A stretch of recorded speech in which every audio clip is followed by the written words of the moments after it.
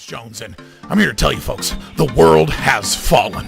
The fascist globalist overlords, they're implementing the Great Reset. You don't believe me? I've seen the tapes. Watch it, folks. Watch as these pot-bellied Zoomer goblins work with the Illuminati to pit us against each other. I promise I'd be a good boy. I'm a good boy. There's only one cure, folks, and that's liberty. And there's no better channel to find freedom than Fabian Liberty. Anarchy is order. Government is civil war. I just got 3 things to say. God bless our troops. God bless America. And gentlemen, start your engine! I got you, sir. Let me get my shoes. Hold on, your head is bloody. So we gotta move to the front.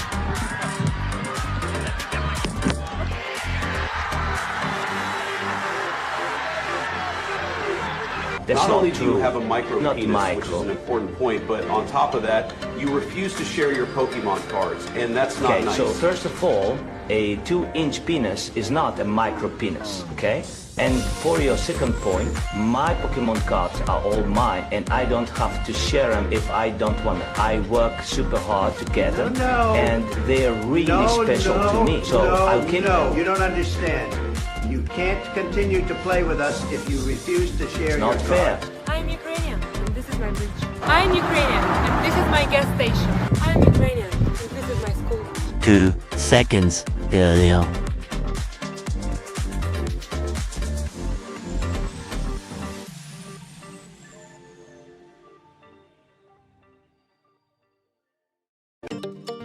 Would you let a Jew work out in your gym without paying if he claimed that the membership was promised to him by God 4,000 years ago? Bro, you are fucking... That's a good question. Yo, you're fucking funny. No, I mean, everyone pays. What if he tried bombing you for that? Bro, I mean, that would be like some crazy crime. Some acted, I don't even know, there, I don't know. Are you taking a political stance right now? Just found in my house. That's called a bird grasshopper.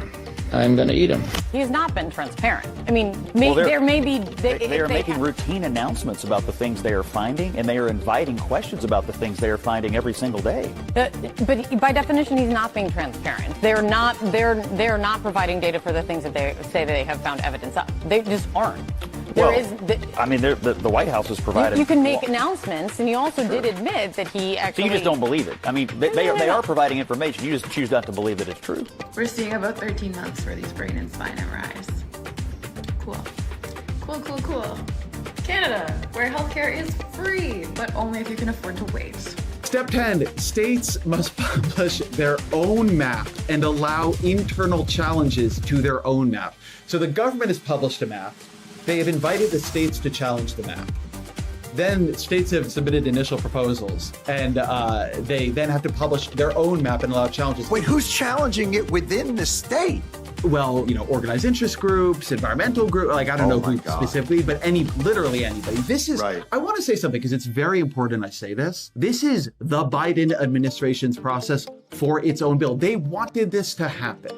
This is how liberal government works now. This is something they instituted for this bill. For their bill. This is a bill passed by Democrats with a regulatory structure written by Democratic administration. Okay. Right. Step 11.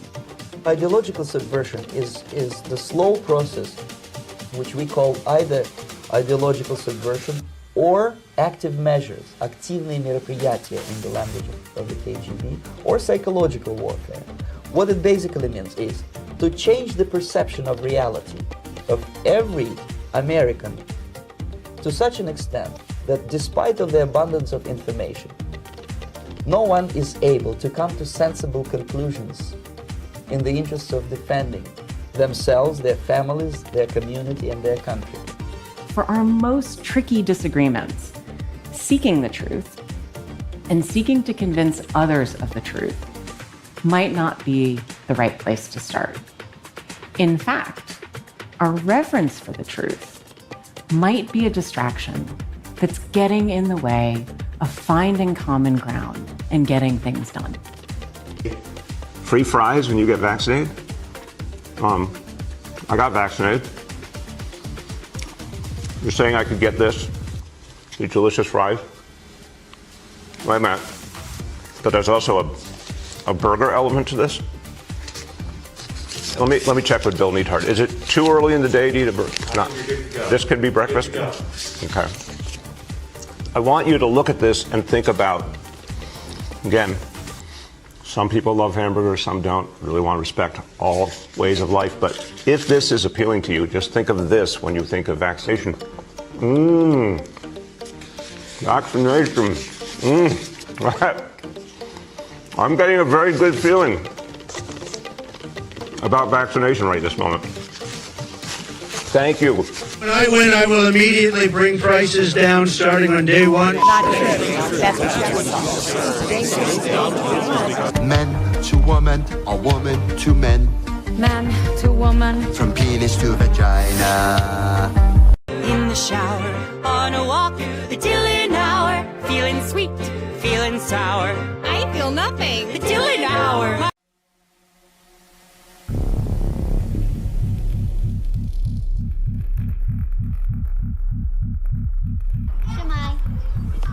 Hello and welcome to Wales. We understand being a refugee isn't easy. They're going through so much. Fleeing your country is difficult, but Wales wants to help you feel welcome. The Welsh Refugee Council is here to help you. Tell me you love me. Say it like you mean it. Say it like you mean it. Message one other guy ever again whether we're together or not. Get understand me.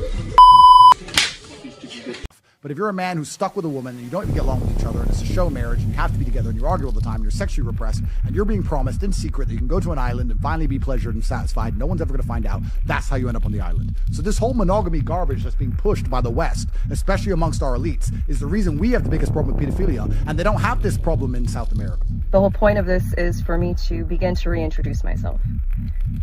I'm doing this both personally for me, but in a professional capacity.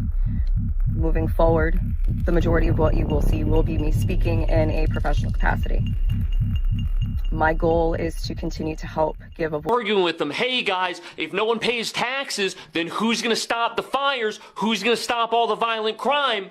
Dummies. And then the LA fire happened, and the fire department didn't stop the fire because I guess they ran out of budget for water, and the police didn't stop the looting because I guess they didn't want to get near the fire. And so I guess I lost that argument. My bad.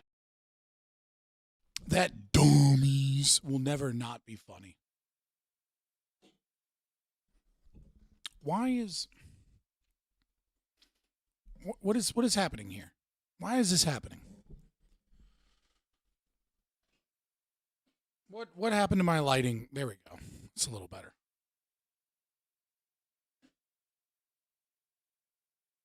Camera focus? I don't know. Yeah, no, does anybody trust a fucking burger these days? Like, I know that I'm fucking, like, because of my autoimmune disease, like, I'm different. And that, like, I have to be more careful about what I eat. But it's just crazy to me that, like, the amount of people that don't realize just how poisonous most American food is. Like, I'm not saying, like, you know, all the seed oils are giving us all cancer and we're all going to die because of the seed oils. Like, I don't have any reason to believe that seed oils are good for you. In fact, they're probably bad for you. But to what degree one ingredient is having, I just mean that, like, every single thing that you guys eat now, unless you're eating, like, from a farmer's market or something, is just full of random shit that to some degree or another is poison. I look good in a button-up shirt. Probably the stripes are just slimming or whatever. Also, I've been losing weight. After getting my health under control. Like, I'm still fat. But it's probably two things. I just realized that I need to clip my fingernails. So we're doing that on stream, boys. We're doing hygiene on stream. I noticed that there's only 12 of you here right now. And there was 17, you know. I get a lot of random drop-offs on YouTube like I used to get on Twitch, which is concerning. But is anybody here kind of hoping that this this specific stream doesn't do better than other streams, because I really don't want to be faced with direct evidence that I have to engage in drama bullshit more. Like, I'm kind of hoping that this is just a normal stream with the normal amount of money and the normal amount of views. Like, and by normal, I mean I usually hit my goal. So, you know, guys, like, share, subscribe, join the Discord where the Go Live notifications out. Follow me on Twitter, and I always answer super chats. And you can become a member for $3.99. It's pretty cheap. You get a little emote or whatever. Destiny put out a response video. I did not see that in my research. It's 3 minutes. God damn it. I thought they got rid of this. It's just never going to give you up, but I'm not going to play it because it'll get copyright strike. Because everything gets copyright striked on YouTube. No, we don't need another drama tuber. Yeah. I'm just saying, like, I hope I, like, peak out at, like, 40 or 50 viewers, right? I hope I, like, meet my donation goal, but I don't exceed it to any extreme degree. Like, I'm hoping that it's just, like, a regular stream where I make, like, 50 to 70 bucks. Right now it's lower views than normal when I start off, but school did just start, so there's that. But I'm really just kind of hoping for like a normal stream, so I don't have to be like, oh fuck, the lure, the temptation of all of the to make this content is just too good, you know. You hope I get a big bump and it stays through regular shit? All right. Well, that's wishful thinking. I don't have a manager. I don't have a company behind me that is designed to make me successful, that's buying all of the bots that are YouTube approved to ensure that a channel gets a whole bunch more viewers but only slightly more active chat. None of these people that you like that are famous are not botting and not getting paid by political activist organizations. That's the one thing I wish more people understood. One of the things I'll probably be stressing tonight is that it's like streaming is just Hollywood. They're the same thing. There's no difference. School tomorrow? Yeah, school started a week ago for where I'm at. At least my kids in elementary school went to school last Monday.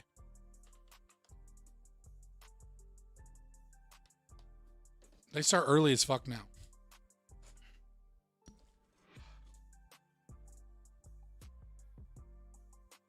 Just cleaning off my glasses because I got to switch to the blue light filter, less flare glasses. Like normal. I mean, wait, are you going to college or are you in high school, Mints? Because this isn't really a channel for kids. So, like, I hope if you are a kid, you're like a senior or something. Or, like, at least a junior, you know? College. Well, college always has different times than school for kids and stuff. I'm just saying, like, a lot of streamers are going to do poorly than this last week and this week compared to whatever their normal average is. When their audience is, you know, either busy in school or tired from school. And then once the kids get used to it, they'll get going again. All right, I prayed for my own downfall, and now I'm sitting at 14 fucking viewers. And, like, stream has been going for a minute, so I guess I fucking deserve this. I shouldn't have said shit. Come back, baby, come back. Oh, man. There we go. Yeah. Never bring a kid to a libertarian stream? Yeah, that's fair. 14 words. Oh, shit. Maybe I'll get a maximum of 88 viewers today, and it'll prove that I'm a secret Nazi. School happens in 30 days? So the end of September? Like, where are you living that school happens like a couple days before Halloween?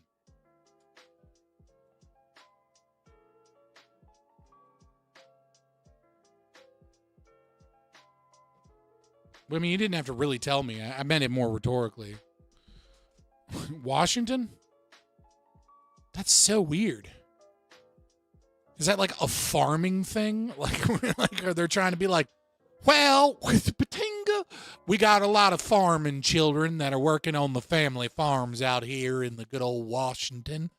So, you know, Patinga, we got to make sure school doesn't start until the end of the season. You know what I mean? Like, what the fuck is happening in Washington that y'all are starting school a week before Halloween?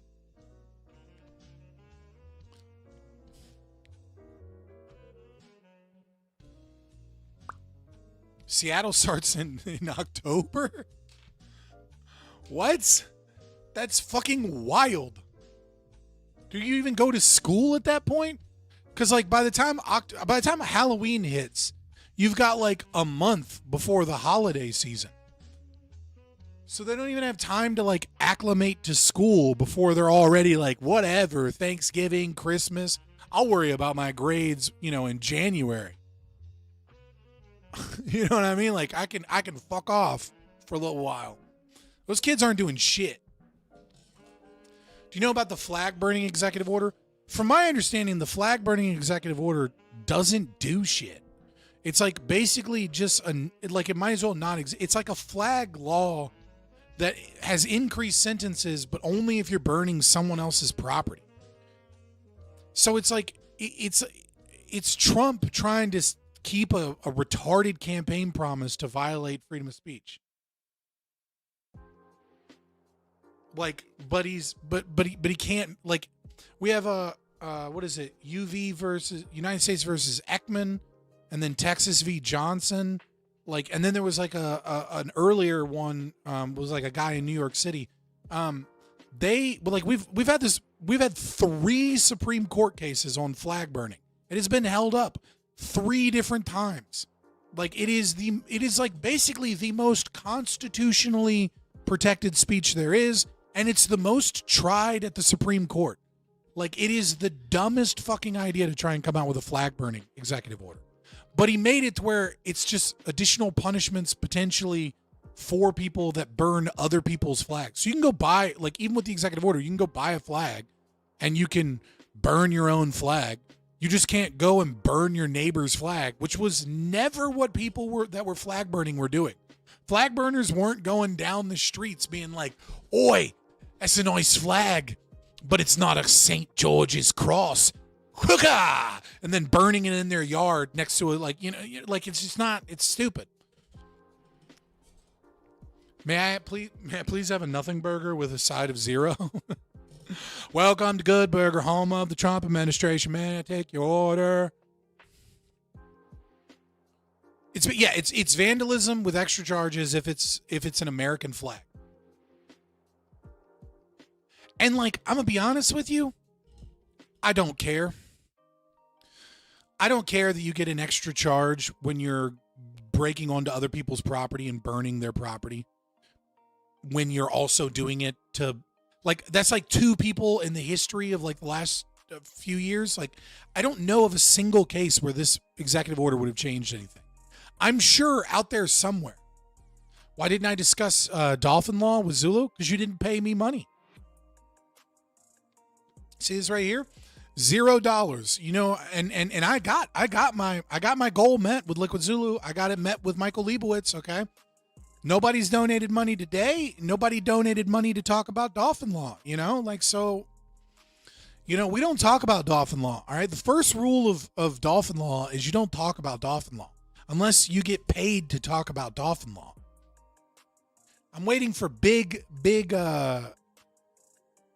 marine biology to fucking fund my incursion into the discussion of Dolphin law. Not much, Schizoid man.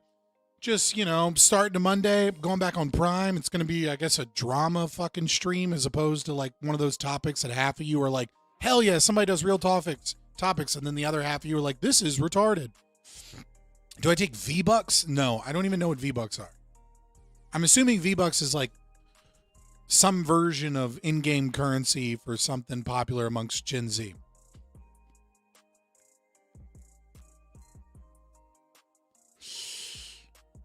Virginity bucks?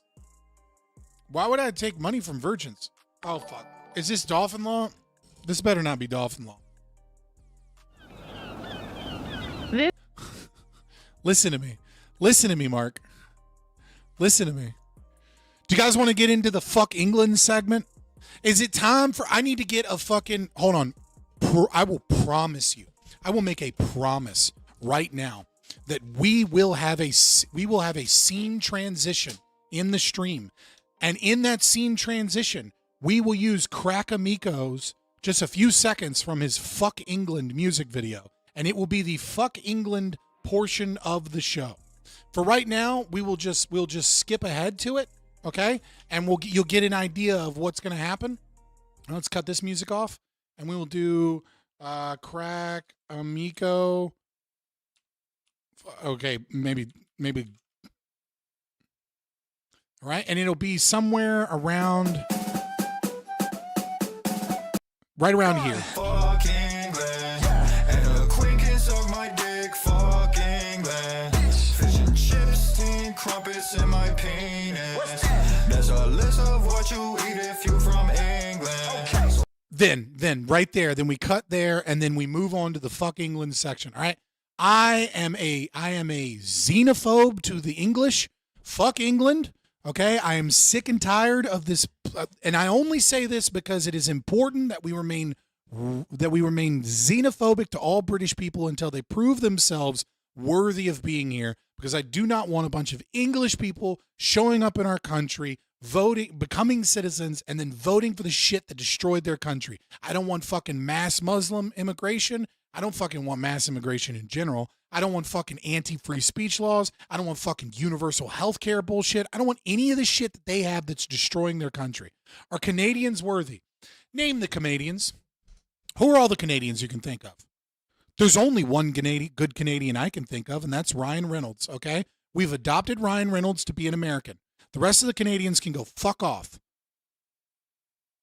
All right? You should have waited on your stock of Jordan Peterson, because he's got nothing but fucking weird. William Shatner, he's Canadian. Didn't know that. Pierre Poilievre is still in Canada, all right? If Pierre Poilievre wants to come hang out, he can come hang out.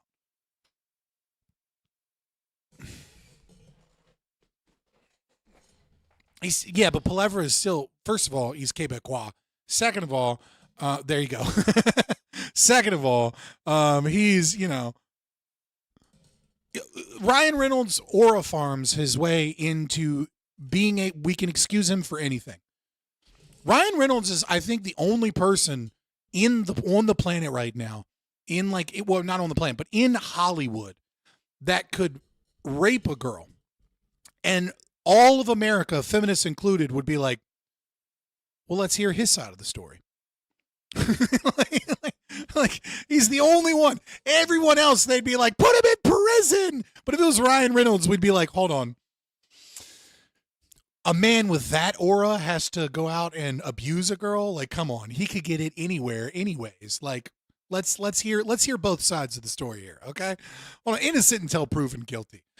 What I'm saying is that we need Ryan Reynolds to commit a sexual assault for the health and healing of innocent until proven guilty in this country. That's all I'm saying.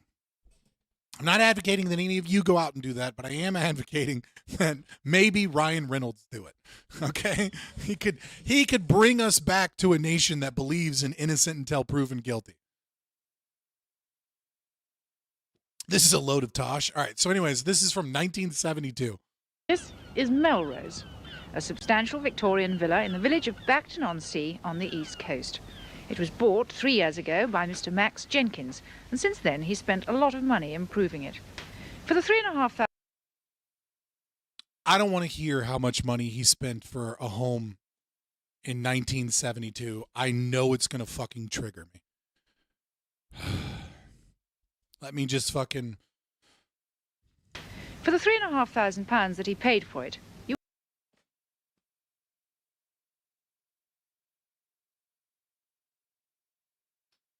$3,500 Britmonger money. Oh my God. These fucking boomers that want to bitch about, what is that in US dollars? Well, I mean, this would be in 1972, so pound to dollar.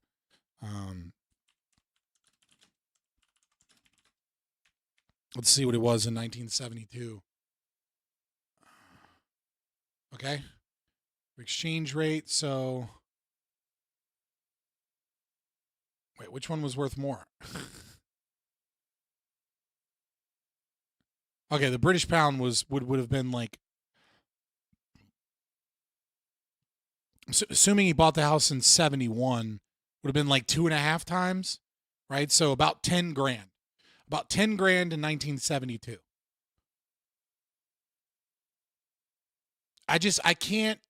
Every time the boomers bitch and they're just like, fucking stop eating avocado toast and fucking, and blah, blah, blah, blah, blah. And you'll be able to afford a home. Like, shut the fuck. How many homes do you own, Lisa? Fucking 4? Cool. Oh, you bought them for fucking 20 grand and now they're all worth over $1 million? Great.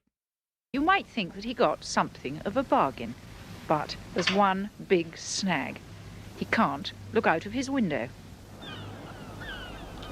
The view that Mr. Jenkins should have of the sea is totally obscured by these boards just 3 feet from his window. And it's not only the ground floor window either, for at the top of the telegraph poles are more boards which block the light. Did his neighbor do this? Or did the government do this? I need to know if this is the British government or if his neighbor did this. And the view from Mark, what have you sent me? Upstairs window.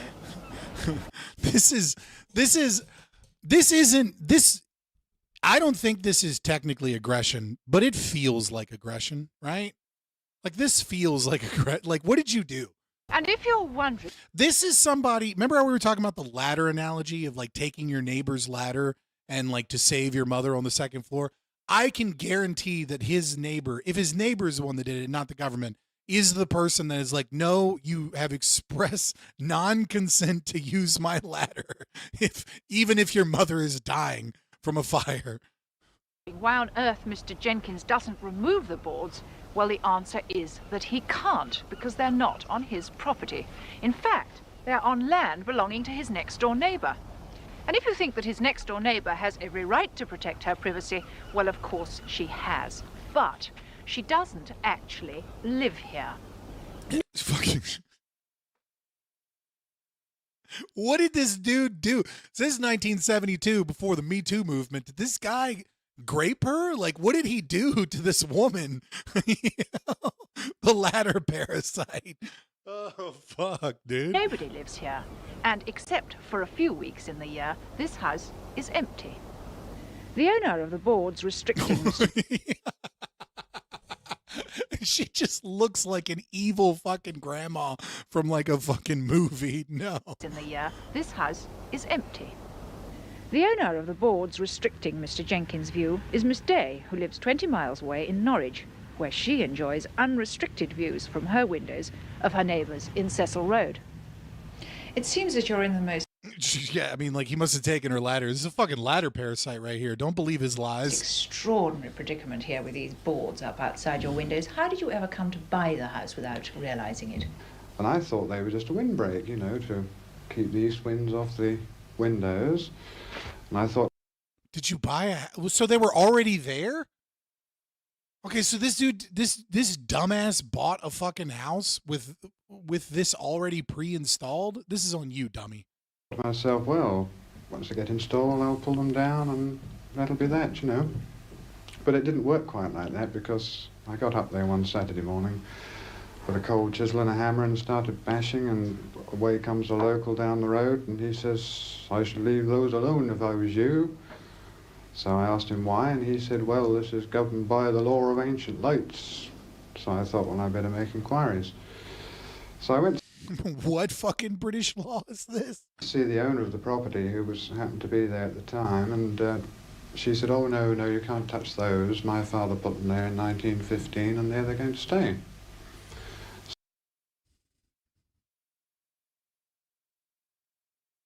I mean, yeah.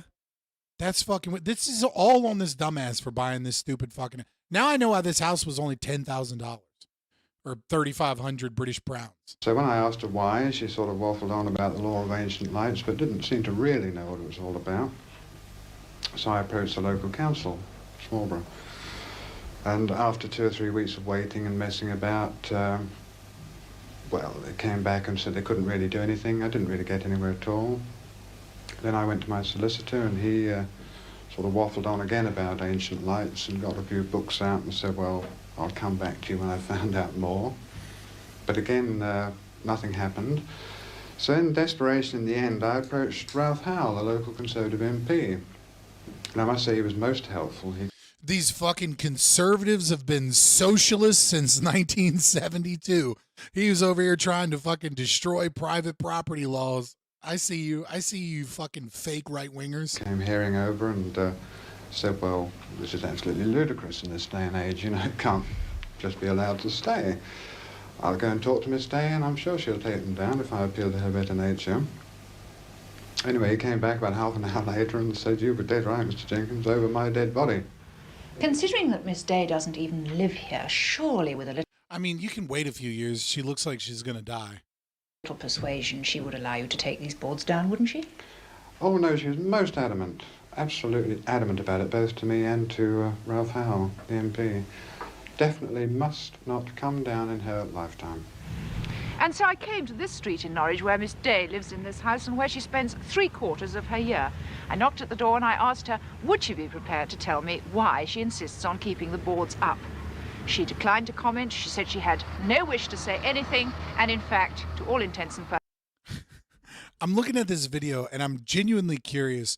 You know how like people in the 70s and 60s and before like just turned old at like 28?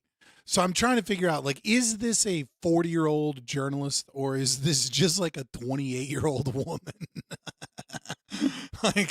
I'm just curious. What do you guys, how old do you think this woman is? Because like in today's day and age, she'd be fucking like 40, 45, 50. But I'm just curious, like, how old you guys think she is in 1972 years? She really refused to say anything to me. Well, what can I do? I don't want to go to court and be involved in a lot of What kind of a pussy-ass response is that, Capital Science? 25 to 50? Cool. Thanks for your non-guess.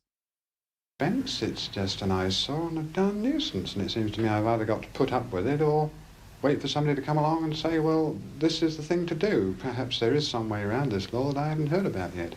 Do you ever feel tempted? Dude, it's just like, well, I've just got to find a way to get rid of her property rights after I bought a house and, you know, had no idea what was going on next door with the house. Like, who the fuck buys, like, you're an idiot. You're an idiot. You bought a house with this thing here. I could kind of understand the feeling that there's something aggressive going on if you're just like enjoying your morning cup of coffee and then your neighbor wakes you up with like, and you're like, what the fuck is that noise? And you open your window and there's just planks being like put in front of your shit. I'd be like, yo, what the fuck is this?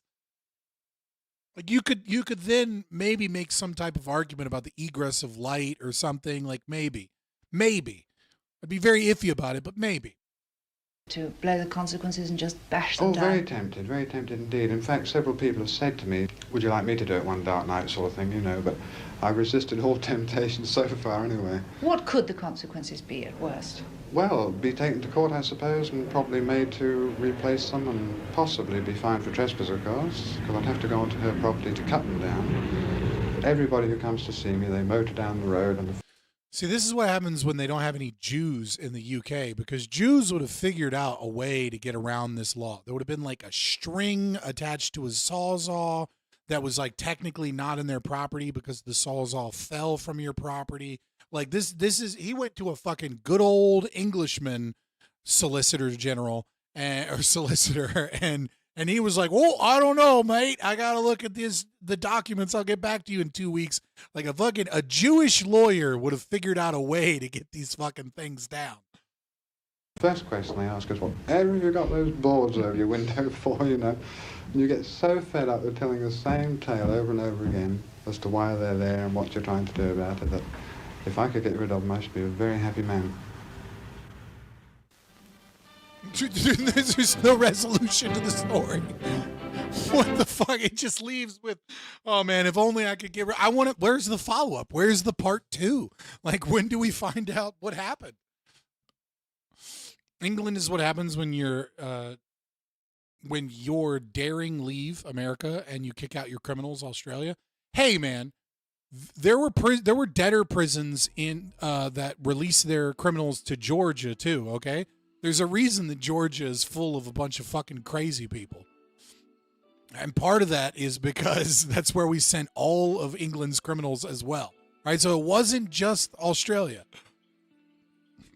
I want to know the modern story. I need Rainbolt. Rainbolt could look at this video and then he would be like, "Oh, that's clearly 212 Downing Street." You know, like I can tell from the angle in which the light rays are coming through the camera. It's, longitudinal position in like we need Rainbolt to find this so that we can figure out whether or not those boards are still up. And God, do I hope they are. As annoying as it is, for the sake of private property rights, I hope her daughter has championed the cause of fighting for her property rights and keeping it to where whatever her neighbor is can't look out their window. It's probably just a parking lot now, you think? Yeah, I did hear some birds in the background. I need Rainbolt to pair up with that guy. Probably Rainbolt could do it by himself. But if he couldn't, right, we need like an ornithologist, autistic ornithologist that's just like, that's a red-necked boon swallow that is only native to this region during this time of year, right? And then like the two of them to come together would be great. Would be funny if her child expanded. Why steal a ladder when they're just stuck there already? True. But then it becomes a flagpole analogy.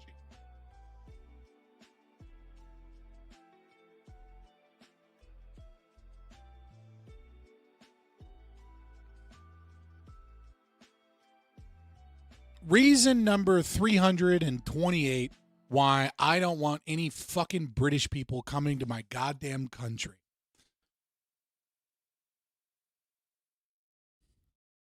What we've got at the moment is an aristocracy of wealth in the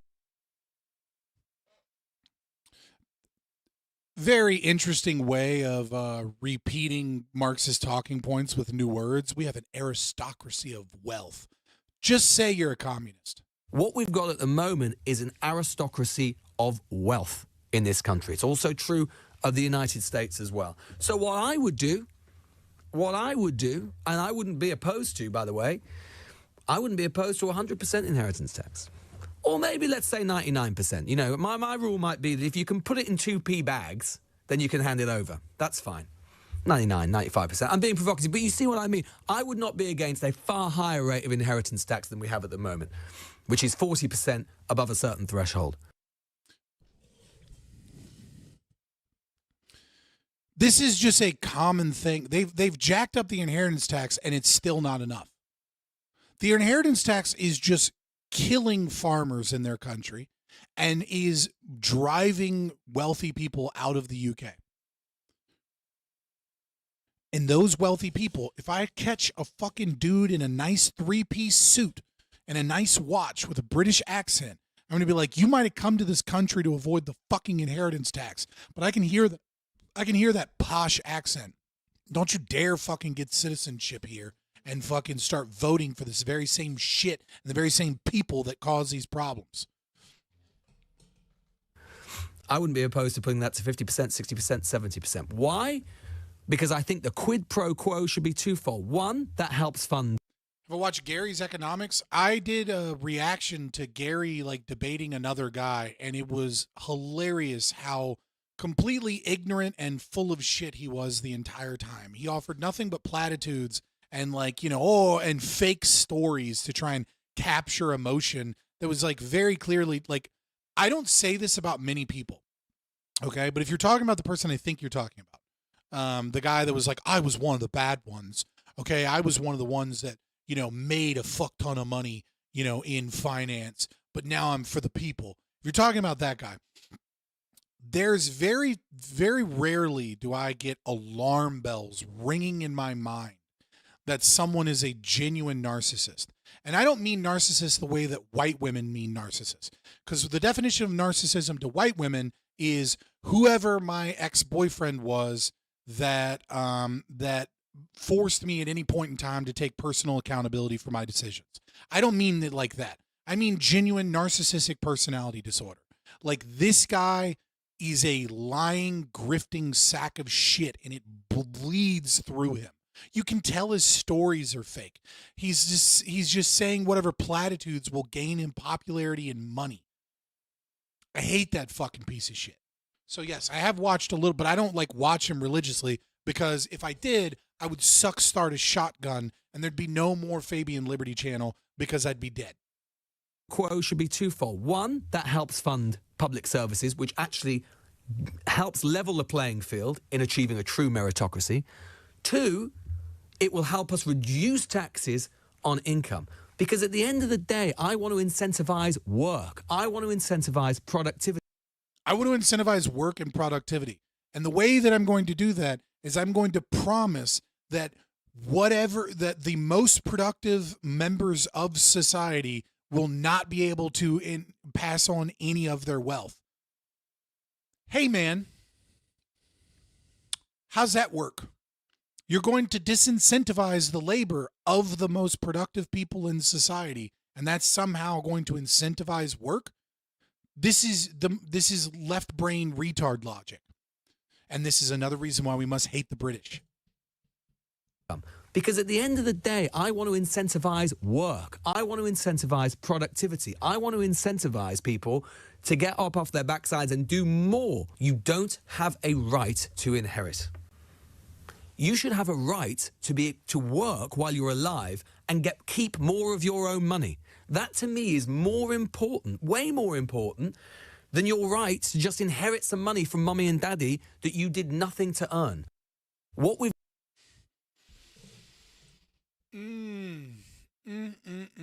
The craziest thing about it is that, Forbes releases something. Anti-British, yes, I agree. Hold on, let me get some music. Hold on, we're gonna find it. We're gonna find something real quick. Bones Band. So Destiny is a certified PDF file? No, Destiny's not a certified PDF file. But he is someone that sexts and sends material of underage girls and then keeps on to it. Like, maintains it on his hard drive. And then tells other people that he still has it on his hard drive. And then tells other people that he knows exactly how much material the minor's ex-boyfriend had, which was 60 gigs of material. And then shows someone a picture of some of the material that he's keeping a hold of. But he has to do it. He has to preserve the evidence, guys. So it's okay that he keeps it. Because it'd be wrong for him to, I don't know, put all of that on a hard drive and then give it to his lawyer and then let his lawyer preserve the evidence so he's not in trouble. No, he just keeps it on his computer for, reasons. Technically he's an ephebophile. Yeah. I don't remember which one is which. There's pedophile, there's ephebophile, and then there's like, what is it, hemophile? Or hemophebophile or something? I don't fucking know. Never goon bros. Gooning is not the problem here, though gooning is a problem. A score of 1, on the other hand, represents a member of the Forbes 400 who has inherited a fortune and hasn't actively worked to increase it. That year, that includes 71-year-old Christy Walton, who inherited a stake in Walmart when her husband, John T. Walton, son of Walmart founder Sam Walton, died in a plane crash in 2005. Yada, yada, yada. So, only 27 members of this year's list scored a 1, and just 122 scored a 5 or lower. In other words, the list is overwhelmingly self-made, right? Overwhelmingly, of all the billionaires in the Forbes 400, right? We have 288 of the 400 are self-made billionaires that came at least from the lower middle class.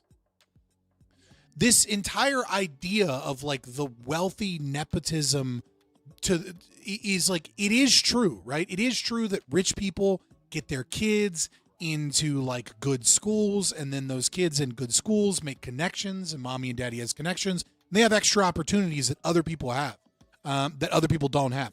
But this concept that overwhelmingly all these billionaires are like, you know, trust fund babies that got their money because their last name's Rockefeller or something is just overwhelmingly bullshit. It's like 70% of them are self-made billionaires. And then going further, a good like another like 20% are people that like, yeah, they went to a good school. They came from upper middle class, like their parents were doctors and lawyers, but they weren't billionaires.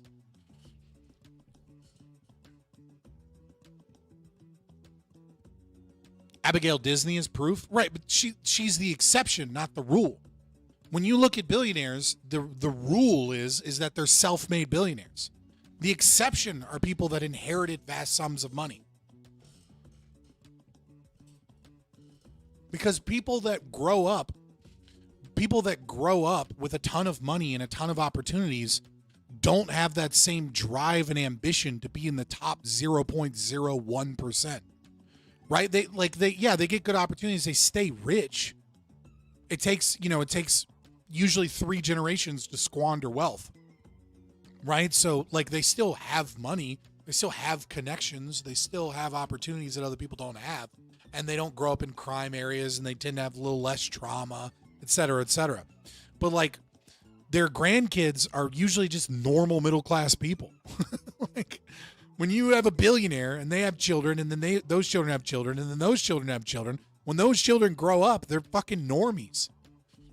Musk still put in the work to come from a typical mining company to the richest man in the world. Elon Musk inherited money.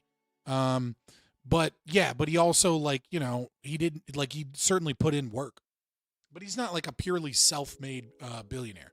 Like he did come from wealth. He did have opportunities. Like it's not a rags to riches story, but it is a upper middle class in South Africa, which might as well be the ruling class, right? To richest person in the world story.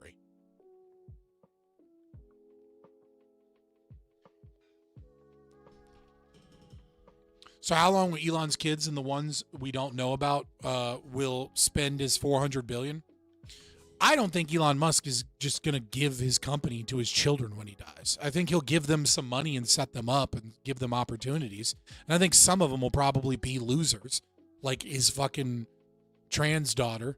And you can get fucking mad at me all you fucking want and be like, no, it's his son. And it's his, I mean, you want to call her his son, sure, whatever. I don't care. I don't tend to fucking, I'm not one of these fucking like, how dare you misgender people. I don't give a fuck what you put in chat. Me personally, if someone puts in a bunch of effort to look like the other gender, I'm just going to use those fucking pronouns. It's just the least exhausting way for me to communicate with these people. Most of them, I don't want to be their friends. Most of them have cluster B personality disorders, right? Like I don't feel like dealing with them. But I have no desire to be like, no, you're a he. You say he. When dudes got long hair and makeup and been on HRT for a while and is dressed super feminine. Like I would mistake that person for like Elon Musk's daughter. I wouldn't be like, oh shit, you were trans? I didn't know. Like she passes. Anyways, less than half of them were self-made. When we first created the score in 1984, less than half. By 2014, 69% was self-made. Fast forward to the present list, and that figure is inched up to 69.5%. All but one of the 18 newcomers this year are self-made. That includes private equity tycoon Barry Sternlicht, the son of a Polish plant manager who survived the Holocaust. Sure. And Zoom Video Communications founder Eric Yuan, who immigrated from China after 8 failed attempts to get a visa. Goddamn, that dude really wanted to be here. Only Todd Winnick, the CEO of home furniture giant Ashley Furniture, which his father founded in the 1970s, is not self-made. Right? So Score of 5 has inherited small or medium-sized business and made it into a 10-digit fortune. 6, right? So this is the groups of non-self-made. Hired hand or hands-off investor who didn't create the business. Self-made who got a head start from wealthy parents and money background. Self-made who came from middle class or upper middle class background. 9, self-made who came from largely working class background, rose from little to nothing, and then 10, obviously. But yeah, so like when we go back up here, where is it? Where's the chart? Yeah, so again, 10 is sorry, 1. 1 are people that like got it from divorce and shit. Again, so none of these are, and then it's 21, 21, 25, 28. None of these make it to above 10%. Right? Inherited fortune and had a role managing it. Inherited fortune and helping to increase it marginally. Inherited fortune increasing it in a meaningful way. And then 5, inherited small or medium-sized business and made it. But the overwhelming, like the biggest one is number 8, right? This is 146, followed by number 9, followed by number 10, and then number 7. But the biggest one is what, 8. So the overwhelming majority of not the overwhelming majority, but most billionaires fall in this category, or it's the highest statistic out of 10. Self-made who came from middle class or upper middle class background. That's the story of billionaires today. Billionaires today grew up in the suburbs, went to a normal fucking public school. Their parents worked hard. They got into a good college, and then they made connections and then went into business. Oops. God damn it, wrong button again. There's a dude who used to work at a computer company that started a porta potty business.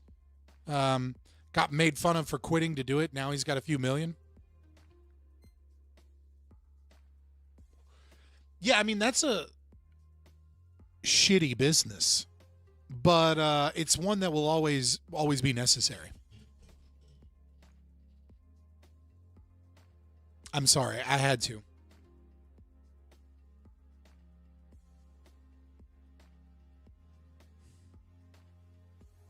He's number 1 in the number 2 business. Hey, nobody wants to do that job. Nobody wants to do that job, but, you know, it's a job worth doing. Okay, so there's a video I want to react to. I'm going to give you guys some background to this. I am super duper duper hoping that Gamers Nexus, okay? Gamers Nexus. So if you don't know, let's start off at the beginning. I hope Gamers Nexus is able to fix this bullshit IP situation that we have at YouTube. Like, I'm going to, hold on, let me see if I can, because IP, like copyright abuse is fucking rampant at YouTube. Okay? Like if we just look at my content, we look at my live content, I have to be careful because I don't think there's money on this page. Yeah. Right? Like,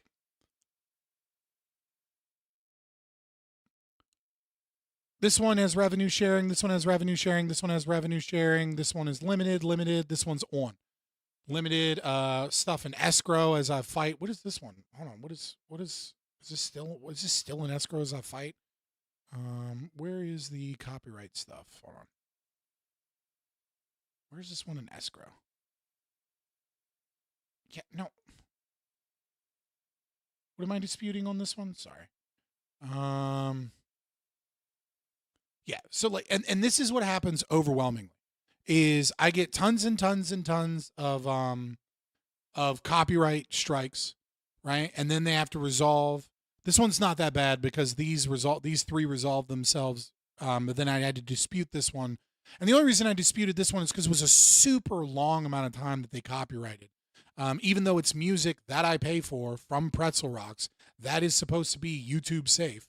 Right? Like, I'm purchasing the music and the music is credited in the chat, and the bots just copyright strike you. Then you have to wait 30 days after you dispute it, where all of the money that you guys send me sends in escrow. Then they can dispute it again. And again, this is usually bots doing it. And then if I choose to fight that, then now my channel's in trouble, right? Because because it becomes a real copyright strike. If you get 3 of those, then your channel's permanently deleted, and there's nothing you can do about it. So if I choose to fight it instead of just trim it again, it sits in escrow for another 10 days. I have to give them my information. So I have to give them my full name, my full address, all of that stuff, which is often how people get doxxed online, is somebody like Jubilee, for example, that copyrights everything. They copyright strike everything. And then somehow, I don't know, a couple weeks after Jubilee copyright strikes some YouTuber, magically the YouTuber's information ends up somewhere. And it's almost like leftist political organizations that make money from your tax dollars and from political organizations that are, using, NGOs to fund and money launder. It's almost like those people get your information, and then that information magically ends up in someone else's hands so that you can be attacked violently because you have the wrong political opinions. But just setting all of that aside, I give them all my personal information. Then after 10 days, they can choose whether or not to take me to court. And overwhelmingly, after waiting 40 days and having to fill out legal paperwork multiple times on a video that takes up like an hour or 2 of my day, 2 or 3 days a week, where I'm like, okay, I have some extra time. I got to go through all these copyright strikes. It's going to take me 2 or 3 hours. Because all of the money that you give me is being held in escrow by YouTube. I don't get to see that money until this shit gets disputed. But it's okay, guys, because you send me money. I might not get it at the end of the month. I might get it 3 months later, but I'll get it eventually.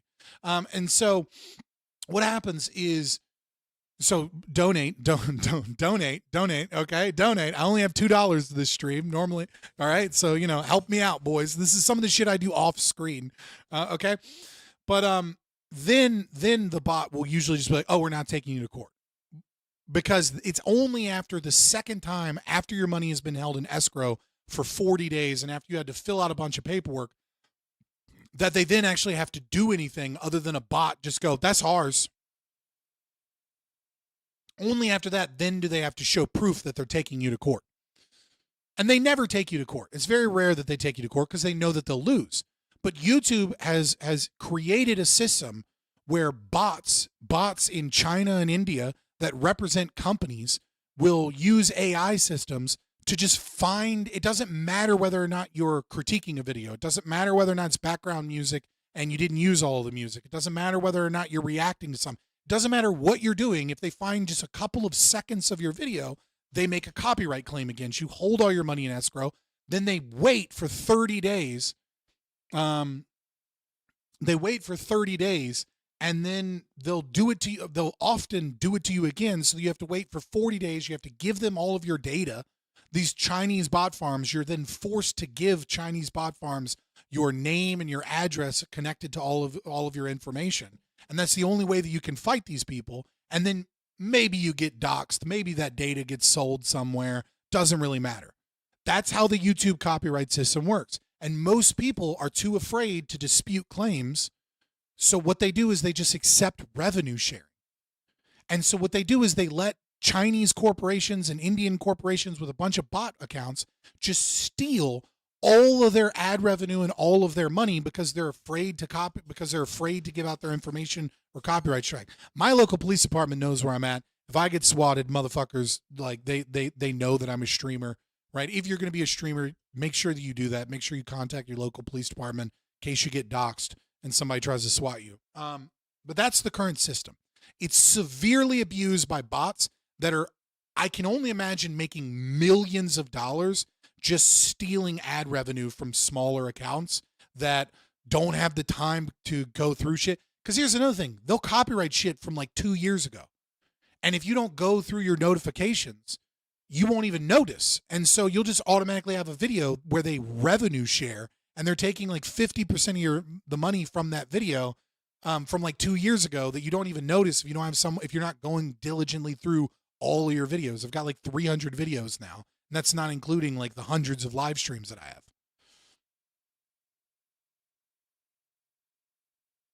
You could claim your own content. Yeah, that's just more time, more of a pain in the ass. Yep, that's how it happens. But I told you all that to tell you this. Gamers Nexus put out a 3.5-hour documentary that is no longer on YouTube. That documentary was showcasing how Nvidia has been using a black market smuggling operation to smuggle graphics cards into China. Now, I don't really give a fuck. Like, I don't give a fuck. And the reason I don't give a fuck is because they ought to be able to sell their fucking graphics cards to whoever they want. It's been international laws that America has been using, saying, oh, well, you know, you can't sell these things to China because China bad. And then Trump negotiated a deal because of national security issues.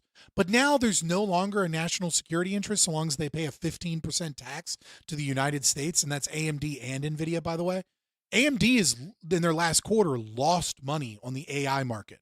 They gained something like $772 billion in profit, not revenue, profit on the gaming and desktop and console CPUs and GPUs. So AMD is doing fine, but it has been Nvidia that has been selling a fuck ton of AI cards, and they've basically just been smuggling them, right? They've basically just been violating the way the laws that the US put up. AMD hasn't been doing that, or it hasn't been done in any large degree that you could actually lay any blame at AMD, right? Like, obviously some people are buying AMD cards, then smuggling them into China. And mostly what they're doing is they're buying like 4090s and 5090s and then upgrading the RAM to 48 gigs. Cause in the documentary, 3.5-hour documentary, he goes to China. Like, Gamers Nexus, they go to China all the time. He usually buys like little cool tools there and shit. So he goes there, he goes to the black market, he purchases these cards. They did a breakdown of the cards. In that 3.5-hour documentary, there is a 72 second clip that shows Donald Trump speaking on the issue of graphics cards and of national security interests, etc. Steve also speaks Mandarin. Yeah, I mean, he's in China all the time. And during that clip, they're talking over the clip. So the clip is broken apart and they're speaking over the clip. Bloomberg issued a copyright strike against the documentary, saying that they had stolen their copyrighted material because they had a clip of Donald Trump speaking at a press conference. And they're disputing it. So we're in that window where it may or may not go to court, or Gamers Nexus gets a copyright strike on their channel. So they're either getting a copyright strike and they're not going to be able to live stream for a couple days, and they may potentially lose their channel, or they're going to have to go to court against Bloomberg. So that's the background information of what's going on here. I haven't seen this video. I watched like the intro of the video and I was like, oh shit, I want to watch this. But God, am I hoping that they sue fucking Bloomberg, and God, am I hoping they win their court case, and God, am I hoping that YouTube has to, because of legal issues, fix this completely broken copyright system that they have. Because the way the system is right now, China and India are stealing millions, maybe even billions of dollars from small creators that are afraid or don't have the time to fight the system. It's not the big channel. The big channels have people that go through this shit. It's fine for big channels. They have administrators that go and fill out this paperwork, and the paperwork is like, they just give them their business information. It's fine. Section 230 protects YouTube from any issues. Yes, Section 230, I would say it doesn't. I would disagree with you, Mullet Baby. What I would say is I agree with Justice Clarence Thomas's writ of oh my God, what is it called? A writ of denial? I can't remember the exact name. On two different cases. I'll have to look them up for you. But he talks about why he believes Section 230 is being improperly applied. And I don't think Section 230 is actually what's protecting them. I think it is the fact that the Supreme Court doesn't want to take up a Section 230 case that would actually fix some of these issues, and that the lower courts are intentionally protecting corporations. I don't think the law I don't think the law, especially in the originalist perspective of what it was meant to do to protect travel blog websites from like a comment section, like I don't think that the law is actually protecting them in that way. I think it's corruption and I think it's corruption of our legal system, not the actual law itself.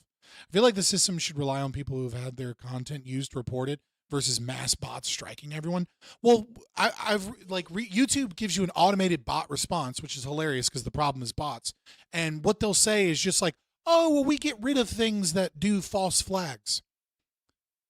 Yeah, but they are using AI and bots. So when they get rid of a bot that constantly does false flags, they just replace it with a new one that claims the material for the company, and they don't ban the companies.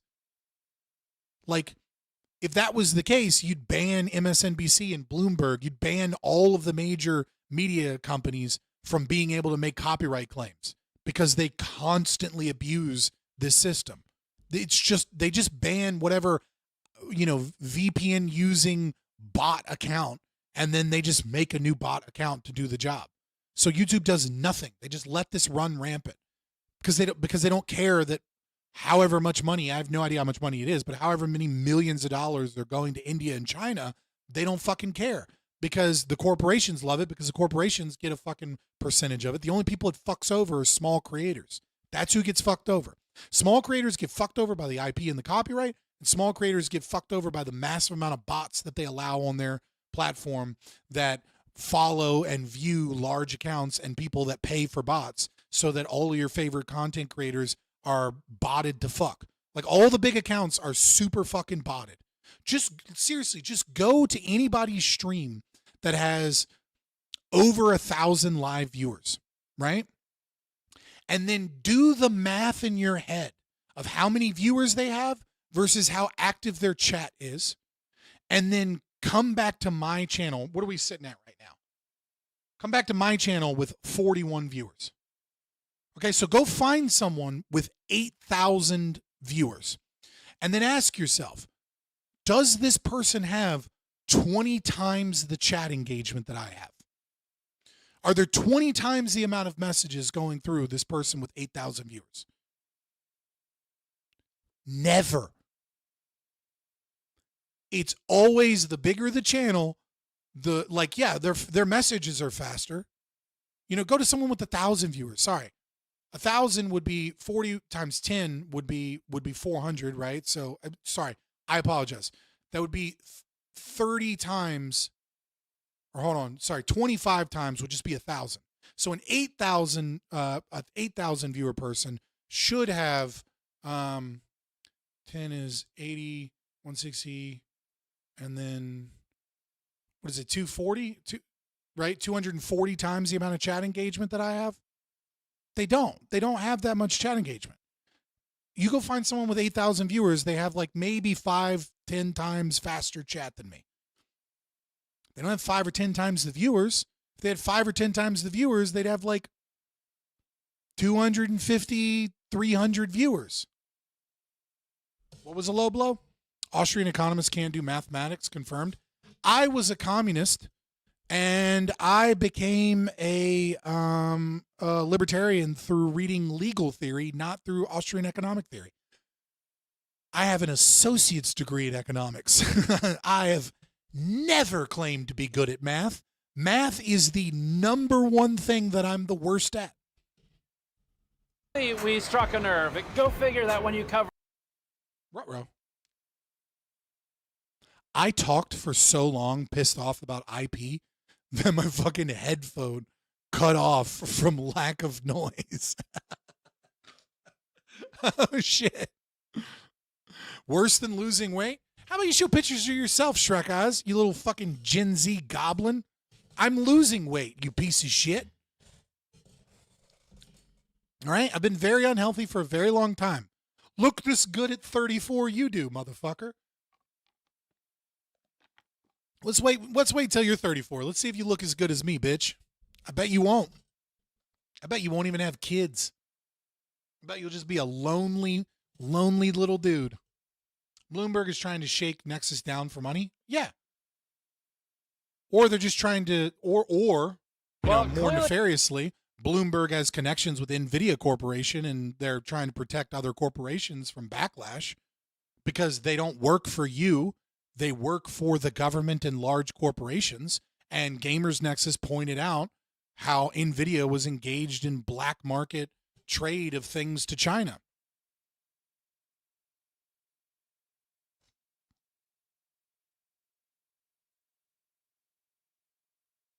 Nah, Scott is bad at not insulting his entire audience at least once a stream. I was just insulting Shrek Eyes, and I didn't even go that hard. What are you talking about?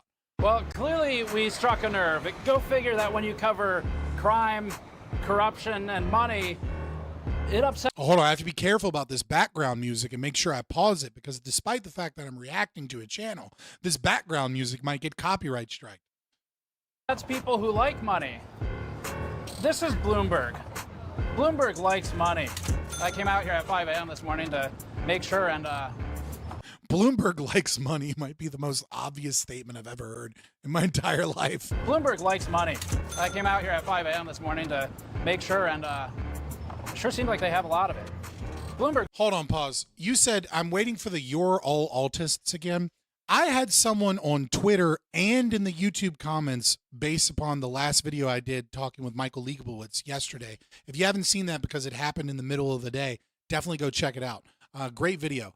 I had multiple people from multiple different social medias, from objectivists, mad at me because I said you should tell a white lie to your wife when she asks you if this dress makes her look fat. And they were like, how dare you? This is the most ludicrous, evil thing I've ever heard. You should inform her of her obesity. So I would like to apologize to my libertarian audience that I forgot that there's a more autistic crowd of political philosophers out there than you. And it's the fucking objectivists that are like, how dare you not call your wife a fat pig in that moment? And I have to be like, hey, dude. Hey, when your wife asks you that question, what she's really asking you is validation of your love for her and the fact that she still looks beautiful. And she also wants to know if she has another dress, whether or not you think that dress looks better. It's a two-parter, and neither of those are about her fucking weight. So you don't fucking chime in with unnecessary fucking things. You say platitudes and you validate her. And if you want your wife to lose weight, you don't ever tell your wife that she's fat. What you do is you fucking change the way that you eat. And when she doesn't eat that way, you go, oh, baby, you don't want to eat this? Be like, nah, I'm getting older. I want to be healthy. This food's really not good for you. You know what I mean? Like, I'm trying to eat healthy. Then you go to the gym. And then you're like, hey, I'm having a good time at the gym. Would you like to come to the gym with me? Like, I feel like we could have good workouts, you know? I'm just trying to be fit and healthy. You don't fucking tell your wife that she's fucking fat, ever. That's a rookie move. You're retarded if you do that. Filed an illegitimate and invalid copyright strike against our 3.5-hour long movie about the AI GPU black market earlier this week, and our attorneys have prepared a response, but it's written in legalese, and I thought it might be better to explain our response to Bloomberg to our audience by using a more universal language. Now, the safest thing to do would be to accept the strike. I've gone full dad bod. If I do push-ups, she thinks I'm trying to impress someone else. Not if you fucking invite her. Right, just like make it a journey between the two of you. If she's worried about fucking other girls at the gym, make it be known that you're going to the gym for her and for the family and for your health, and that you'd like her to come. And if she's so fucking worried about it, she can come with you and get fit with you. Wait 90 days and then say nothing of it ever again. But first of all, I've got New York's angriest defector who's saying this. I hope that Steve Burke goes to Bloomberg and gives them a piece of his mind. I hope he has to speak to their legal department. Why are you going to make me fucking do this? Yeah, don't use the F word. If they don't solve the issue, I hope he finds a lawyer. If he doesn't find a lawyer, we'll find one for him. Because this is bullshit. Hopefully he doesn't copyright strike me. Dude, I've tried so many times to talk to Louis Rossman about like right to repair. And he even emailed me back and was like, yes, let's do it. And then that email was left on left forever. I'm guessing he then checked out my content and was like, didn't want to talk to me. But like, you know, I don't know what to tell you. I don't think I'm. My best guess is someone on his team. He responded to the email, right? Like, I'm going to tell you, as somebody that does this, somebody on his team, even if it's not him, goes through sent emails. You don't go through all your emails, but you do go through your sent email, the emails that you've sent to see like what's going on. And yeah, I'm guessing someone on his team or someone somewhere was like, "Oh, don't talk to this guy. He's a bad guy." So I'm probably never going to be able to talk to Louis Rossmann. It's unfortunate. I'm not saying he's a bad guy. I love his content. But no, he's not. Wait, is the automatic censors not working anymore? Why can we say the F word? You can't. It just shows up on the screen. It shows up here, right? Unless I actively delete it, then it'll go away. But I did reduce, I did get rid of like the automatic one and just put in the really bad words. And secondly, does that sound like us? To just say nothing of it ever again? You can get a free copy. Also, for the record, fucking with Gamers Nexus is a terrible idea because they have money and they are fighters. And they are not ones for, like, if you're going to go after Bloomberg, little bit of advice. If you're going to go after and try and copyright people because you didn't like their documentary, you need to understand that when other reviewers review a computer, they'll get the whatever version is shipped to them. Gamers Nexus will use connections and Facebook Marketplace to hire someone that isn't affiliated with them to buy your product and then go personally pick up that product from them to make sure that there's no additional shipping damage from that person so that they can review what is actually sent to the customer. These are the wrong motherfuckers to try and fuck over. We have our movie included with backer tier orders on store.gamersnexus.net. Our content is pushing enough buttons. How do I know that? Because they've shown receipts in reviews before. That's why some of their reviews come out later. Because like sometimes, because they'll do reviews obviously like as soon as an embargo lifts, but like when it comes to like OEMs or like a new Alienware or like a new computer build company comes out or a new case, they make sure that they get the copy that's sent to the customer, not necessarily the copy that's sent to a reviewer. And they've shown proof of this. Like they'll show the messages on like Facebook Marketplace. That large corporate bootlickers are abusing copyright systems to take it down. Just like the black market GPUs, you can get... Does a network own it? Fuck, you don't own anything. IP is bullshit, but yes, it's even crazier than normal. Your own black market copy of the first ever Gamers Nexus full feature movie. Even if it was the whole point, it's a part of a 3.5-hour documentary and it's the president speaking.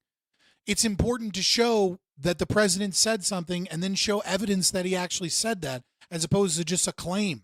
Like, it's literally just the video version of citing your sources. On the store, by buying one of our backer...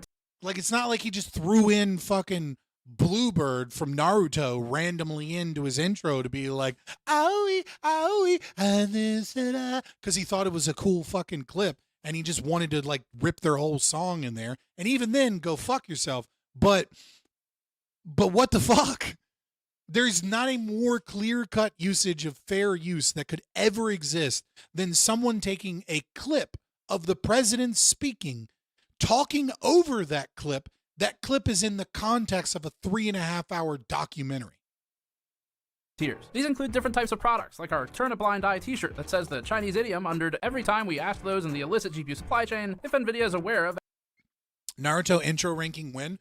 Probably never, but I will say that Bluebird is without a doubt S tier. Even though it's for an arc that like is it's like an arc that is not canon. I don't remember if it's like a... Yeah, it's like one of the ones with like the Shinobi 12 or something, I think. I don't remember. Export control violations. Our Kingpin backer tier includes a tube of Kingpin thermal paste, a GPU paper launch t-shirt, in addition to the Blind Eye and Blacklisted shirts for that tier, a 4-pack of our brand new GPU VRAM glassware with gold halo, and more. It even includes a special upcoming small group Q&A session. Filler arc. Why did I forget that? Yeah, that's what I meant. Session with me. Or you can grab the Fence tier, which has... Also, some of you are probably mad that I'm just watching this advertisement. This is me. I talk a lot. I break down things a lot. Reactions take a long time.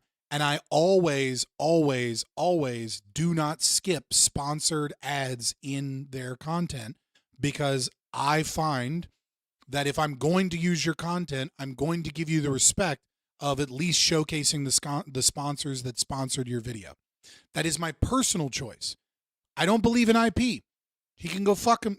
They can go fuck themselves. If I really hate them, maybe I won't. But I do I do everything I can to make sure that if they got a sponsor to pay them out of the whole bullshit YouTube system, I'm going to let that happen. The pint glass, a bonus video, a black market sticker pack, Ads are blind-eye homosexual? t-shirt, and wallpaper. Takes one to know one. Every one of these tiers comes with a free copy of our movie that we're writing to 128 gigabyte USB keys. So you also got a usable, large capacity USB key, allowing you to preserve our movie in your collection, no matter who strikes it next. Finally, our Honeypot t-shirt is a charity shirt where we donate its profit to multiple organizations, one of which is archive.org, which assisted in preserving our movie and feels fitting here. We're happy to share that profit with them. Head over to the store to support our ability to fight against censorship by large corporations. What if it was a PETA sponsor? I have had sponsors that I don't like where I've shit-talked the sponsor but still played the sponsorship. Bloomberg said it wasn't appropriate to call them with questions. They must prefer the old-fashioned way, face-to-face conversations. Whatever's out there and stuff like that, please don't bring Bloomberg into your business. That's all. But they're the ones who brought us into their business. How's that? Because they... Please leave them out of your business. They're the ones that brought themselves into our business because they filed a copyright strike on it. That's an abased response. Hold on, I gotta go back. That's fucking amazing. For the old-fashioned way, face-to-face conversations. Whatever's out there and stuff like that, please don't bring Bloomberg into your business. That's all. But they're the ones who brought us into their business. How's that? What do you mean I'm fucking respecting corporations way too much? Shut up, you gay boy. Most sponsorships that are paid sponsorships on a video are not large corporations. Yeah, sure. They have, like, if you watch gaming streams, like Tencent does a lot of fucking, like, play this mobile app game, and I'm going to shit on it the whole time. But overwhelmingly, most paid sponsorships where they're not paying for YouTube ads, but they're paying for directed sponsorships of YouTubers is because those people are engaged with people. DraftKings, yeah, you watch too much Kick, my guy. DraftKings isn't allowed on YouTube. It's a gambling site. It's literally not allowed on this platform. You cannot do a DraftKings sponsorship. You're not allowed to sponsor gambling. That's on Rumble and Kick. Because they filed a copyright strike on us. Bloomberg filed a copyright strike. Now you can. Last I checked the TOS, you can't. And I have never seen one. But if it is true, I'll shit on it the whole time. Deleted our Nvidia AI GPU black market smuggling investigation video from YouTube. They claim the reason for this. Yo, Justin, what's up? I haven't talked to you in forever. I gotta link back up with you at some point. This is that we AI GPU black market smuggling investigation video from YouTube. They claim the reason for this is that we had an attributed clip of U.S. President Donald Trump speaking about the unban of Nvidia's H20 GPU. Place that. Yeah. There's EU laws and YouTube rules and shit that, like, you can kind of talk about what you're doing, but you can't talk about what you're doing. You have to be very sneaky about the way that you do gambling on these sites. Fuck them. Fuck Kick. That's why you guys, when you're like, oh, YouTube's asking people for their IDs, like, why don't you just go to Rumble or Kick? I'm never going to fucking Kick because I don't want to go to a site that has like 10 times more bots than YouTube does, where the botting problem is even worse. And I don't want to go to a site that is designed to make money for fucking gambling sites. Like, there's like something like 60, 70 million people with a gambling account on like the major online gambling websites in America. There's a huge gambling addiction problem in this country that nobody is talking about, and I don't want any fucking thing to do with it. I find it to be disgusting. I'm not going to Kick. It's against my morals. Like, it is designed to funnel and advertise and give money to things that prey upon, human psychology to try and get people to part with their money to no real benefit of them in and of themselves. I'm morally against it. I'm not saying it's illegal. I'm not saying it's a violation of the NAP. I'm saying I wouldn't fucking stream from a whorehouse either. Also known as Twitch. And as far as Rumble just still, like, they need a little bit more. They're still not good enough. I might start duo streaming to Rumble. We will see. minute 22 until 23:15 in the video, which includes some of our own studio recorded voiceover. The clip we included is absolutely 100% within our fair use rights for inclusion and is not a creative work by Bloomberg. It is not copyright infringement. It's allowed. This was an abuse and continues to be an abuse of the copy strike system on YouTube by Bloomberg. Our attorneys have sent Bloomberg a demand letter and have filed a counterclaim with YouTube. YouTube has accepted our counterclaim, which means our video will go back online in about 10 days, unless Bloomberg produces evidence to YouTube that it has filed a lawsuit against us. I genuinely hope Bloomberg files a lawsuit against Gamers Nexus. I don't want Gamers Nexus channel to be taken down.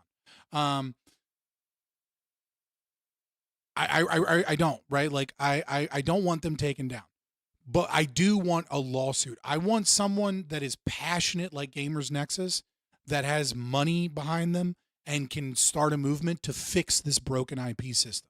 And I think it needs to be in the courts. And I hope it goes to the fucking Supreme Court, because I know that Justice Clarence Thomas is chomping at the bit to fix Section 230, because it has just become a carte blanche protection of like monopolies created by the US government and the legal system that makes it very difficult for competitors and is anti-free speech in its supposed free speech protection. Presently, they haven't done that. When we reported on what the United States president said and used the TV clip to prove he said it rather than just ask you to take our word for it, it was newsworthy, transformative. It included reporting and criticism, conveyance of news, technical context Bloomberg does not provide.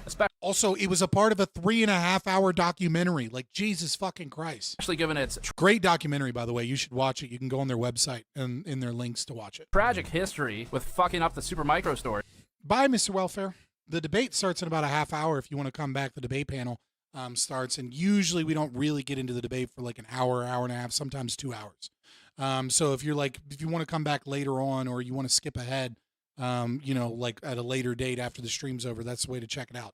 And Mr. Welfare over here, just like the rest of you, haven't paid your goddamn money to not Destiny's legal funds. Just reminding you. And even included parody near the claimed area. Bloomberg struck us over about 0.5% of content, and that part was under fair use. And we're not the only ones who think so. Friend of the channel and consumer advocate Louis Rossman had this to say. This is a really slippery slope to go down. What, are we just going to accept this is normal, that if one outlet records the president speaking, that outlet now has a monopoly on who is able to quote the president?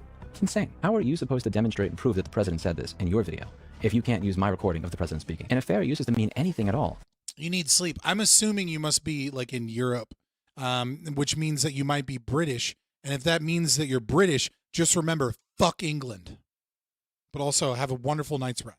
It would apply to when the Commander-in-Chief of the United States is speaking on a topic of relevance to a documentary. What is fair use for if you can't use it to quote the president speaking? He's not alone either. Coverage from copyright attorney Leonard French also explores this topic. If I'm right, and I'm right a lot, then the Gamers Nexus video is objectively a fair use, and it will be just a matter of how at this point. How do you convince Bloomberg to drop the claim? How do you get YouTube to put the video back up? Copyright strikes are serious. You get 3 of them until your channel is terminated by YouTube. Abuse of this system Also, for the record, you can just get one and they can choose to take down, like, the 3 strikes is not like a permanent rule.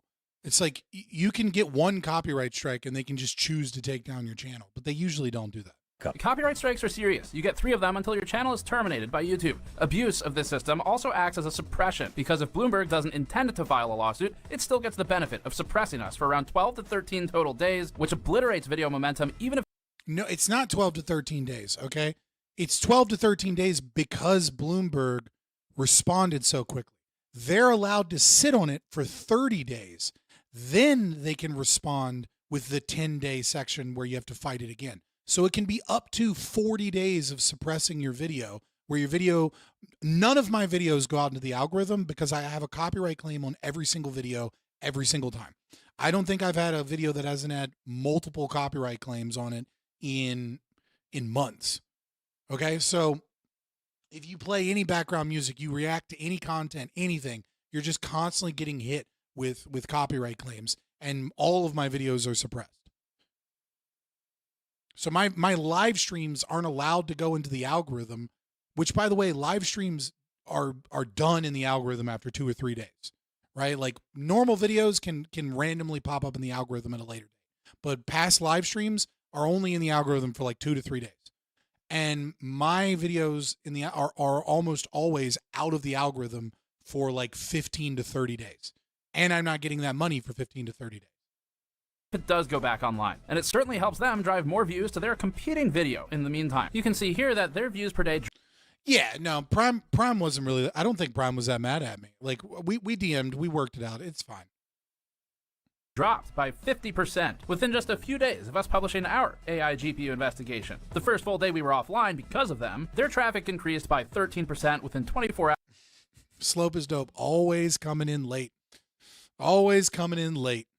Which is very abnormal for a video that's already been up. The timeline is simple. A $15 billion per year publication, Bloomberg, filed a copyright strike claiming 75 seconds out of 209 minutes of content, all of which our attorneys will vigorously defend as transformative and fair use. The claim seized our ad revenue. It'll give it to the $15 billion per year mega corporation, Bloomberg. We called Bloomberg attorneys to confirm it was them and not a spoofed filing. Bloomberg's attorneys manually confirmed with us the copyright strike and then barked at us on the phone because they said it's inappropriate for us to call them. Our attorneys helped us file a counterclaim on the same... It's inappropriate for you to call... You fucking tried to destroy my business, and then it's inappropriate. Like, how dare you? How dare you show up? How dare you contact us? You're clearly thieves because you use a 75-second clip, and you only use 32 seconds of the 75-second clip in your 3.5-hour documentary, to prove that the president did say a thing. This system is designed to protect corporations and to allow them to use a soft form of censorship to algorithmically derank small channels that aren't people that have, media managers and things of that nature. That is what it's designed to do, number one. Number two, it's designed to be an abuse of power to just make sure that anybody that goes against what their corporate interests are can be censored in some degree. So it's designed to make sure that YouTubers that are small YouTubers don't make it into being big YouTubers as an independent content creator, but instead, Fabian, my mic isn't working. Can you help? I mean, if you DM me after stream, I might be able to help you out.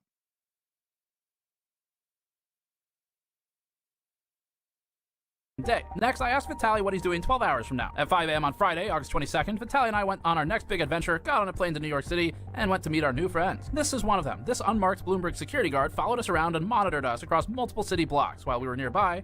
Where's their logo? On the left, yep. Is it in shot? What's that? We are not from Bloomberg. The public sidewalk, so. And you'll even see him regularly appear in the background of some of our shots, as we must have made someone very uncomfortable with our presence. They could bring in the backup. Is he? Yeah. Is he coming back out? So I think what we'll do is, just to be extra safe, I'm gonna walk on the street in that turn lane, just so I'm 100% not on their property if you wanna follow me. And then, You don't need to do all that. You're allowed to be on the public sidewalk. They just try and intimidate people because they think as a large corporation they can get away with whatever. I'm gonna stop on the other side of this, this block they have on the ground where it changes. I'm gonna go on the other side of the sidewalk. While we were in the area, a Bloomberg employee said this. By 11 a.m., we got to say hi to Bloomberg security. Asking an honorary Jew for help, how the Nazi have fallen. Am I an honorary Jew? Do I get to be an honorary Jew? Dude, I want to be an honorary Jew so bad. Come on now. Can I be an honorary Jew as a libertarian? I've got the nose for it. I'm genuinely shocked when I got my DNA test results that I don't have any Jewish in me. I was like, dude, I'm so smart. I'm a libertarian. I thought I'd have some in there, but nope, none whatsoever. Employee said this. Everything else. By 11 a.m., we got to say hi to Bloomberg security. Chabad is there's a specific term for a helpful goy that helps Jews by cutting on their AC, even though they didn't directly ask for it. But it's like, hey man, it's really hot today and seems like your AC isn't working. Do you want me to come in there and Shabbos goy? Can I be a Shabbos goy? Can I be one of those? I'll be a Shabbos goy. Bloomberg security. By 12 p.m., we saw our copyright counterclaim was approved by YouTube. 1 p.m., Bloomberg told us we have to ask them permission anytime we show Bloomberg, and then admitted to us that Bloomberg retroactively changes its content after publishing, which is very interesting for a whole new host of reasons that we'll save for the future. Around 3 p.m., Bloomberg told our attorneys that they'd be happy to release the strike if we pay them a licensing fee in what felt to us like a shakedown. It's interesting to us, though, because we've covered Bloomberg reports a lot in the past. I've appeared on their podcast and I've made them money. So it's interesting because Bloomberg didn't have a problem with us covering them in the past. So we started trying to figure out what. Yeah, I'm curious. I'm curious how much receipts he's going to bring to Bloomberg being connected with the potential Nvidia AI GPU black market. I'm curious if there are any connections, spurious or regular. Motive Bloomberg could possibly have for an illegitimate copyright strike. Bloomberg has teams of lawyers. Maybe they're used to steamrolling smaller media. Maybe they're pulling the ladder up after them, or maybe they're nervous, jealous of new media that's more agile and more capable of getting the job done. We're not really sure what their motive was, but we came out here to try and figure it out. As one possibility, maybe. Yeah, that is. I didn't think about that. Like breaking a story on that like, because I mean, like, what stories are journalists even breaking anymore? Like you see like the occasional investigative reporting from like small media outlets. But like you don't see, like, when's the last time you've seen like a CNN or MSNBC or Fox News or any of them have any real exclusive story? Like they barely have any war journalists anymore. They barely have any investigative, well, it's not MSNBC anymore, right? It's MS Now. Right? Like you don't ever see them break any fucking, like they're useless. They literally just find tweets and find, small YouTube accounts or something. And then maybe they credit them or maybe they don't credit them. But someone missed the joke. What, of MSNBC? No, I think that's from the Asmongold stream where he misheard Donald Trump saying MSNBC, but it sounded like he said MSNBC. And then he was like, for the love of God, please make that a thing. Bloomberg copyright struck our video because it recently had a failed attempt to do what we did successfully. It flew all the way out to China to try and find AI GPUs and server racks, failed to do so, had its access revoked, and then filmed a bunch of footage of sand in a desert. So could it be because of their pathetic botched attempts at doing what we did when they flew? So let me go back again. What did he say they did? Bloomberg copyright struck our video because it recently had a failed attempt to do what we did successfully. It flew all the way out to China to try and find AI GPUs and server racks, failed to do so, had its access revoked, and then filmed a bunch of footage of sand in a desert. So could it be because of their pathetic... Yeah, oh, no way. And then filmed a bunch of footage of sand in a desert. So could... A fucking 12-minute video. Why China is building an AI megaplex in the desert, and then they just filmed the desert. Meanwhile, they went out and they actually got on the black market, got a card, were able to strip it down, find out that it was a 4090 that had been upgraded to 48 gigs. Like they were able to interview people and contacts in the black market ring. So really, just is Bloomberg just mad that they're shit at reporting and that they have, not only do they not have any journalistic integrity, not only are they abusing IP laws to the extreme case so that they can fuck over small creators and protect corporations, but they're just incapable of breaking a news story. Like they just lack the skills to be able to do what a YouTuber can. That's fucking great. Could it be because of their pathetic botched attempts at doing what we did when they flew out to China, were unable to... If you send a link here, will you watch? Pay me. Like, pay me. Find anything they went looking for, filmed a bunch of sand in a desert, failed to provide any answers to the questions they were asking, and then came back empty-handed. Bloomberg's own viewers certainly had questions. They wrote things like this. Why is this a story? Bloomberg's big investigation is just China's building some data centers. We don't know what chips they use. Groundbreaking journalism. If you don't know, then you don't have a story. Reporting without any information. WTF, I thought they would actually show us real chips being used. Worthless information. By the way, that information I found on satellite maps as well without wasting so much money. And the best one, quote, the entire video basically... You do not have the clout or the respect in this community for me to watch clips from you that are unpaid. Pay me $2, put it in a super chat, and I'll watch it. You can't post links anyways unless you put it in a super chat. Bloomberg don't know. So while we don't know exactly what Bloomberg's motive was, it certainly seems like not knowing is enough of a foundation. And I do that for two reasons, for the record, right? Like I do it to force you guys to pay me if you want me to react to something, but I also do it so that people don't randomly come in here and then post like porn links or some outside link to a fucked up site in my chat, right? Like if you want to put a link in the chat, you're gonna have to pay me. For them to publish a story. Maybe it's not, because their video gets more views from copyright striking our video. Maybe also it's just a coincidence that the first time Bloomberg has a problem with our reporting, it has to do with what we think is underground government corruption by Nvidia, which just happens to be a big sponsor of Bloomberg. Bloomberg's financial interests are so intertwined with Nvidia. Yeah, this is what I was curious about. How connected are Bloomberg and Nvidia? That it has an entire page dedicated to Nvidia's sponsored content. Bloomberg's sponsored... Holy shit. God damn. Paid-for content goes through great lengths to market Nvidia's products, and in particular, its AI products that we frequently criticized. After all, CEO Jensen Huang frequently appears on Bloomberg. He even had a trip to Taiwan the day after our video was pulled from the internet, with a lot of local Taiwan media talking about our story in relation to Nvidia. 透过画面来了解这些晶片如何突破美国的管制，进到了中国的市场。只是没有想到，影片上架没几天，就被平台以违反数位迁徙。Also, for the record, Taiwan fucking hates China, but they don't get to say how much they hate China because they're under the Chinese thumb and their politicians have to be approved by China in order to get elected. 几年著作权法昨天遭到无预警的下架，频道发布了官方声明，说著作权法系统遭到滥用，同时是不是也代表影片内容戳破了什么不能说的秘密呢？ H20, I'm very grateful that the U.S. government, the Trump administration, has approved licenses for us to export. What? Hold on. Why did they use closed captioning only on his mispronunciation of Trump as tramp? Did you catch that?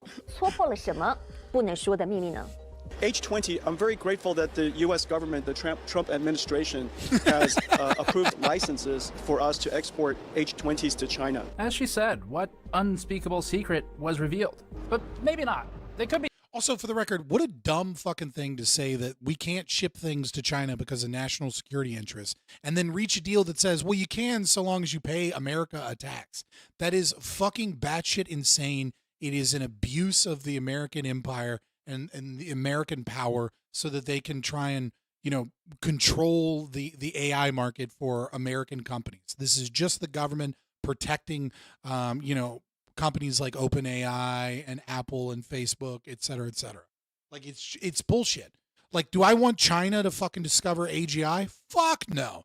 But that doesn't mean that we're doing anything helpful by restricting AI, GPUs to China when they're just going to fucking find one of them, reverse engineer them, and make them themselves anyways because they don't give a fuck about IP, number one. And number two, even if that is your argument, then how is that argument somehow magically settled because they pay a tax?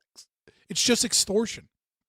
It's just extortion that lowers the market for Nvidia and AMD and competitors to be able to make money, which means that you guys get more expensive graphics cards. That's all that's doing. It's literally just the United States government stealing money from corporations in Taiwan so that you guys can pay more for your next graphics card. Like, fuck off. Graphics cards are already too expensive. Please, fuck off.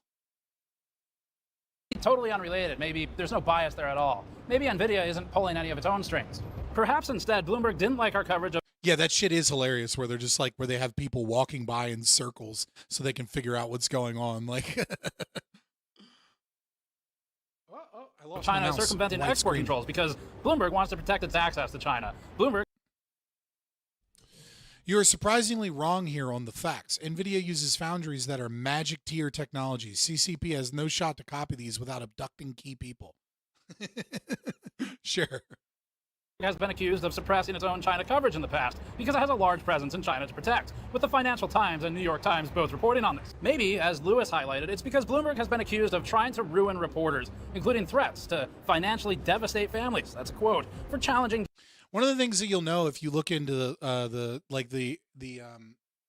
Intel, Nvidia, AMD market is that like there are a lot of people that work at AMD or work at Intel or work at Nvidia, and they sign NDAs and then they go work for their competitor, and it happens all the time that company secrets get leaked, but they can't prove it, right? So when AMD is working on something, a lot of times, obviously you'll get like leaks to the press, you know what I mean? Like Moore's Law is dead will like be breaking on reported and get documents sent to him on like the new CPU that AMD looks like they're making that looks like it's going to be 33 cores, and they figured out how to stack cores without a heating issue, which will be a paradigm shift. Maybe not paradigm shift, but will be certainly a big leap in computing power.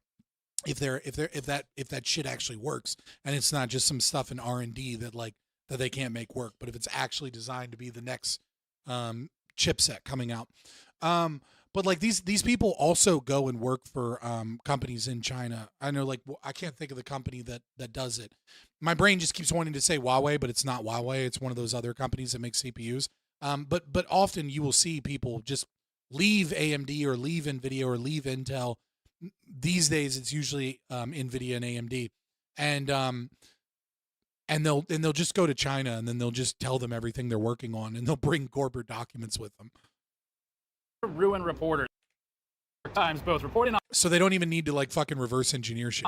Maybe, as Lewis highlighted, it's because Bloomberg has been accused of trying to ruin reporters, including threats to financially devastate families. That's a quote, for challenging coverage in China. It could also be because Bloomberg is sponsored by Singapore's government, which happens to be one of the major channels we showed through which GPUs are smuggled into China. Maybe it was because recently they wrote a sponsored post wherein they praised PayPal's business growth and gave PayPal's CEO a platform. PayPal, of course, being the company that we recently filed a lawsuit against alleging theft from content creators. But maybe it's not that either. Perhaps Bloomberg copyright struck us because it wants to make... I didn't just assert it, by the way, chat. Evidence. CCP has access to the same tier of manufacturing tools, but has failed to catch up for a decade. Yeah, I mean, that's true of like any company. I mean, like, look at the Intel's GPUs, for example, right? Like the latest model of GPU to come out by Intel isn't bad for price to performance ratio. But it isn't up to stuff in the market with what AMD and Nvidia have as far as GPUs. And you see the same thing with AMD GPUs. Like the 9070 XT is starting to do really well, but one of the major things that has held back AMD is that they were simply one generation late on AMD FSR versus Nvidia deep learning super sampling.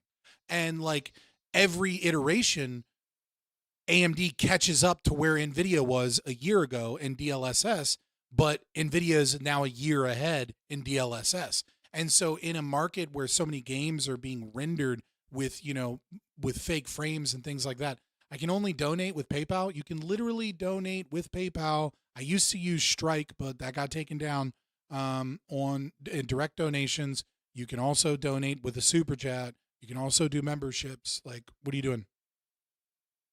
Maintain control over a single platform that either. Perhaps Bloomberg copyright struck us because it wants to maintain control over a single platform to filter all political commentary through, disallowing the re-reporting of that commentary from presidents. Yeah, can you send Casimir and myself some of this data on it? Because like I'm a neophyte, right? Like I'm not a neophyte. That's the wrong word. I think I use that word too often. But it doesn't really apply here. But I'm not like I'm not super versed on tech. Like I follow tech news, but I'm not a software engineer or any type of engineer. I know software engineer usually is at the bottom tier of the types of engineers, and everyone likes to talk about how software engineers aren't real engineers or whatever. But setting all that aside, like I don't have the technical knowledge of this. I only have like what I can follow from the news and from the market and from what comes to market. So like if you have more information on this, I'm more than happy to change my opinion. I'm just giving my opinion based off of what I know, which is very limited in this domain. Or politics, because it wants to maintain control over a single platform to filter all political commentary through, disallowing the re-reporting of that commentary from presidents or politicians through a different political lens. No, that'd be state-controlled media behavior. That'd be like propaganda and manipulation of the U.S. Yeah, it's almost like corporations and the state work together to censor, competitors to corporate or state interests. It's almost like there's this very interesting thing where only the communists and the libertarians understand that like the corporations and the state are working together. And you see like liberals and conservatives that like, the conservatives like, oh, the government's holding us back. And then you'll see liberals that are like, oh, these fucking evil corporations. But for whatever reason, we support all the same things that all these evil corporations support, but we're against these corporations. And it's like only like the hardcore like ends of the political spectrum understand like, nah, dude, this is one and the same entity. Like these giant corporations love socialism and corporate fascism and things of that nature. Fabian Liberty, I'm the literal source. So yeah, basically we have root code that can do tetrations, nested exponents now for cheap on a standard laptop. Y'all discussing how China has my open source software and chip designs? I mean, if I don't know what you mean by I'm the literal source because I don't know who you are. But if you want to send me articles or Substack or information, I'd be more than happy to learn. Like that, this is cool to me. Like I'm not a tech-minded person, but I am interested by tech and tech news and learning about it. So like I have ever so slightly more knowledge than the layman, but I have no education or even a layman's maybe not layman oh my God, amateur understanding of like the actual components themselves or the code that goes into these things. So if you have like easily digestible information on this, I'll take it any day of the week. Sky Daddy ain't real. Okay. Can I copy and paste this from here? God damn it. That's not what I meant to do. Hold on. I said pay me $2 because it'd be a lot fucking easier to do it through the super chat system. But you're gonna make me go to my fucking Streamlabs so I can find the fucking thing so I can copy and paste it. All right. Log in. Why am I not logged in? What? No, that's not the email. Log in with Twitch. Was that a duplicate message or a duplicate donut? I hit the wrong button trying to tipping. Is that where it's at? Tip history. There we go. No, I accidentally hit a refresh button on it, trying to see if I could copy and paste it. Can't do it through that. Concede. Oh my God, why am I watching fucking Jay Dyer? Ugh. It's only 1 minute and 27 seconds. Spiritual Judaism is Christianity. One point on your argument there is that, yes, we do agree that in principle what Origen is saying is correct. It's just that the spiritual Judaism that he's talking about is Christianity. Origen said, Jesus is said to have spoken the word of God to his disciples privately, and especially in places of retreat, but what he said has not been recorded. This implies that the literal level of the Gospels does not reveal the deepest levels of the text. He said Paul and Peter were circumcised Jews in the flesh. They were also made secret Jews by Jesus. Origen said, the recognition of the existence of a secret or hidden Judaism next to visible Judaism is of capital importance to Christianity. Right. He said that the rabbis held the keys to this knowledge, but they spurned the secrets to embrace the literal Torah. And he said, any man found who believed. I don't know what this is. I don't care, but I was paid to watch it, and it's only 1 minute and 27 seconds, so I'm going to watch it and comment on it. The literal Bible is. But like, I'm not going to get the full context of this, but I want to at least get the context in this 1 minute and 27 seconds. An idiot. There is a literal Judaism and a secret Judaism. Right. So in our view, we are aware of that, and Origen did influence the Cappadocians like Gregory of Nyssa, Gregory Nazianzus, and Basil. But what happens is that later on the church doesn't end up accepting everything that Origen taught because of the fact that he had a Neoplatonic view of the Old Testament and of the Christian Trinity itself. So his Neoplatonism was what led to what we believe is the Sixth Ecumenical Council's definitive teaching, that the system of Origenism has to be rejected. However, to concede one point on your argument there is that, yes, we do agree that in principle what Origen is saying is correct. It's just that the spiritual Judaism that he's talking about is Christianity. Yeah, this is like really out of context, and I don't know why I'm supposed to care about this because I'm an atheist. Also, I don't know the context of it, so I don't know that this is a gotcha or not because I don't know the full conversation or what specifically he's arguing, number one. Number two, I've talked with Jay Dyer. I've seen enough Jay Dyer to know that Jay Dyer just changes his opinions on anything so that he can win whatever argument he's currently having. You know what I mean? Like, I don't care.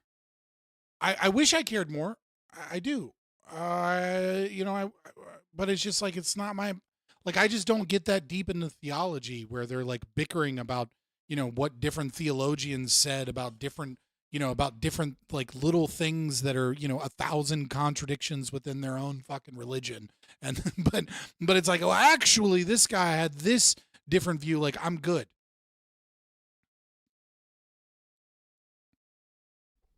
Orthodox Christians believe that they are the real Jews and that rabbinical Judaism is heretical. The latter believe the same about the former. Yeah. I mean, to be fair, everybody believes that they're the real Christians and everybody else isn't the real Christians. But like, it's such a, like, what is the point of this argumentation? I don't like, what are you trying to say? And I don't know. I'm not a Christian. I don't care what Jay Dyer has to say about this section of an argument where he's saying that like the Judaism, like, it's just a fucking name, right? Like, I think what you're doing is you're harping on the name because you hate Jews to such a degree, and you go retarded for everything Jew, that you're like, he's saying we're Jews, this is how they're cucked to the Jews. Like, no, he's just saying that, like, there is this Jewish belief that a Messiah will come, and rabbinical Jews are like, that Messiah did not come, and the Christians are like, that Messiah did come, and so they're within the vein of that original belief of Judaism. But but obviously they separate themselves as Christians because because people that identified as Jews and were saying that the Messiah didn't come, that time hasn't come. Like, what's your argument? I'm saying that if you're Christians, you're controlled yes. Jay Dyer said a thing in a clip, therefore all Christians are controlled by the Jews. Get the fuck out of here. No, that'd be state-controlled media behavior. That'd be like propaganda and manipulation of the U.S. populace and their ability to consume. Oh shit! I didn't realize that I gotta hop in here. Oh fuck! It's like right at 8 o'clock. Let me get out of here. Or I'm gonna be late. I got so distracted.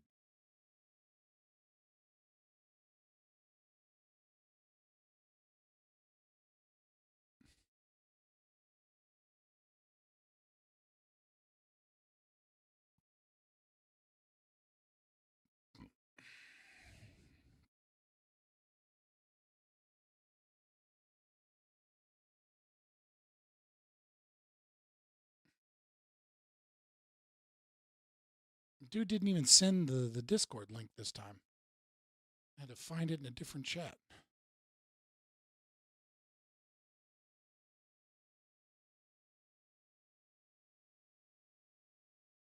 I'm still server muted. Oh shit, that's funny.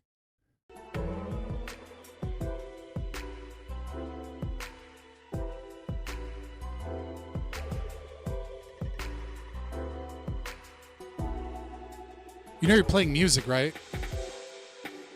Can you hear me? I can't hear.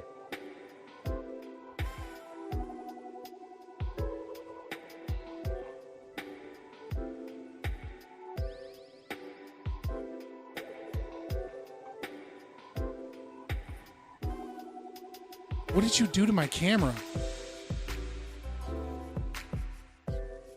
What is happening right now? Is he trying a new thing? I can't hear you. Can you hear me? Okay, I'm gonna let them figure that out for a second. What is happening? Why is chat just going crazy right now?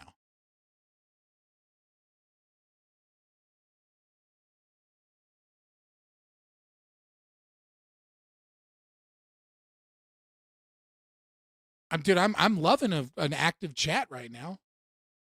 Oh no, it's just catching up for some reason. Let me refresh this.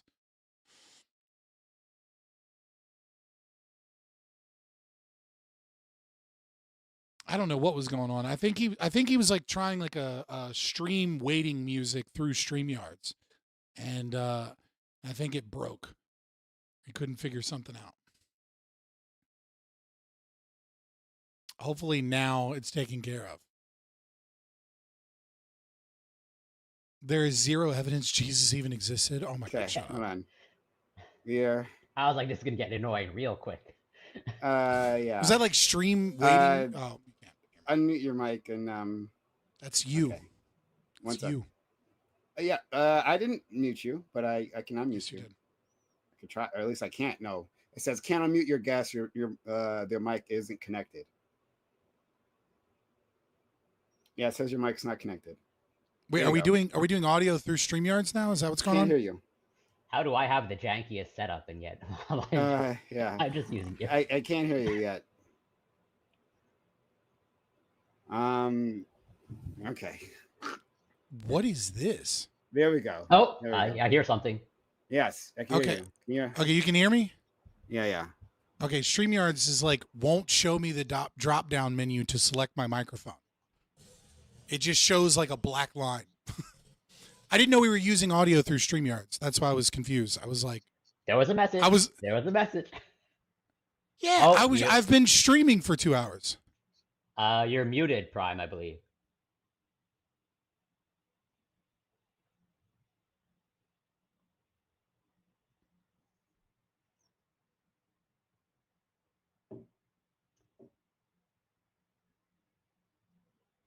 Whatever. Let me just put in chat. Hello? Oh. I can hear you now. Yeah. You forgot. Go ahead. No, you're good. Yeah. So, I think what StreamYard does is hopefully, mute you if there's a slight break in your connection. Like if there's a problem with your cord, right? And your cord moves and it breaks the connection. It's like, okay, we're gonna mute you completely, not try to like reestablish the connection. Yeah, I'm okay. I'm okay with us finally not using 2 programs to do video and audio.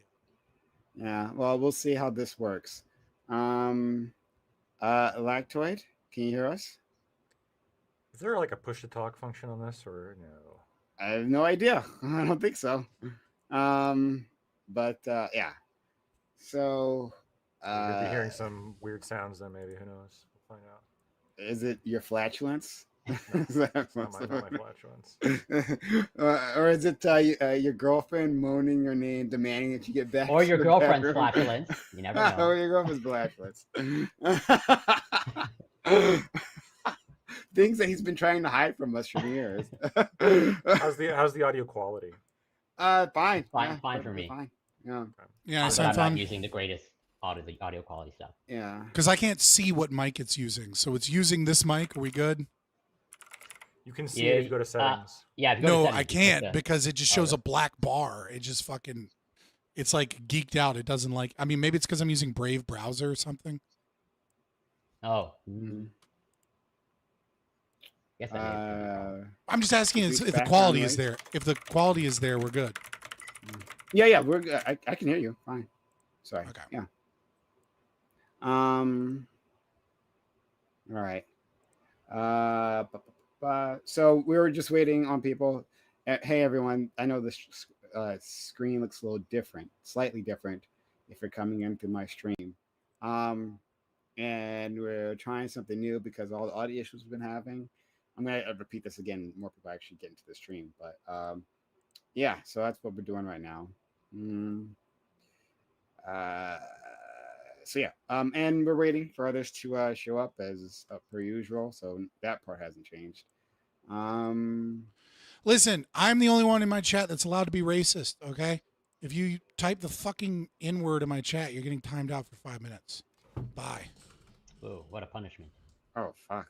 Yeah. Yeah, I don't ban people. I'm pretty free speech on that, but I will punish them to a certain degree. If they keep doing it, then yeah, I'll ban them. Is 5 minutes really a pun? I guess maybe for some people. The type of person that wants to put the N-word in chat is the type of person that desperately wants to be seen and types a lot. Yeah, I could see that. Also, if I don't do a punishment at all, then like I'm liable for it. I would prefer that we be able to fucking say whatever the fuck we say, but you know. Yeah. If I'm still awake, oh sorry, I gotta get you some muting on. What? That's quite the mute. Yeah. What happened? What? I clicked the mute button and it made my camera go black. What the fuck is happening? I can't. You sure you clicked the mute button or did you click the camera button? Now it says speakers sonar chat. We're good. I mean, we can still hear you. Can you say something real quick so I can make sure it's coming through? We are testing. Okay. Testing. No, I meant on my end because I'm able to click the speaker and mic now. Yeah. When I cut my mic, what is happening? Oh, it's switched randomly to AMD's camera. I don't know why. Yeah. Stop calling me a boomer, chat. Yeah, I'm going through settings here just to make sure things look right. So not having a push talk is going to be a little bit of an adjustment. So I'm going to try and mute before I type because I got a mechanical keyboard. But What is it like? Yeah, specific switches, like whatever, cherry red or cherry like. He's got a mute button on that microphone. It's just remembering to mute it. I don't fuck with the mic. I just have to do it through the StreamYards. Yeah. Either way, yeah. Yeah. Because I normally have it that I press to talk, and then I. Okay, so just get a noise gate. Yeah. One that picks up your voice but doesn't pick up your mechanical keyboard. So but I normally have push talk. So guys, everyone, if you're in YouTube land or you're in Twitch land, both your messages should be able to show up. I should be able to see them. So yeah, so that's one thing. So you guys can comment in YouTube land or Twitch land, and super chats should show up. So that'd be nice.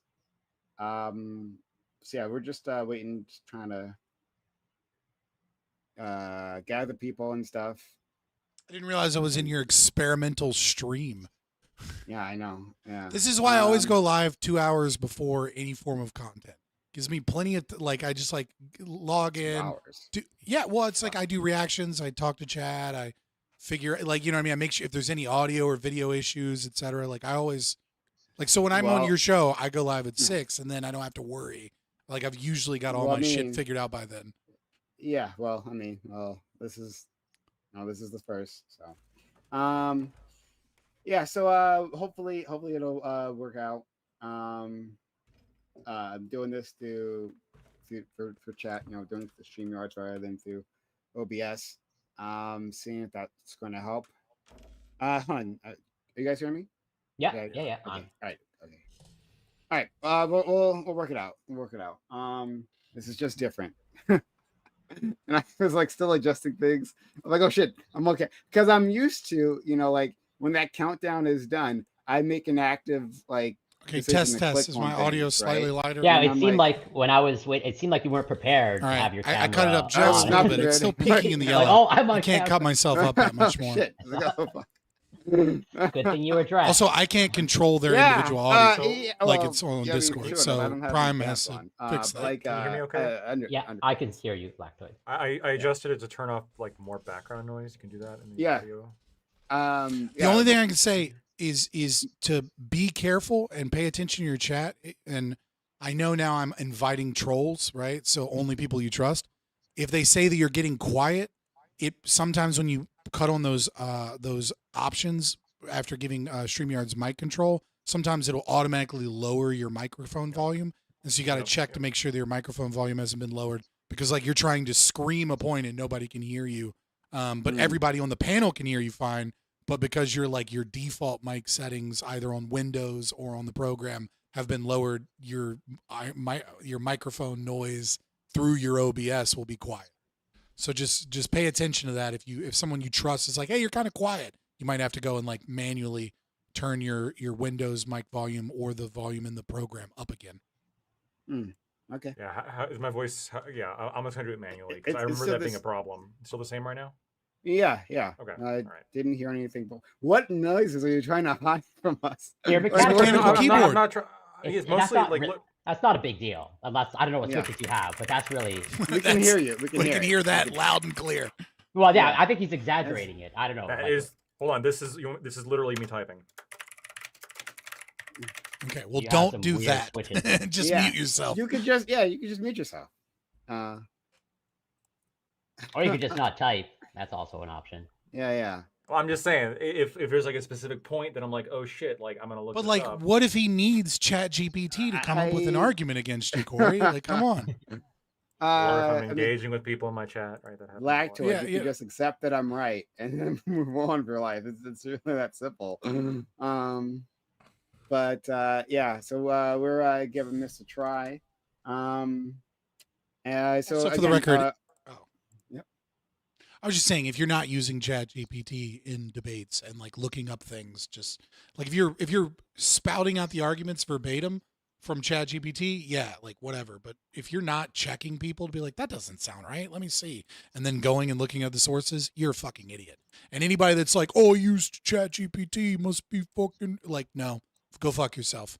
No, Everybody yeah, that has a brain is gonna take a claim and be like, is this true? And then be like, oh shit, it is true. Let me look at the sources. Like there, you should be using that in conversations and debate A and lot in of your people life. don't look at the sources, though. That's the problem. A lot of people just That is a thing that people do where they'll just spout whatever the AI told them. But I mean, if you 100%, yeah. But if you're following the sources, it's way faster than Googling something. Yeah, so that's what I've been doing. I mean, I like if I get something, and I have people are in my chat going, "At Grok, is this true?" That's pretty funny. That's pretty funny. Good work on that one. But yeah, so what I've been trying to do is like if I use AI at all, which is very rare, right? Usually I just like Google it directly or something, right? Or I have an article already lined up. But if I use it at all, I say first of all, hey, I got this from AI, right?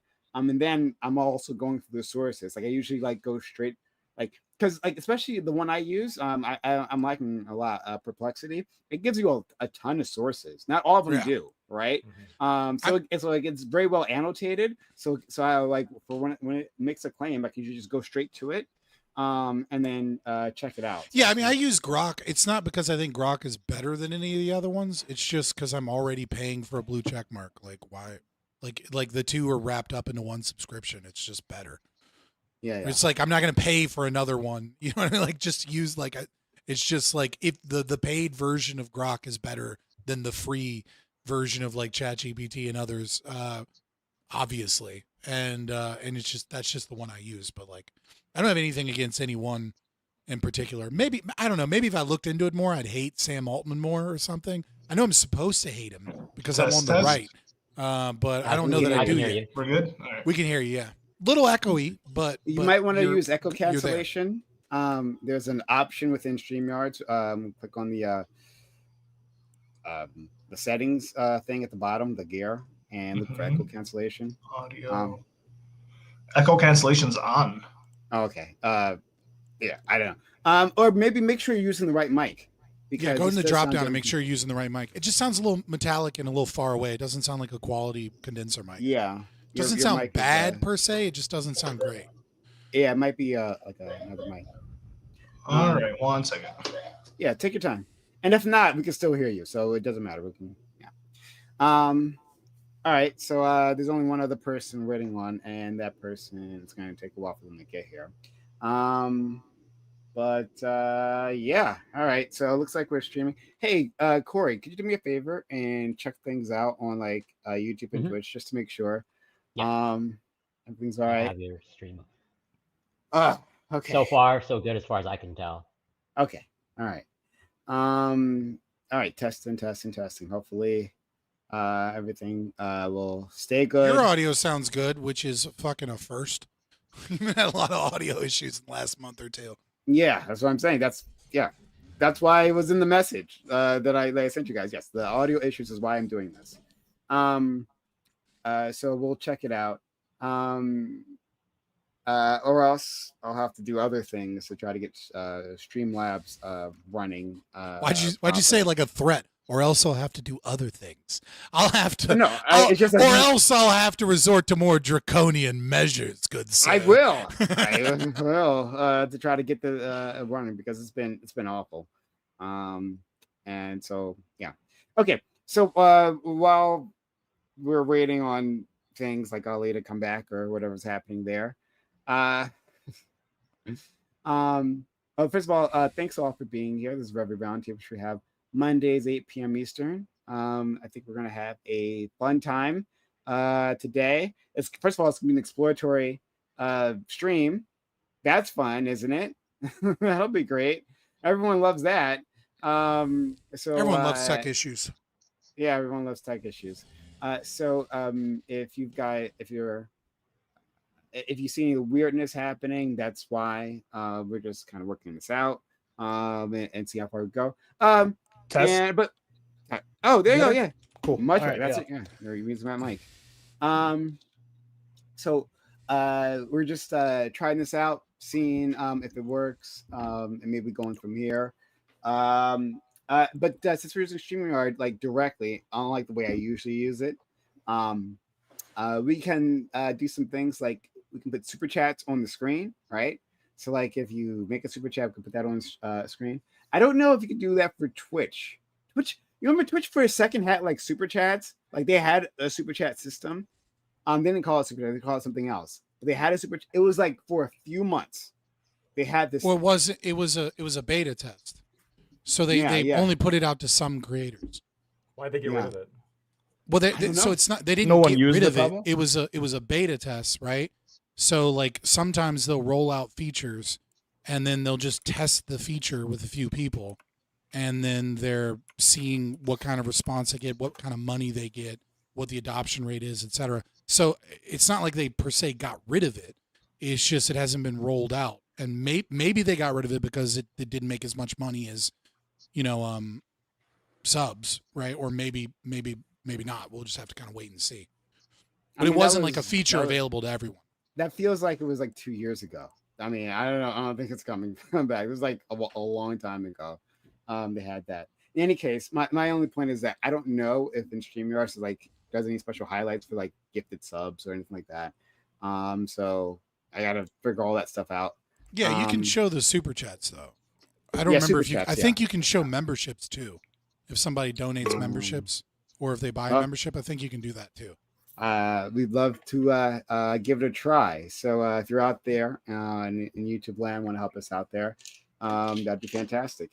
Okay, so we have everyone. We might be having another person join us later on, but for now we have our crew, so might as well just get started.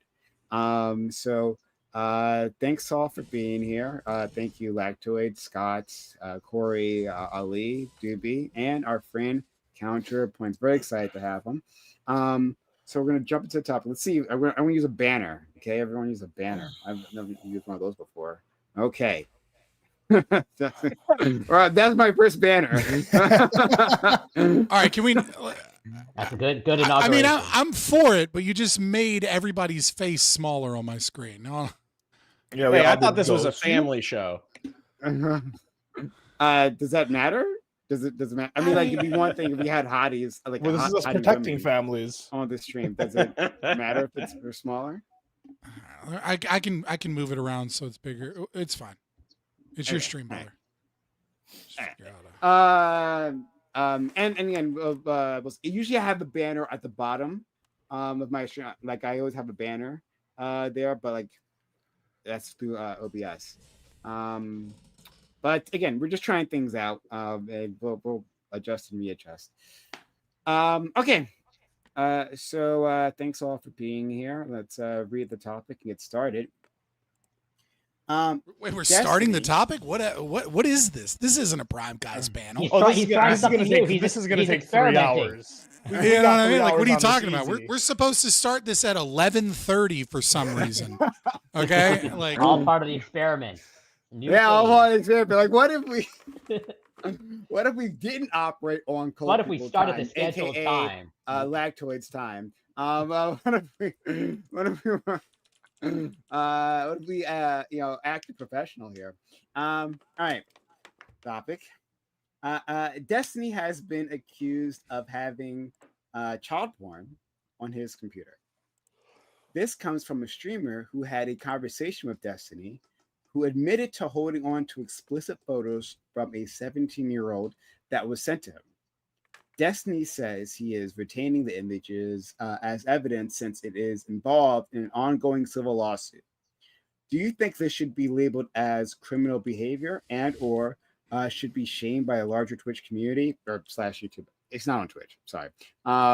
Force of habit, but the larger streaming community, political sphere, community, you get it. This also is happening as Destiny is claiming that progressives/leftists should be avoided by the Democratic Party, as these people, according to him, will damage its image. Destiny believes only liberals should be in control of the party. But do Destiny's actions prove that problematic individuals can come from any part of the political spectrum? Is Destiny any more respectable than the online left, which he often derides? In credit or discredit to Doobie for forcing this on me. Yeah. So in case you missed it, yeah, there was this streamer, the smallest streamer, he put out a video, it was like 4 minutes long, where I never heard of this guy, Willie Mack or something. Was that his name? I forget. Willie Mack. Yeah, Willie Mack. He put out a video saying that he had been in conversation with Destiny over DMs, chatting it up with him about his court cases. I guess it's going to make some sort of separate video. And then Destiny said that he wanted to. He has images sent to him by a younger woman. At the time, he thought she was 19 when the images were sent to him. But it turns out that she's younger than that. She was 17. That this was all revealed when there was that whole big Destiny leak thing, right? Where his chats were all up in everyone's faces. So he says, I still have those images. And he's like, well, I need to retain this because it's involved in ongoing litigation. In response, that streamer, Willie Mack, called the police. So he called them. He even, of course, because of course he did it. He recorded the call to the police just to prove that he reported Stephen Bonnell, right, for having these images there. So one, we're going to talk about whether he should or shouldn't be prosecuted for something like this. We have a lawyer here. He'll give his opinion on that. But also what we should think, as a community about that. And then again, talking about how streamers in general, not just on the left side, right, but on all sides of the political spectrum, how can we interact with parties when we constantly have these PR nightmares floating around us? So, sorry, my friend, Destiny. Sorry, Electra. I apologize. You should deeply apologize. That was not such an insult. I do. Sorry, Electra. Sorry, Brenda. I didn't mean to make any implications here. Of all the topics, you have the banner too. To make that confusion with that. Yeah, really, I'm so sorry. The banner taking up 20% of the fucking screen. Just fucking. Is Destiny accused of having child porn? Anyways, Destiny over here. All right, so I'm going to try to be responsible with how I talk about this, because it is kind of I don't know a lot other than some of the stuff that a lot of people here have already seen. Some people here may know more than me, so I'm withholding some judgment here. I think that the one lesson, and I can tell you this, this is, I think, the best legal advice that you're going to get, is that if you think that you might be potentially committing a crime, or there's an issue of where you might be committing a crime, don't talk with people on the internet about it over Discord. Go to a lawyer and tell them. That's what you should be doing. Very boring advice, but that's definitely what you should be doing. And we can see what happens if you don't follow this advice strictly. In terms of what the actual consequences are going to be from this, I don't know. There's a lot of people who thought there was going to be a lot of consequences from the other drama. I don't really know how much consequences there's going to be. I think that large, powerful people tend to be okay at the end of the day. And he's always going to have more money than anybody here and be better off. And that's this, I think the sooner we just acknowledge that, it'll be better. I also don't if we're talking about moral judgment, I don't, maybe this is going to sound kind of psycho, but if he truly didn't know, that might not get him off legally, but I don't know how much I want to read into that in terms of like a judgment on somebody's character, right? Like, I mean, you can always go into like, well, somebody has like an obligation to find out, you have an obligation to ask more questions, all this stuff. Yeah, that's all fair and reasonable. But I think there is still a line between doing that and like somebody who is intentionally trying to seek that stuff out. And then I guess just generally as part of the question of like the progressives versus the liberals, I don't know. I mean, I think I oppose like the more leftist kind of people politically more often, but at the same time, I also think that the sort of NAFO liberal wing has kind of morphed into something that I equally dislike. This sort of like war hawk, kind of neo-corporatist, monolith that operates very much like a cult, and it kind of in keeping line with that cult. Destiny's response to a lot of this drama in terms of doxing people and death threats is like arguably worse in many ways than the stuff he's even accused of. It's fucked. Okay, let's go to our friend Scott. I don't know why our name badges aren't showing up anymore. It's the banner, maybe? I don't know. Let's put the banner away. Let's see what happens. Yeah, it's the banner. Fuck yeah, no banner. Oh shit! Now I gotta fix my fucking OBS real quick. All right, so just a couple of things. I'm gonna say something super controversial. Don't freak the fuck out because I'll explain. So, possession of child pornography or of CSAM is a contradictory law. It makes no sense that mere possession of CP should be or ought to be illegal, because it means having evidence is illegal. It would be a crime for the FBI to possess CP or CSAM if they were attempting to investigate child sex trafficking, rings, people that are producing, people that are abusing children, etc. So the question should not be from a pure ethical perspective. It should not be whether or not someone has something. Rather, how did they obtain it? Why did they obtain it? And questions of like mens rea and actus reus in that regard. But you cannot, like, the idea that it is illegal to have CSAM is a contradictory law in and of itself. And we see this problem when Destiny makes the claim of, well, I'm preserving evidence, right? So all of a sudden it's magically not a problem because he's preserving evidence. But I mean, there is some truth to that, right? If an FBI person has child pornography on their computer because they're trying to track down people, are they breaking the law? Are they this magical person that is exempt from the law because they're a detective? Have there never been criminal investigators that have also been child abusers? The answer is no, resoundingly.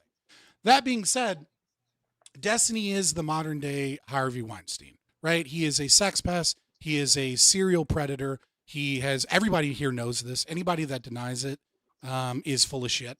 I give some credibility or like some leeway to people like, people that host television shows that aren't a part of the streamer community.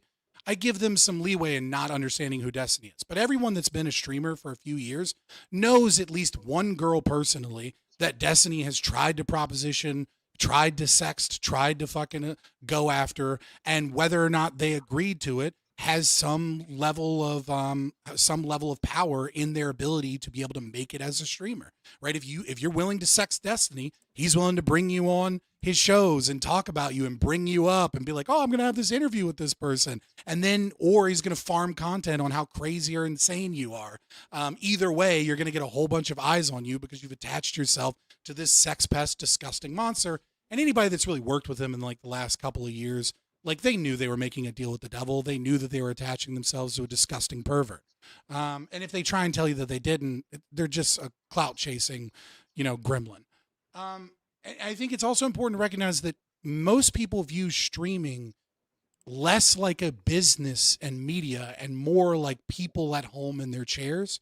And that might have been true 5 years ago. And that's not where we're at. It is in many ways like a modern Hollywood, right? Most big streamers, their accounts are botted. There's been tons of research now that has come out that shows that like something of 70% of the top 500 streamers, like half of their views are botted. Most of these people have managers and businesses that are connecting multiple streamers together, that they're getting their interviews this way. It is the modern Hollywood business. It is media entertainment. There are not a lot of independent creators that aren't doing this. And so this complicates sexual relations and things like that. At the end of the day, Destiny is a sex pest. And even if he thought she was 19, we should all, even if it's not a legal issue in that regard, which, by the way, I'm not saying it's not a legal issue to have child porn on your computer, admit it, and not be like, yeah, I put it on a hard drive and gave it to my lawyer, instead being like, here's a picture of it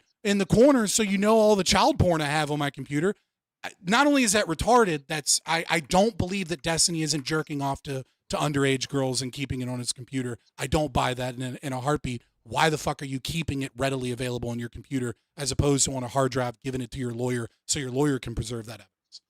In terms of the progressives versus liberals, Destiny's points, I've watched all of his content. I don't care to. He disgusts me. But if his argument is, that progressivism and far left ideology and, attacks on things that most people consider to be American values and only having revolutionary beliefs as opposed to a vision forward of like what America can look like is damaging to the Democratic Party, he's absolutely correct. The fact that Destiny is a disgusting pervert that you should never have around children or other human beings because he's a fucking monster, and you should spit on the ground as he attempts to walk so that he never is able to ever step foot without stepping foot on globs of your spit because he's that much of a piece of shit that shouldn't be in society, is irrelevant to whether or not the leftist progressives are bad for Democrats, because these are obviously opposed ideologies. I have tons of problems with progressives. I have tons of problems with conservatives. I think most people probably do, because no one really fits perfectly into any one category of politics. But yeah, I would say that the progressive left, or the tankies and the American Communist Party and the Hassan Pikers of the world, are absolutely damaging to a political party that's supposed to represent half of the country and try and put forward like a positive vision, when all they're trying to do is subvert and attack and constantly be on this aggressive, we hate the American global empire.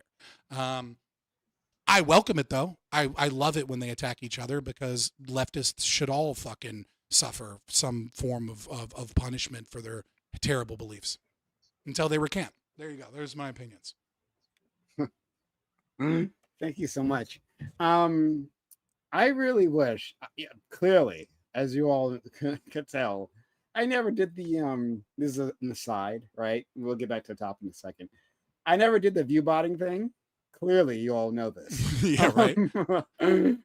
But like see, because Twitch apparently made a change. Like they are actually like attacking view botting, and they made like a serious shift in their algorithm, some sort of mechanisms, right? And like their top streamers like dropped like a rock in terms of their views. And thousands. Yeah, thousands of people are gone, right? There's this one individual who, because they got called out. She was doing like a pre-recorded stream that she had like literally done years ago. Some booby streamer, right? And she was just like running them 24 hours a day. And she would always have, I remember her name was Mira, M-I-R-A. She would have thousands, right? And she would always be recommended. So I would see her all the time. And she was just running them over and over again. But clearly now, because the bots came through or got rid of, she only had like 200 streamers, like from 200 viewers, like from like 3,000 usually to like 200. And she was just running commercials over and over again on those pre-recorded streams. And for years, like literally 24 hours for years, she was doing this. And I'm like, I'm a fucking sucker. Like, yeah, she got that bag, bro. Yeah, like why didn't I just do this? Like why didn't I just like this is being a clipper, right? This is Clippers open statements. This is opening statements, so I don't want to go too far, but you should follow this story. Remind me and I'll send it to you later, of this guy that just got charged because he made $10 million, and all he did was he used a bunch of bots and VPNs to create AI music and stuff Spotify with AI music, and then made $10 million in advertising revenue by botting his AI music. And it's like that's the level of botting now that you can become a multi-millionaire just with bots now. Your favorite streamers are all botted, boys. Like, I'm sorry. The big ones, ones with thousands of views that have a chat that's twice as fast as mine when I'm sitting at 50 viewers, that have 2,000 viewers and their chat is like barely faster than mine. Yeah, it's bots, boys. They're all botted. And now you know I'm an honest man, right? Despite everything. So consider supporting. But okay, let's go to our good friend Corey. I'm gonna keep messing around with the banner. So if you see things happening on the screen, that's what's happening. But it just please fucking banner. As long as you don't call me Destiny, I'm good. Yeah. Banner up all you want. But so in terms of the legality, I have no problem pleading ignorance in terms of if Lactoid is not sure of the legality, then I don't think there's any way that I can be sure. And also I have no problem saying that I'm ignorant of the facts. At least I don't actually know what is true or what is not true. But also at the same time, I have not actually put in that much effort to try to actually decipher what the truth is. And like even the video that you sent from whatever the Willie Mac show, it seems like, at least as far as I could tell, but it could be wrong, of like, some facts are even wrong in that video in terms of like, the claim that he has 60 gigabytes of this stuff, when it seems like he's just alluding to someone else having that. But whether that's actually true or not, I don't know. But either way, all that to say is I don't actually know what's true in this situation. But legality aside, and I'll guess I'll let the law work its way in that context. At the end of the day, do I think Destiny is, a person of good moral character? No, I think he's, at least in my opinion, from what I can tell, he's done immoral things, and I don't prop him up as a role model. He definitely has some entertainment value. And when it comes to, pushing liberal ideas, he clearly has some utility there.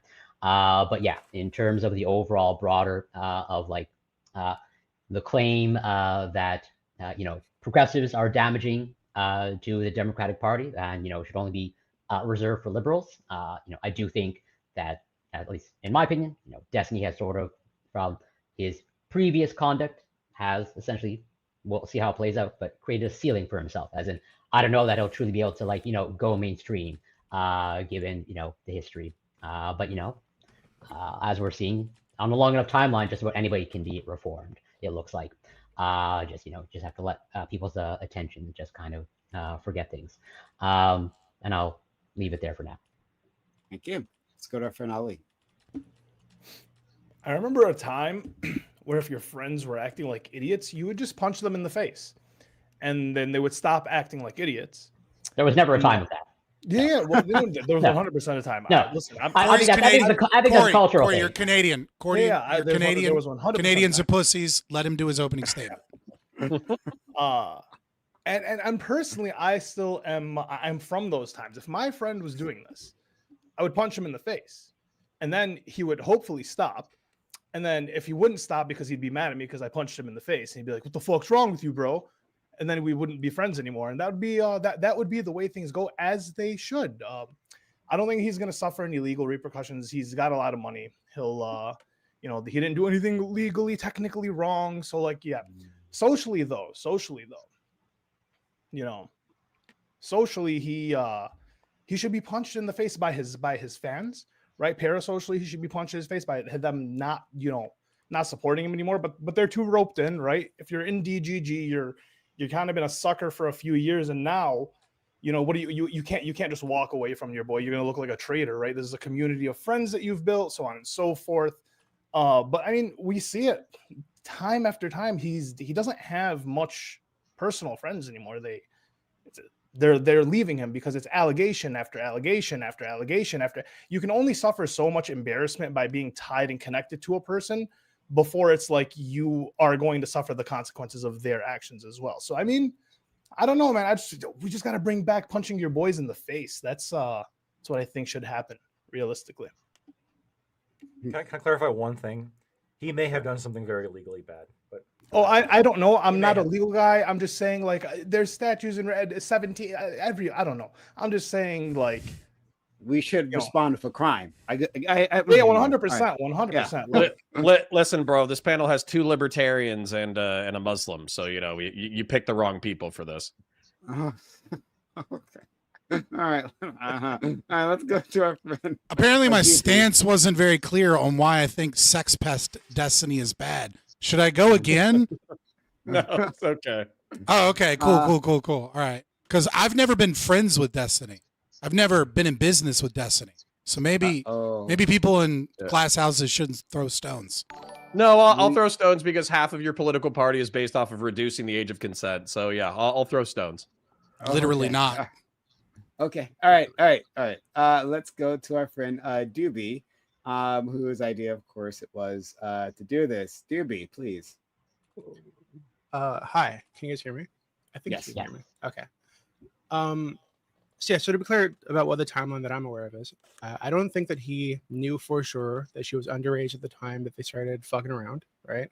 What seems to be the case is that he was suspicious. He didn't think she looked over 18.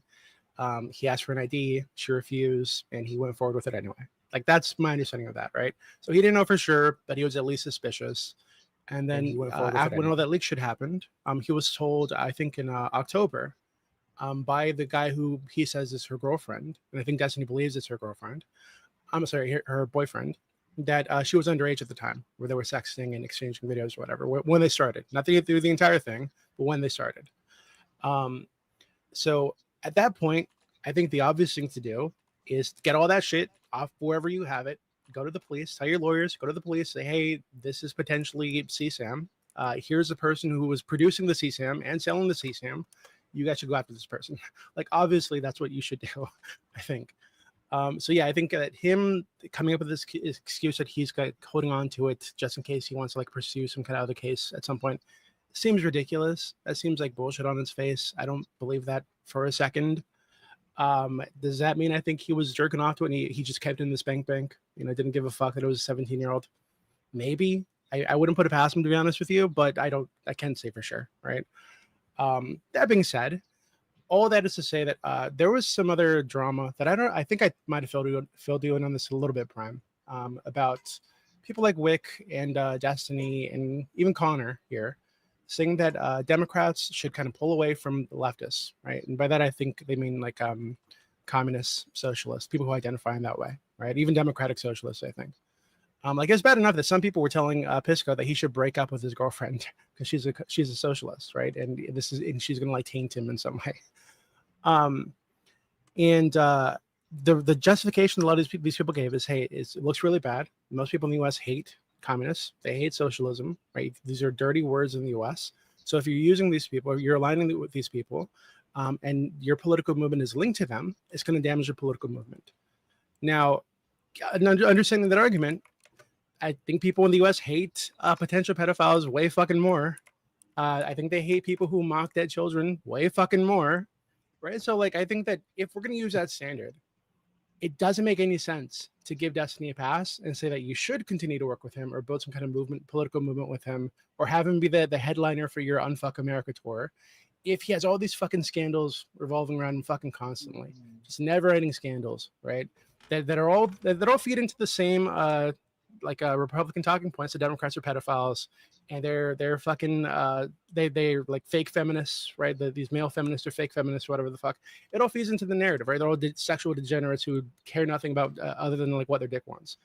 Like, so if that's your standard, it seems like he's done way worse than anything I can think of, like a fucking Straighter Aid or Econo Boy or even Hassan has done, right? Like, so I don't know. I think that if that's the standard, then people should absolutely not work with him on a political movement.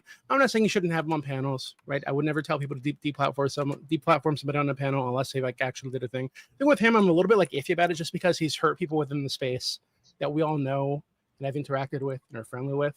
So it's a little bit iffy, right? Because there's like that kind of personal connection to the damage he's done to real people that we all know. And it's not just some random on Twitter that we don't really understand or we don't know the situation. So I think it's a little bit iffy there, but I'm not going to judge anybody for having him on a panel, basically. So yeah, that's kind of my position. I think it does make sense to separate from him at this point. And I think I can understand the impulse to try to save your friend, drag him to the light. But I think at some point, people need to hit rock bottom before they correct themselves. And I think he is at that point. I think he's been given so much fucking grace over the years. He's at the point where he needs to hit rock bottom, whatever the fuck that means. He's 40. Thank you. He's my age. Hold on. I just turned 37. I think he's like a few months younger than me, right? He's like 37 at the end of the year. So like he's like right. He's at the point where he just needs growing up to do. He needs some tough love. All he needs to do is one whatever podcast, and his career will be saved. Yeah, he'll be fine. He'll be like, age gap relationships are okay. All right.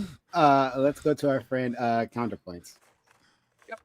So I'll try to stick to the topic. I'm sure we'll get all over the place, but Stephen has been accused of having illicit material of a 17-year-old related to his civil case. Should he be accused of criminal behavior?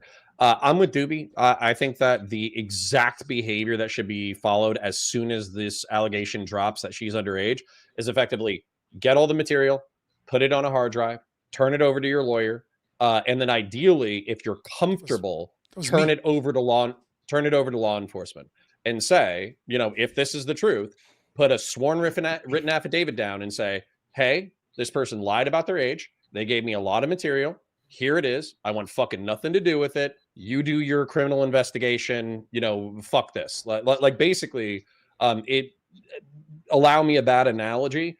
If you found a brick of baking powder on the side of the road, you take it home, and then your roommate is like, hey, that's actually cocaine. Well, if you keep it in your house, that's going to be a problem. If you turn it into law enforcement, that's obviously going to be less of a problem. Then, when it comes to should he be socially ostracized or shamed for this, yeah, I'm probably more sexually conservative than a majority of the people here, where I think that effectively, like, there should be in my ideal, there should be like a 5-year age gap for adults. And if you are outside of that 5-year age gap, that better be your wife that you love, that you have kids with. I think that everybody who, all the liberals, libertarians who are like, this is the worst behavior in the world, but the second she turns 18 in 1 millisecond, this is awesome. Like, I think you're fucking kidding yourselves. I think you're pieces of shit. And fuck that. Like, obviously age gaps exist for a reason. Maturity gaps exist for a reason. There's a reason why we have Romeo and Juliet laws for people who are under the age of 18. There's a reason why we socially ostracize people, or at least mildly criticize people like Leonardo DiCaprio, who's like fucking 25 and keeps dating 19-year-olds. There's a reason why we view this behavior as potentially predatory. Now, so I agree with Doobie on the legalistic stuff. I do think he should be socially shamed for his behavior. I do think that the age is obviously a problem. Do liberals have any moral high ground to push leftists out of the left wing, or at least attack them in reference to the left wing? 100%. Because the individual behavior of one bad person is not talking about the general politics. And when we're talking about the far left, I don't care that Econo Boy is, a social democrat, incrementalist, whatever. We can have a conversation about technocratic policy. What I care about is the Marxist-Leninist revolutionary LARPing dickheads who do apologia for terrorism on a day-to-day basis, who go on their streams and who say, actually kidnapping random Filipino sailors is based. Actually blowing up random commercial vessels is based. Actually, October 7th is not that big of a deal. Israel does bad shit all the time. So fuck it. Raping, murdering, killing people, not that big of a deal. Fuck all those people. That you think that Stephen's toxic? That's perfectly fine. You think he's bad for the movement? That's perfectly fine. All of these people are fucking rat poison. So if you want to be electorally viable at all, then you need to eject them from the Democratic Party, or at least minimally socially ostracize them. Because of their views on Israel and Gaza? No, their views of normalizing terrorism. Okay, but terrorism is, the Houthis did nothing wrong. I thought he was on. Let him finish his opening. I totally agree with him, actually. Wait, that's pretty much it. So I'm ready to go into it. And then Doobie, is this a meme position or a real I'm 100% serious? I think that you guys give way too much credence to this terrorism label or terrorist label. But hold on. So to be clear, no, hold on. I want to ask you a specific question. So random commercial vessels with the Liberian flag, vessels that have nothing to do with the state of Israel and nothing to do with the United States, getting random drone strikes and random missiles shot into them is an acceptable way for a nation state in the modern era to conduct itself. Yes. If they're imposing a block, hold on, let me explain to you. That's retarded. I was looking forward to breaking bread with you tonight, Doobie. Apparently it's not going to happen. That's very, very, very dumb. We're not going to disagree about this because you're a Zionist and I'm not, okay? So Specifically, what does it have to do with killing random innocent people? I can explain. So specifically in the Houthi situation, right, this blockade, if there is a genocide happening and you need to block ships going in that direction, and you know that some of these, after the blockade started, we know that Israel started hiding the like electronic manifests on these ships and lying about what was in the ships so that they couldn't be easily looked up, hiding the flags, etc., using shell companies to get shit to Israel. So if that's what Israel is going to do, then yeah, you do need to just block all the ships going in that direction. I think that makes total sense if what you're doing is attempting to stop a fucking genocide.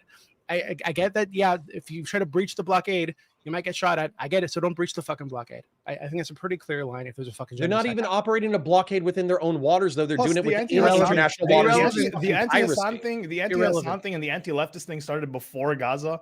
Destiny's had a hard-on against Hassan for years, and that's why the brigade against the leftists really kind of started. Is because Destiny hates Hassan and is better is you know. We don't even have to go. We don't even have to go into October 7th. I hate Marxist-Leninists regardless of October 7th. I know. Can I comment? That's what I'm saying. It's not about the terrorism thing.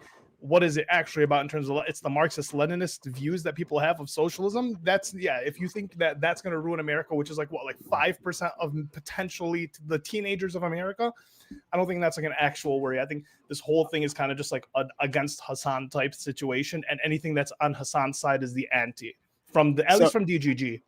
So we're gonna go to Lactoid. Okay, maybe from DGG. I was about to say, like, what? No, just from DGG specifically. Can I say something really, really quick, just to like clarify something? Sure. Just really quick. So, just about the age thing, really quick, because I actually looked up this Rose person when all this shit happened, like last year, right?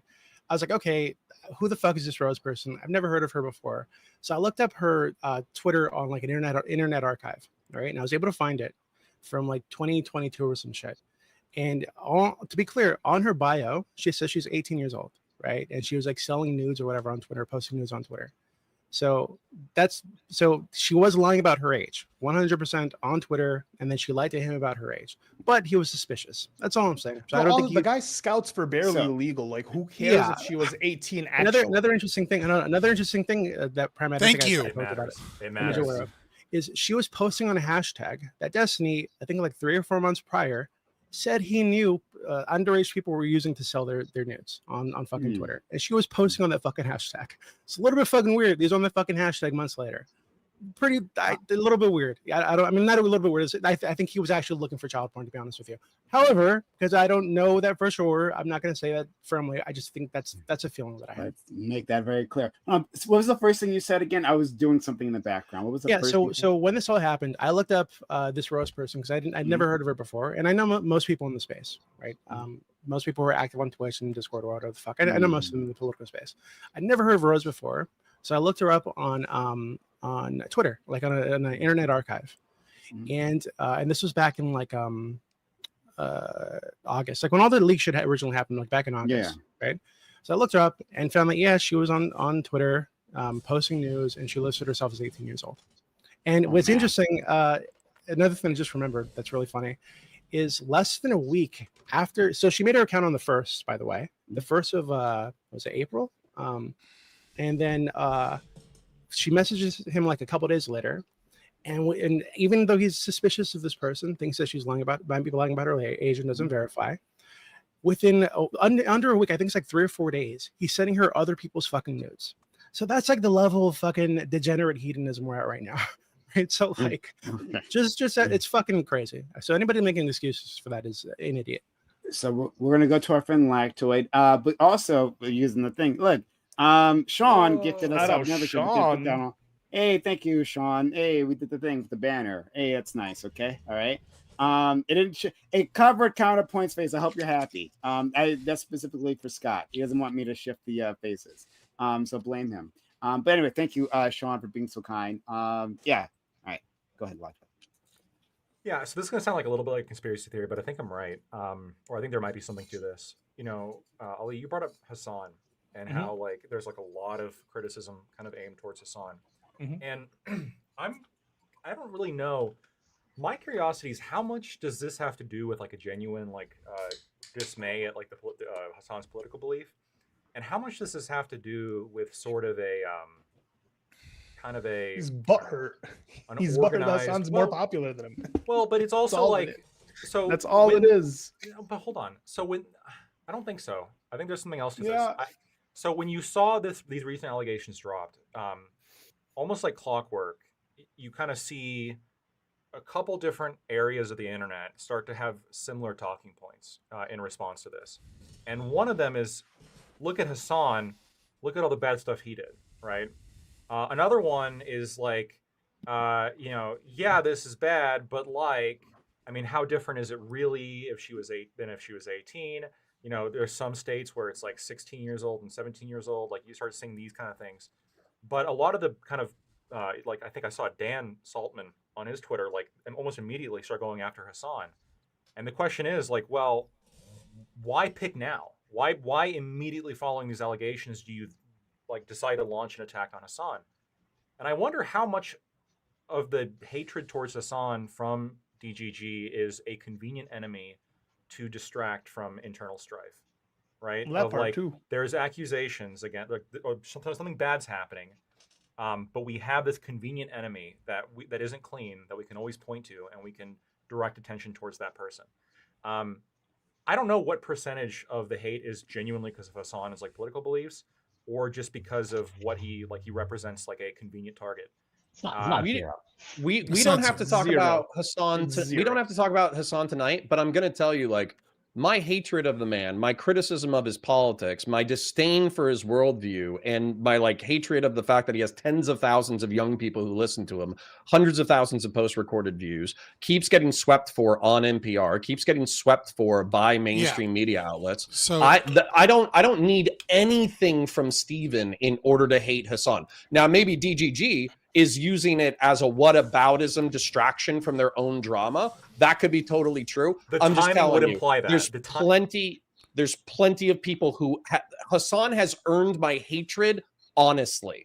Yes, and that's reasonable. so, but I'm just saying that the timing is like a little bit too convenient, where it's like it seems like Sure. a lot of the hatred seems like directed towards him immediately following these incidents. Like yeah. almost So like I it's a would say. strategy. So I would say, I guess building off this is kind of what I was going to say. Counterpoints. We were kind of thinking the same thing, right? Which is, if you're DGG liberals, because listen, not everyone that is in DGG is going to be there just because they like Destiny as a character, because he's an edgy piece of shit that tries to find things to trigger people, or he finds whatever debate thing most people aren't going to agree with, right? Like, does anybody really believe that Destiny is, was the beginning of October 7th, this big Zionist? Did he ever fucking talk about it before? No. He realized that the left was going to be for the Palestinian cause, and he realized he could get a lot of clicks and a lot of views and a lot of drama and a lot of anger and a lot of fighting if he just picked the Israeli side and read as much as he could and forced himself into the part of this debate, because he knew that he'd be the left-wing guy that was on Israel's side, and that would get him money, because Destiny isn't a serious person. He's never been a serious debater. He's always just been a drama farmer and someone that has used his charisma and his ability to entertain, right? He's an entertainer. He's a pop star. He's not like a political thinker. Like, the dude's a fucking retard when it comes to political philosophy. Like, if you just challenge him just a little bit, he crumbles and then goes into like, fallacious argumentation and like memes, because that's what his audience likes. So, but nevertheless, there's going to be a portion of his audience that has a resentment for Hassan, not just because they're fans of Destiny and Hassan was someone that was in part brought up by Destiny and then blew him out of the water in terms of viewership and money and clout, but also because of the fact that Counterpoint's brought up, which is that Hassan is his political philosophy is retarded because he's retarded, because he's a himbo, and he doesn't really know anything that he's saying, and most of his things are led by whatever he finds popular and whatever his moderators bring to him. But nevertheless, his political philosophy is pretty close to like anarcho-syndicalism, right? Like, he's with some fascist authoritarian views thrown in occasionally, right? So he's not like a full-blown tanky or commie, right? But he does have like hardcore leftist revolutionary perspectives that are probably confused by the fact that his dad is a billionaire and his mom is a landlord and his brother works for Boeing so that they can bomb brown people in the Middle East. And that's how his family makes money, because he's a hypocrite and a piece of shit. But it's also the fact that mainstream news outlets are looking for masculinity and they're looking to get men back, and they're constantly writing these glazing fucking just full-blown, just beautiful fucking pieces about how Hassan is the next great thing. And I do think that it is a legitimate concern for a lot of liberals, even though their ideology is Marxist in philosophy, because they're not actually classical liberals. They're just leftists, and there are variations of socialists to a lesser degree than the far left. Nevertheless, it is a threat to their beliefs and what they want to see enacted in the world when the Democratic Party is doing everything they can to court far leftist socialists that have revolutionary ideas, regardless of your opinions on Israel, Palestine, or other things. It's a recipe for disaster for the Democratic Party. So to a certain extent, I kind of invite it. So I wanna jump in here a second. Just quickly to comment on the point that was made before I forget it, right? On the glowing pieces on Hassan. I mean, we've seen these, right? There's all that, like, and you know, I'm sure everyone here has different feelings about Hassan. I don't think anything much positively or negatively. I'm pretty neutral on him. But still, it's a lot. You should be right? negative. According to my friends here, but it's quite a lot, right, of attention he's getting. I think it's like there's multiple reasons for this, because the establishment, especially now, the Democratic Party is within, like, you know, political not limbo. Oh, limbo works as well, but it like the party's lost, right? It's trying to find it. Political wilderness is what I want to say. Yeah, it's in the wilderness. And after its devastating loss to Trump, right, losing 7 states, losing popular vote, right, this was a huge blow to the party. And it's trying to find itself, and it's looking to do anything but actually address the issues that the Democratic voters have put forward, right? You know, like addressing their economic issues. This is off topic, but can I reinforce you when you're done? Sure. Not funding a genocide, you won't reinforce that part. And other things, right? They don't want to actually do that. But the things that they've been focusing on are, trans stuff. That must have been why we lost, even though Kamala Harris never mentioned trans people during her campaign. And then, or two, it must be because we don't have a Joe Rogan on our side, and they're searching for one. And so now they've landed on. Can I make a correction real quick? It's important for my own integrity. Sure. I stand by everything that I say, unless I'm wrong. Apparently, Hassan's dad is not a quote-unquote billionaire. That's like a currency exchange issue. He's only worth, we're not sure, somewhere between $20 to $30 million. I apologize. He's not one of the billionaires. So if you're a big Bernie bro and you're like, we've decided that the millionaires aren't a problem now that Bernie Sanders is a millionaire, and it's only the billionaires that are a problem, then that is an important distinction for you specifically. Literally, and I apologize. always been the billionaires that we've been talking about, but whatever. But thank you for the correction. But in any case, but I wanted to compare what we're seeing with Hassan is what we saw previously a few years ago, right, with Ben Shapiro. You remember the New York Times article where they call him the cool kids philosopher? Fucking Ben Shapiro? Like, seriously? Like, yeah. I don't know what you're talking about. I think he is A-OK, super cool. I've modeled my entire life and career after Ben Shapiro. I'm going to be talking faster for the rest of the stream. It's wild. It's wild. But like, so you'll see these things where they're like testing the water in me to see like what takes, right? Especially since like when we're talking about old media, they know they're dying. They're looking to like make connections with new media, and they usually fail quite miserably. So anyway, so that's just the one thing. But on the topic at hand, from my perspective, and I'm certainly not a legal expert or anything like that. One, like it from Destiny's perspective, it seems reasonable to like, okay, I don't want to destroy the evidence, so I'm going to hold on to it. That seems like a reasonable thought process. That doesn't mean, of course, that it's legal, right? That was the legal action to take. But from his perspective, if I email you Chanpord, are you just going to keep it for legal reasons, or are you going to put it on a hard drive and give it to somebody so that it's no longer on your computer? Now, I mean, I would take it off my computer. Yeah, I would take it. Yeah, because you're reasonable. You would be like, holy fuck, this is child porn. I'm going to send it to the police. I'm going to send it to my lawyer. I'm going to get it the fuck off of my computer. I'm not going to keep it around so I can take screenshots of it to random people I'm messaging. Okay, before we lose the point, Prime, can I just back you up real quick on a previous point? Listen, if only you knew how bad things really were, okay? So I went up to DC a week ago, 2 weeks ago. I got invited by somebody, go meet with big wigs, rub elbows, all that kind of stuff. And exactly what you're saying with the Democrats and the liberals, it's worse. And the reason why it's worse is because they're having like really fancy elbow rubbing, Trump is a fascist, let's support liberalism across the world. And then there's young people, because all those people are over the age of 40 and they have all the money, all the clout, all the power. Then there's a bunch of people under the age of 40, and they're saying, hey, it's the economics. People are making $10 an hour. They're spending half of their income on rent. They can't make a living. They can't afford to have kids. They're drowning in debt. Please, God, let's focus on the working class and the middle class, and let's make sure that we actually have a vibrant economy that works for everybody. And then here's my idea on how I can improve my community. I need a few $1 million. And then the rich people who have all the clout, money, and power, they go, oh, wow, that's a really good idea.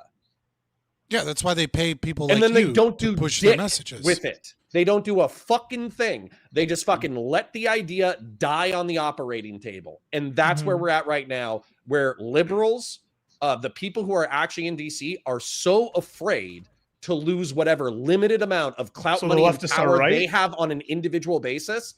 They won't make any hard moves. So the leftist commies are right? Yes, they do. So you're saying there aren't NGOs and activist What do you mean you don't know? You fight that against support them. those That's that support money toward those people? Like, where do you think Midas's money is coming from? That's counter. That's your whole thing. Your whole Midas thing makes like $1 million a month by themselves. Well, your whole thing about why you're standing with Destiny is that you're his friend, but then also you see him as politically viable. But if what you're saying is the liberals are too pussy to do anything, then the leftists are right. And so he's not politically viable. You're standing against your original team, which is the conservatives. The philosophy. What? The philosophy. Why is Stephen the king of liberalism? I mean, you're working with his team, and not that he's the king of liberalism, but he's the only one that's doing anything in accordance to you. Well, okay, hold on. Hence the progressive victory and unfuck America. We kind of need to parse this apart. But we would need to parse this apart and be specific. But the point is that, like, maximal human freedom, in my opinion, the United States is a liberal or libertarian project. The Constitution of the United States is a liberal or libertarian document. Freedom of speech, freedom of conscience, right to self-defense, limited government, these are all liberal or libertarian projects. Okay. So the center-right or center-left, in my opinion, are philosophically correct, regardless of whether or not, like, it's like saying that if you were Muslim and there was an imam who was a sexual degenerate, you're like, oh, I'm not a Muslim anymore because we have a bad imam. No, I just wouldn't rock with that. I wouldn't rock with that mosque or that imam. I would disavow that imam and that mosque. Sure. There we go. Simple. I don't think we disagree. I think that Stephen should absolutely unfuck his shit. But you don't disavow. He's 40 years old. He's not gonna disavow. So disavow. We have to parse this apart though. So like disavow. What do you mean disavow? Disavow the behavior or disavow the man? Stop being his friend and stop associating with the person, lest you keep accepting all this fucking embarrassment that comes with associating with him because you think he has a good political goal, which he keeps fucking over by embarrassing the political goal and embarrassing you. Listen, I'm just gonna get through this. If this is like secretly a panel about like an intervention for my friendship with Stephen, oh my god, then no! I will disavow Stephen at a date and time of my choosing, not because internet people are like, hey, Steven's a bad guy, stop being his friend. Fine. I'm saying if you have a political goal, I feel like the child porn is enough. Yeah, we don't really need the internet people. Yeah, you're a libertarian, so I don't know why you care about it. And then he's gonna hit me with because libertarians care about the abuse of children, unlike you, I guess. I don't fucking know. No, you're fucking large swaths of your party argue for reducing the age of consent. So no, I don't accept this. Large swaths of my party don't, and it's not what we talk about. And I'm not a part of the libertarian party. What I'm an ANCAP. Anyways. Okay, I'm saying if you have a political goal and the person that you're associated with in the regard that like you know, this is the person you're supporting in your political goal, but this person's fucking over your political goal, then yeah, it went from where you're coming from. There is no moral stance to say that Democrats or center left should be kicking out leftists if the center left is doing worse than the leftists to its own cause. Hold on, because Doobie did this earlier. What do you think is worse? So let's talk about ideology, not personal conduct. Okay, No. let's pretend that Hassan and Destiny are either equally good people or equally bad people. Okay, let's pretend that for a second. Now let's think about their ideas, what they politically advocate in the world. One of them is a Marxist-Leninist revolutionary who hides his ideology behind social democratic policy and rhetoric. And one of them is a liberal who believes in maximal human freedom and mixed economy capitalism with a robust welfare state. Which one of those ideologies, separate from the individual, is better? It depends. So I think you're support. Also, you can't support one is less obvious answer is a liberal with a social welfare state is infinitely preferable to a fucking Marxist revolutionary. No, well, they're both Marxists. Hold on. So it really depends on the not if the conditions liberal of state society. isn't working. However, I think you're misrepresenting Hassan's ideology and positions. I could just pull up the Second Thought Hakeem interview where he says, oh yeah, I pretend to be a social democrat when I'm hanging out with moderates. That way I can radicalize them into believing Marxist ideas. I could actually just pull up that. Hold on. How old is that interview? I don't know, probably a year or two. What's the context of that conversation? Like, you're watching the entire conversation or just that clip? I probably watched 90 minutes of Hakeem, Hassan, and Second Thought hanging out and fucking jerking each other off about how they're such awesome Marxist revolutionaries red pilling the youth on fucking communism and socialism. Okay, now you're telling me that you believe first off that Hakeem and Second Thought are Marxist revolutionaries who want to overthrow the government. You're telling me that Hassan is pretending to be a Marxist. That, by the way. I think Second Thought would. I think they're largely for sure. You're telling me that Hassan was saying that he's pretending to be a social democrat or something to like push people in their direction, but his actual advocacy. So when he has on Bernie Sanders and AOC, these other Dems and these mainstream people that he discusses with, and he goes on these mainstream platforms to push his ideology. It is the Democrat socialist ideology, right? It is not Marxist Leninism. It's not revolutionary anything.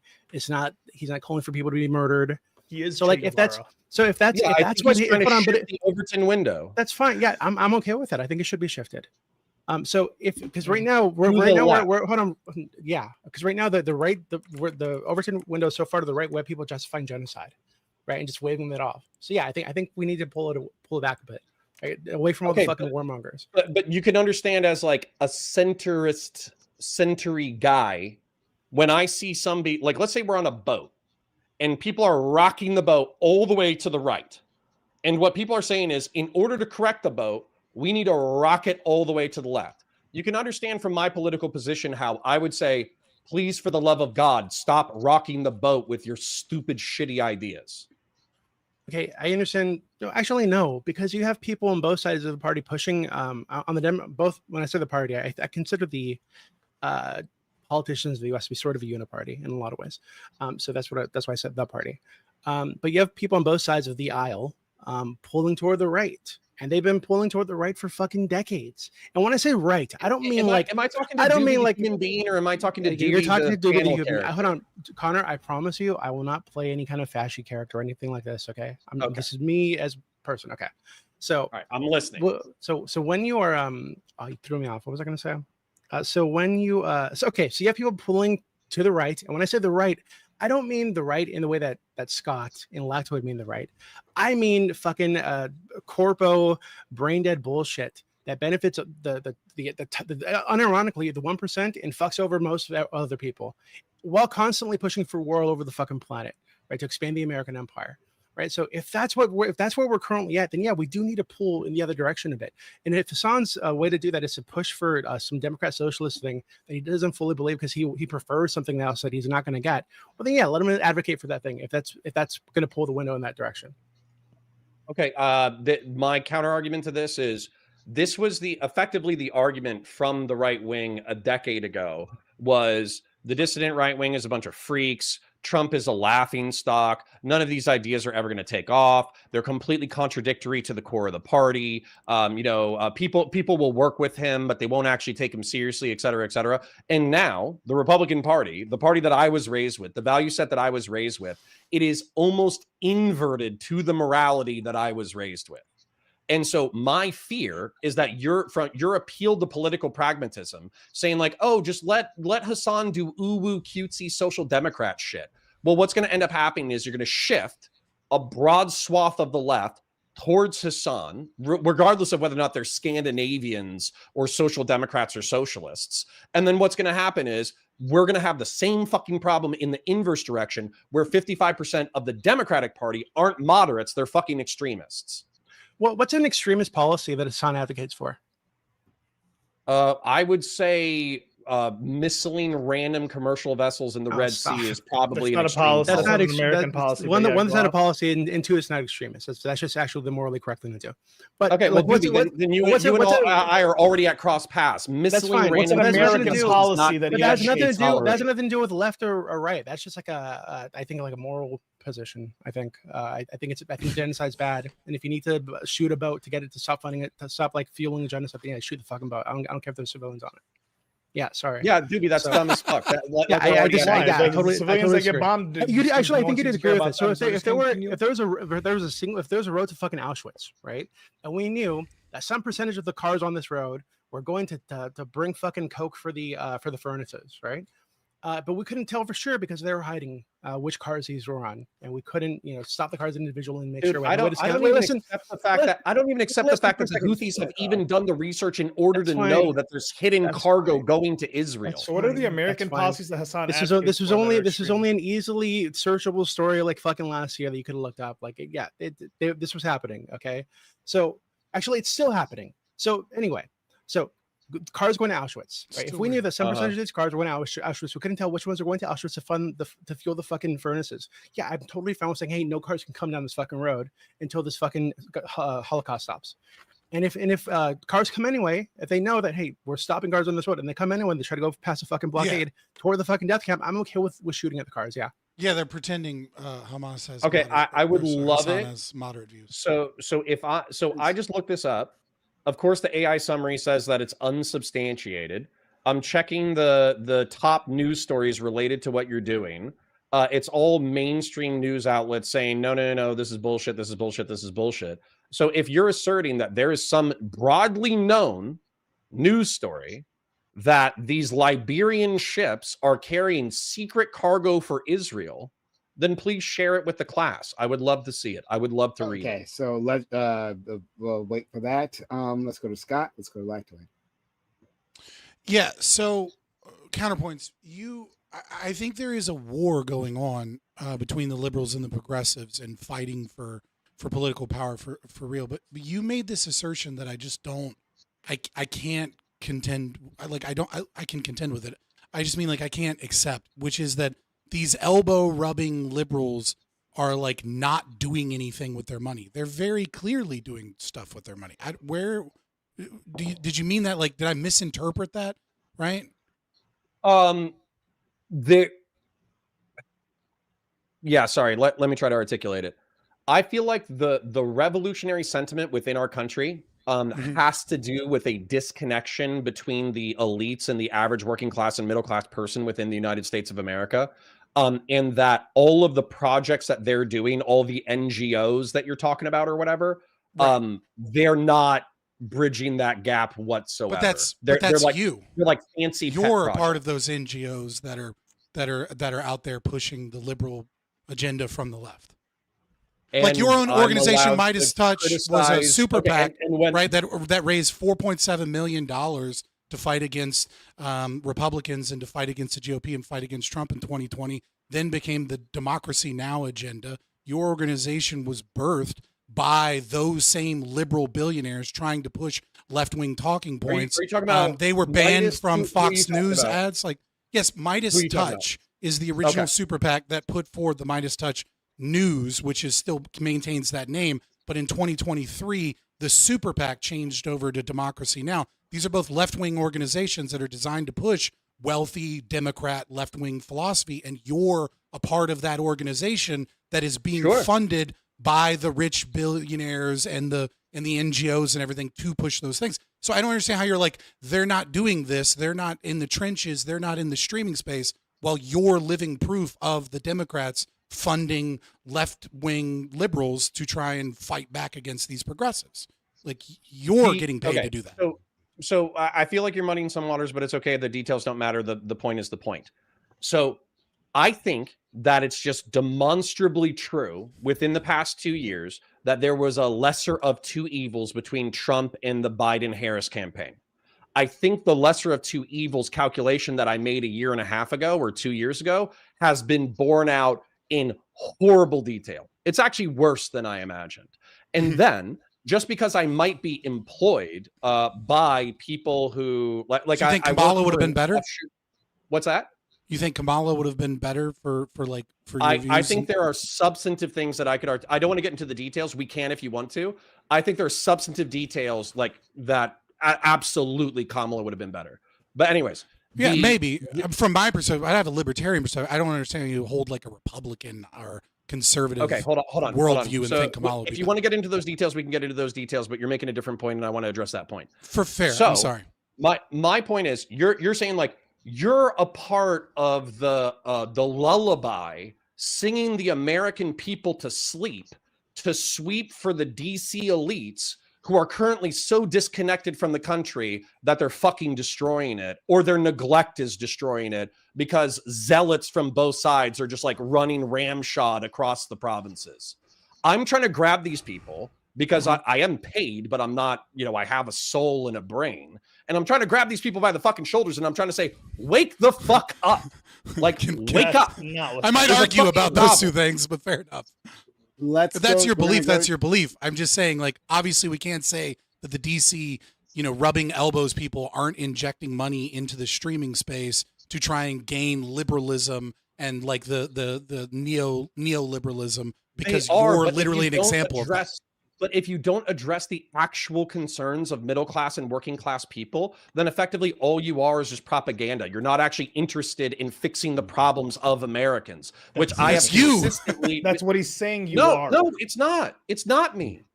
Okay. You why do you that think? I'm the propaganda arm, but that's not my project. I actually care about.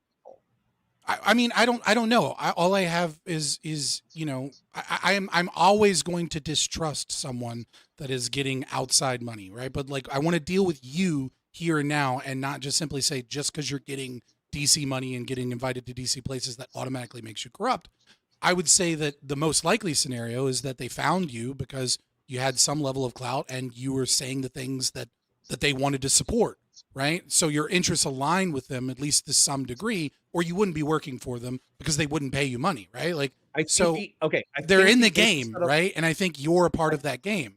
If you say I'm fighting the game to some degree because I care about certain aspects and I'm, to some degree, kind of a double agent here, like I can buy that to a certain degree. Maybe I don't know that I have a reason to trust you. But I think you just described politics, though. Like I think there's like when you're talking about a politician, obviously they have to take money from super PACs and organizations and unions and teachers and all that bullshit. And they all want the politician to do something. And of course, the money, clout, and influence is going to push them on policy to some degree. But most politicians, probably before they become DC reptiles, they probably had some idea of how they wanted to make the world better. And so it's a constant struggle between the money, clout, and influence of all of the peers and unions and all that bullshit versus the will of the person who's trying to implement their vision into the real world. But for me, like you're just describing the nature of politics. Do you think you're particularly strong-willed to not be affected by that money, or like, and that's why you're taking that money from DC liberals? I'm doing the best push with neoliberalism in front of me. I think like every other person in politics. So you thought it was a necessary evil to take the money from DC liberals? Yeah. Okay. I think there is no such thing as a necessary evil, but fair enough. We're going to go to our friend Lacto. Before then, we got a $20 super chat a little while ago. Not too long ago. right? You're They were talking about experimenting. I get it. You're experimenting. I am experimenting, and they were talking while it was happening, so that's why. But $20 from Lawson Harrison, and he backs up a point basically that our friend Lactoid was saying earlier. He says it's pretty odd that when Destiny allegations crop up, it generates hella revenue for both left and right creators, and when it turns out to be more than a case of Destiny as evil, it's crickets until the next story. So yeah, basically saying that both people on both sides use his drama for their own monetary advantages, and then it's quiet when it gets dispelled. If it gets dispelled, they're quiet about it. They don't talk about that anymore. And yeah, I think that's a fair criticism. Our friend Lactoid was saying something sort of similar there. And to be clear, GB pushed me into this.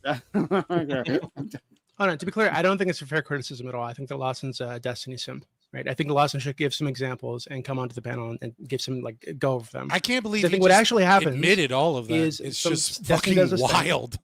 Because he's one of the core figures in the space, one of the central figures in the space. People talk about it like they talk about all the other fucking drama that happens. Destiny gives some explanation that Lawson is eager to gobble up, and then regurgitate. Like he just as if admitted it's that the he absolute left fact his because Destiny DC said back it. money. And then because people don't agree with Lawson's stupid explanation that he got But from his it's daddy, okay, 'cause he has a Lawson says, strong this is willpower. already explained. We should just get rid of this. We should ignore the story. Well, no, I don't buy that. I'm sorry. And Lawson, I'm actually very curious to see how you would justify the current drama, right? If you think this is more complicated in some way that we haven't touched on, then explain it, please. Thank you for the super chat, Lawson. Let's go to our friend Lactoid. Yeah, I just want to say, Lawson, you're my boy. I don't think you're evil, unlike Doobie. So someone's getting outside money. I don't here, think he's evil. I think he's just no, it's not money. He's Me and Lawson go way back. I do agree. Lawson is very much a Destiny fan, but I think he will admit to that, and perhaps maybe even he'll admit that sometimes it's I'm genuinely shocked that he just bit all the bullets. He's kind of quiet. Yeah, you have control over the audio, by the way. I don't know how to do that. so I'll mess around with it, but you continue, friend. All right, give me 1 second. Maybe I just want to make sure maybe it's not StreamYard. Oh, maybe I can boost it. Yeah, I can boost it. So let's see. Test. Test. Test. Yeah, that's better. All right, yeah. That's a lot Put your better. all the way up. Yeah, go ahead. Okay. Give me 1 second. Okay, it has not been messing with my levels. Okay. So, yeah. I was gonna say though, hearing that, and this actually is a little bit of a nice transition. Hearing, when Lawson said refuted, I think that was the word he used, right? Refuted, or something along those lines. I would like to ask, which accusation has been refuted? I'd be interested to know, because I'm not aware of any that have been refuted. It seems like there's tangential issues with some of them. I think, if I'm not mistaken, the current refutation of the sharing of the stuff currently is, well, the law was made afterwards, which that might be a technical legal argument, but that's certainly not a refutation of the action. And like I said before, I think that the response to this is just what's cherry interesting pick a to me. crazy person on Twitter, refute the crazy person on Twitter, and then the allegations have been largely refuted. That's how that works.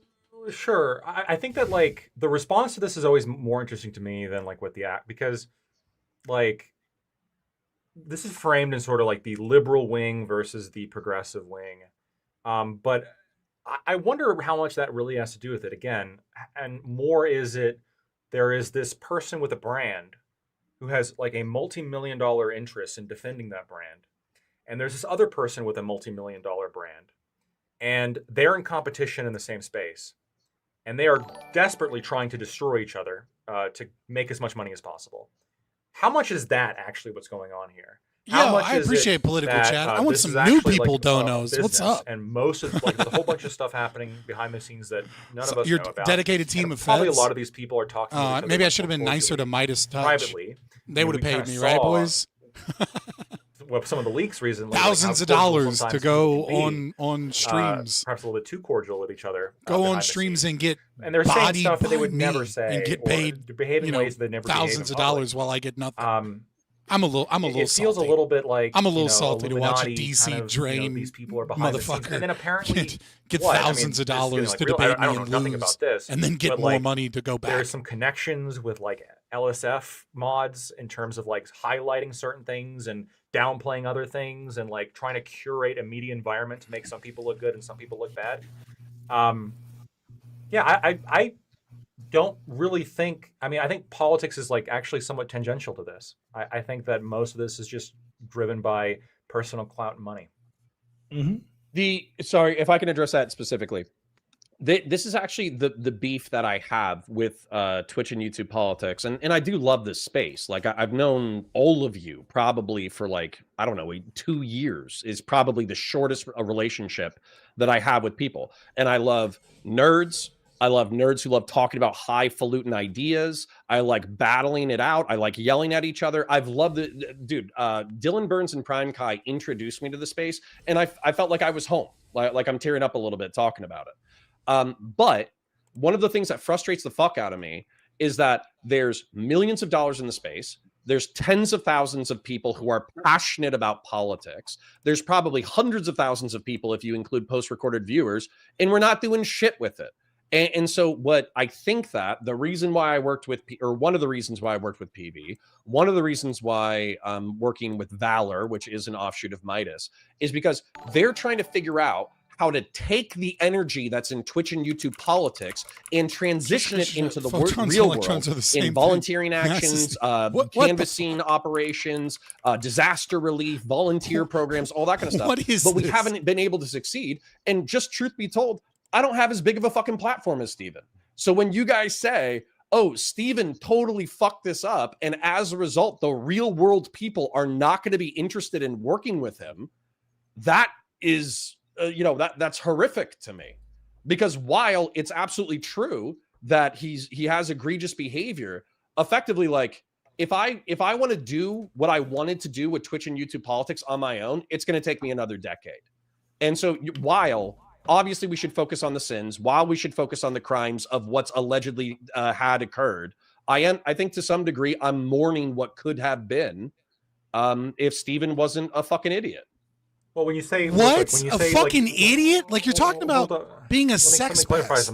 Like that should be the problem. Fabian, Let- do you want to not articulate the exactly fear. what happened? Do you want to articulate exactly what happened? What do you go ahead? Which I'll hear your instance? narrativization. Which instance? Okay, The- so the instead current of calling one we're talking Steven a about? label, narrativize what the allegation is.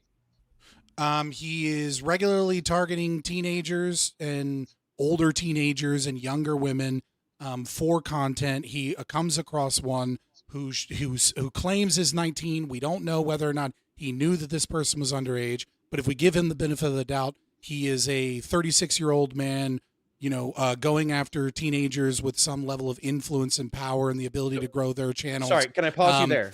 No, Can you I pause asked me you there? to give a narrativation. You can critique my narrativization. Well, yeah, but I want to afterwards, pause you because I want to ask you a right? follow-up question. So, so right there. So for me, I have a moral objection to people interacting with people who are 18 to 20, who are substantively older, because I think there's a maturity issue. But he's been doing this for years. Within You our worked with society, him when he was doing this. Real quickly. You didn't have an issue within before. our society. You have an issue now that it's toxic to you. No. Okay. Anyways, let me finish my sentence. So, but did you not know about this 2 years ago? Did you not know that he was sexting girls all the time that were very, very young and bringing them onto their channel? Liberals Did you have not a know any different people moral about- Fabian, I don't care what Fabian. liberals' moral value is. You're saying you have an issue. I'm saying you worked with him when everyone knew that he was engaged in this type of behavior. Hey, do you want to discuss the lesser of two evils calculation? Because we can do that if you want, but like I would rather keep it on the topic. So I'm saying it's bullshit when you say that you have this moral issue with it when you didn't in the past. It clearly wasn't that big of a deal with you as long as you got money in your bank account. I've always articulated the same moral objection to this behavior the entire time. I'm the most sex negative person on Twitch and YouTube politics. What are you talking about?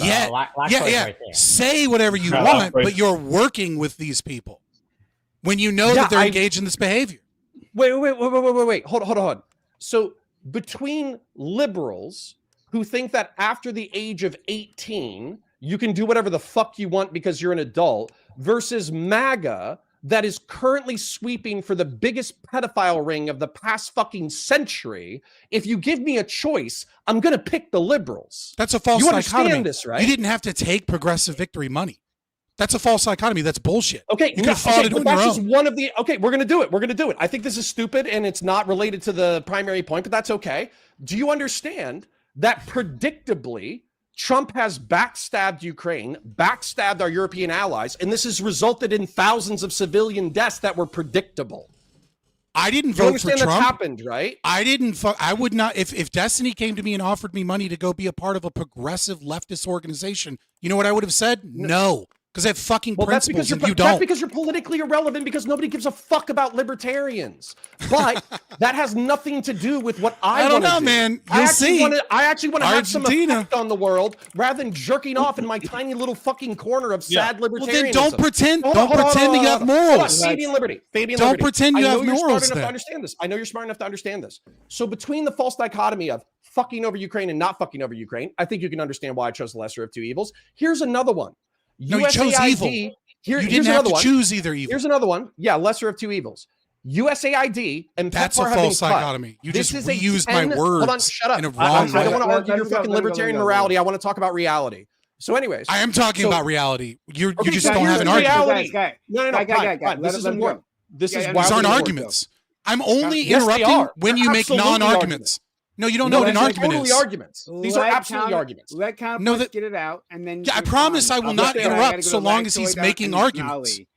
If he's just saying fallacious nonsense, then I'm going to interrupt. No, they're not Let fallacious. Counterpunch finish, please, and then you can say how They're not Yeah. fallacious. So hold on. Fabian Liberty, you don't accept this dichotomy. The entire rest of politics accepts this dichotomy. That The entire rest of politics says that you have to take money from Destiny? Shut up. Let him go. When there's two major parties and there's a political binary and fucking, I don't know, like 2/3 of the nation votes and 95% of them are going to vote for the presidency, ultimately one of these people will become president. And so casting your vote for one or the other is an evaluation of lesser of two evils. Everyone accepts this except for you. You're saying that I'm has not nothing going to do with what my participate in claim. that at all. Anyways, so I'm yes, talking about well, it's part you of my claim. working with I'm almost done. Destiny. I'm almost I'm done. talking about I'm you almost working done. with Destiny. I'm Challenge almost that. done. I'm almost done. So anyways, I was bringing up 2 or 3 lesser of two evils calculations. Here's the one for me that you're never going to be able to talk me out of it. The fucking heat death of the universe will occur before you talk me out of this talking point. Donald Trump cut PEPFAR and USAID, which is a total of $10 billion. It's 0.16% of the fucking budget. This is projected within the next 5 years to kill people, 14 million people through preventable disease, dengue, cholera, malaria, and What do your fucking liberal AIDS. talking points have to do with you working with Destiny and claiming Because that I it's made the a lesser of two lesser of evils? two evils calculation, and I worked with the people who had the That's lesser of the two false evils calculus. dichotomy. That's the It's false not a dichotomy. Is that you dichotomy. don't It's have actually to just work with sex reality. pests. What? You didn't have to take money from Progressive Victory. You could have continued fighting on your own. If you have these moral beliefs And be that as it's wrong, socially irrelevant as you. And there we go. You'll take the money for the fucking clout every time because you don't have any morals or principles. You just pretend to have because them. politics is a game of influence, you dumbass. It's a game of getting big. If you have no clout, your principles remain untested. The reason why you will never be able to test your principles is because you're not politically relevant enough to even run into a situation that tests them. I mean, sure, I get it. I just don't have the your clout, and that's why my political principles philosophy will never be remain principles. dead for millennia. My political philosophy has a president in Argentina right now. We will. How's that going? Okay, guys. Going guys, fucking phenomenal, actually. We got to move on. All right. So before we go, start testing ANCAPism. Our friend Lactoid had something he wanted to say, like he wasn't finished previously. So I'm gonna let him go. Then we'll go to Ali, and if anyone else wants to jump in, let me know. Yeah, I'm going to try not to get distracted by the specific political policy points that you made, counterpoints, because I disagree with a lot of them. But I understand that your general point is that these are very We have important high to you, willpower. True. like USAID funding and Afuera! stuff is really important. Afuera! And so you just did like a lesser of two evils calculation when it comes to who you support. I did the same thing, so I totally understand that from that perspective. I'll quit sweeping. That wasn't even the topic. Well, I'm sweeping. I don't think this is sweeping. This is, I think that you do, Scott, sometimes, and this is typical with ANCAPs, like lesser two evils analysis is like a little bit, you just don't subscribe to it, right? And I don't think it's irrelevant because the question wasn't about lesser of two evils. It's not. It's irrelevant. Well, it's not about who you voted for. Guess what? I didn't vote for Trump. Okay, that's not the argument. The argument is whether or not you should work with Destiny and take money from Destiny, not whether or not you should vote for Trump. PV, by the way, you keep making this conflation. Before I criticize him, I'll be right back. I'm going to back up something, at least something. If you believe that like progressive victory actually is going to have a political impact, why would you not take the money? Who, me? Or what are you anybody? Asking me? Because anybody. it's a leftist organization that's specific mission statement is to create a progressive wing of the Democratic Party and to push out liberals out of the Democratic Party so that they can create a new political activist class for like. I mean, that's not what they did. I think you made half of that shit up, but that's okay. Okay. All right. I mean, it was pretty clear to me that they were basically leftist organization, they were not even a neoliberal. Pretty clear to me. It's pretty clear to me that they were a partisan kind of Democrat organization that was primarily focused on like electioneering. That seems to be, in my analysis, what they really were functioning as, and they were and sometimes transparently, sometimes not so transparently, paying a bunch of people in order to like push a particular message with the idea of influencing the election. That's what they were doing. Okay, that seems to be very clearly what they were doing. And if you think that like influencing the election in your particular way, or I guess against the worst particular way, is good, and you can get like money from doing it, I don't know. This is something that I don't. No, I'm just saying. If you say that you don't want to, if you say someone is a morally bad person and they're doing morally bad things, and then you work with those people, I'm saying you're sacrificing your morals and your principles so that you can gain something else. We're working with them on what? Like that's the question. On consulting. I would work on trying to push this organization. There's things I would work with Hassan. There are things that I would work with Hassan on if it was like a particularly important cause, and I thought that like it would actually be advantageous to work with him on. Now, does that mean I agree with him? No, it doesn't. But what it means is coalition building. Are there things you work with Destiny on? That's the question. Before this couple days is yes, by the way. Before 4 days ago. Sure. The answer is yes, by the way. Let's say I want to say this. I wanted to say this though, which is that if it was to accomplish something that I truly believed was like accomplishable in coalition building, et cetera, I understand this. My criticism is not that like you can't philosophically justify the best version of what's happening. My argument is that I'm not convinced that this actually is what's happening. My argument is that I think that this really isn't as much about politics as people are saying it is. I think that politics is the theater that these moneyed interests are pushing to make money and to fight for clout and to have a tremendous amount of control over narratives and communities, almost in a sort of, again, politics, like cult-like manner. It's an Ouroboros, right? The two are linked.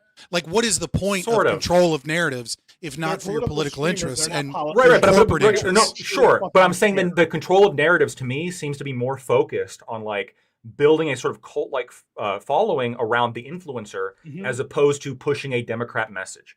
It seems to me to be like there's much greater interest in that. Kind of political efficacy. You're voting for Destiny's side. Right, you're not voting for Democrats. But when Destiny's voting this, but when you have that's what it is. When you have millions and millions of dollars pushed into TikTok and YouTube and Twitch creators, right? And you have people that are making like makeup tutorials that are getting fucking DNC money for deliverables for a Kamala Harris ad, right? When you have this level of money and influence, right?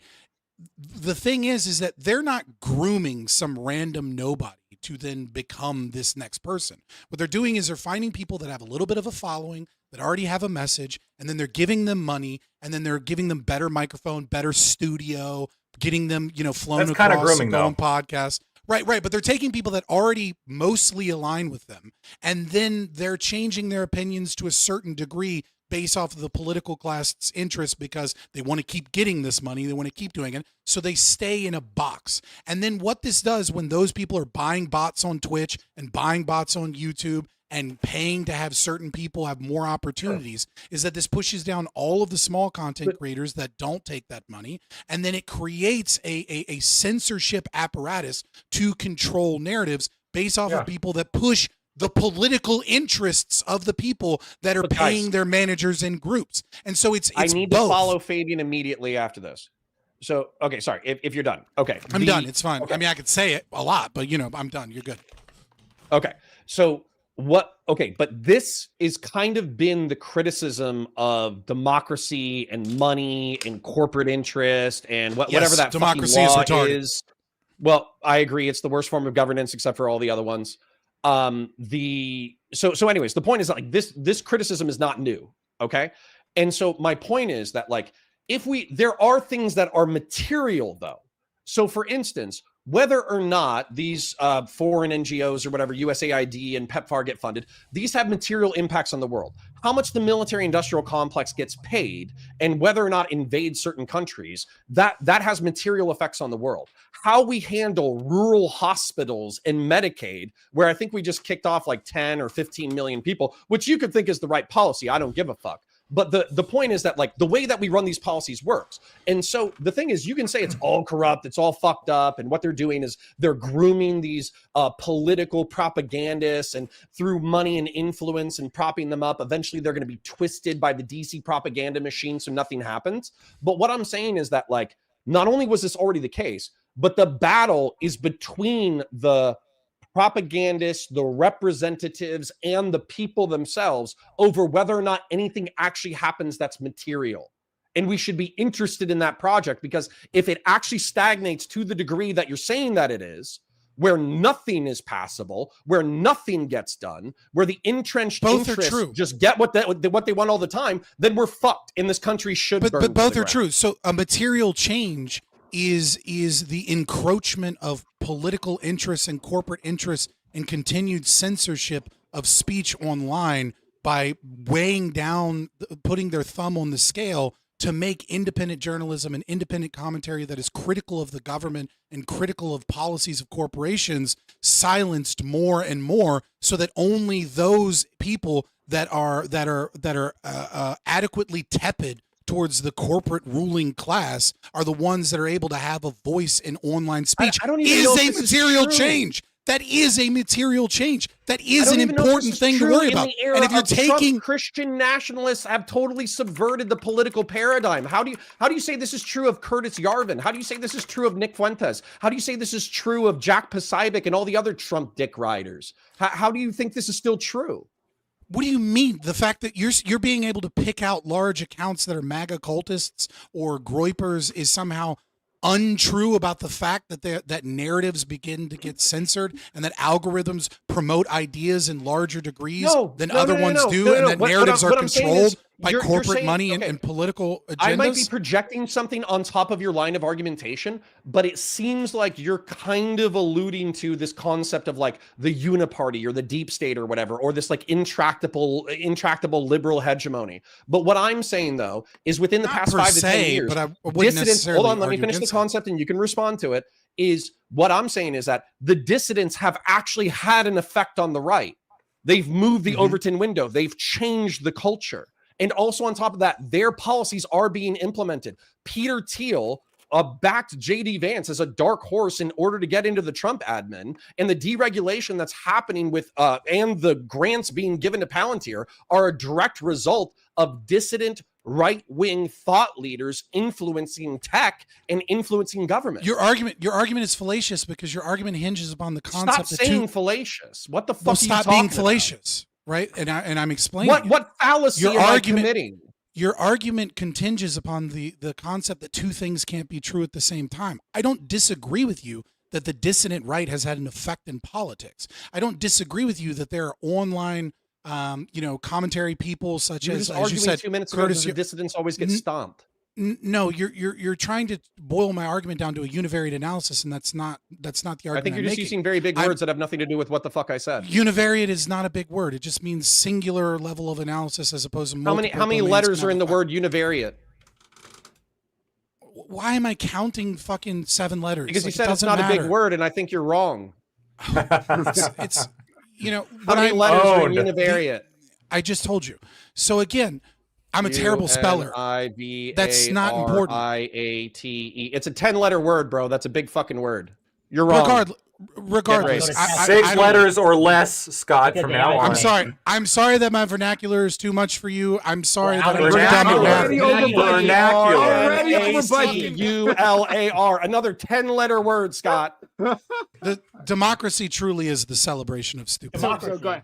So Scott, You're right. go ahead. First form Finish of your governance. point, and then I do want to let other people in. I want to let Scott. No, I'm saying Ali and your argument hinges Corey. upon the fact that these two things aren't true at the same time. I don't disagree with you that there are dissident right-wing voices can break through the noise and can have material, as you put it, right, which is a weird word to use as a right-winger, material analysis being odd, very Marxian of you, but regardless, that they can have material changes in reality, and that they can affect things like Peter Thiel, that we memed Donald Trump into the presidency in 2016. That right-wing voices have, and part of that is even probably because of lactoid. Mute your mic. Okay, that's one argument. What's the second argument?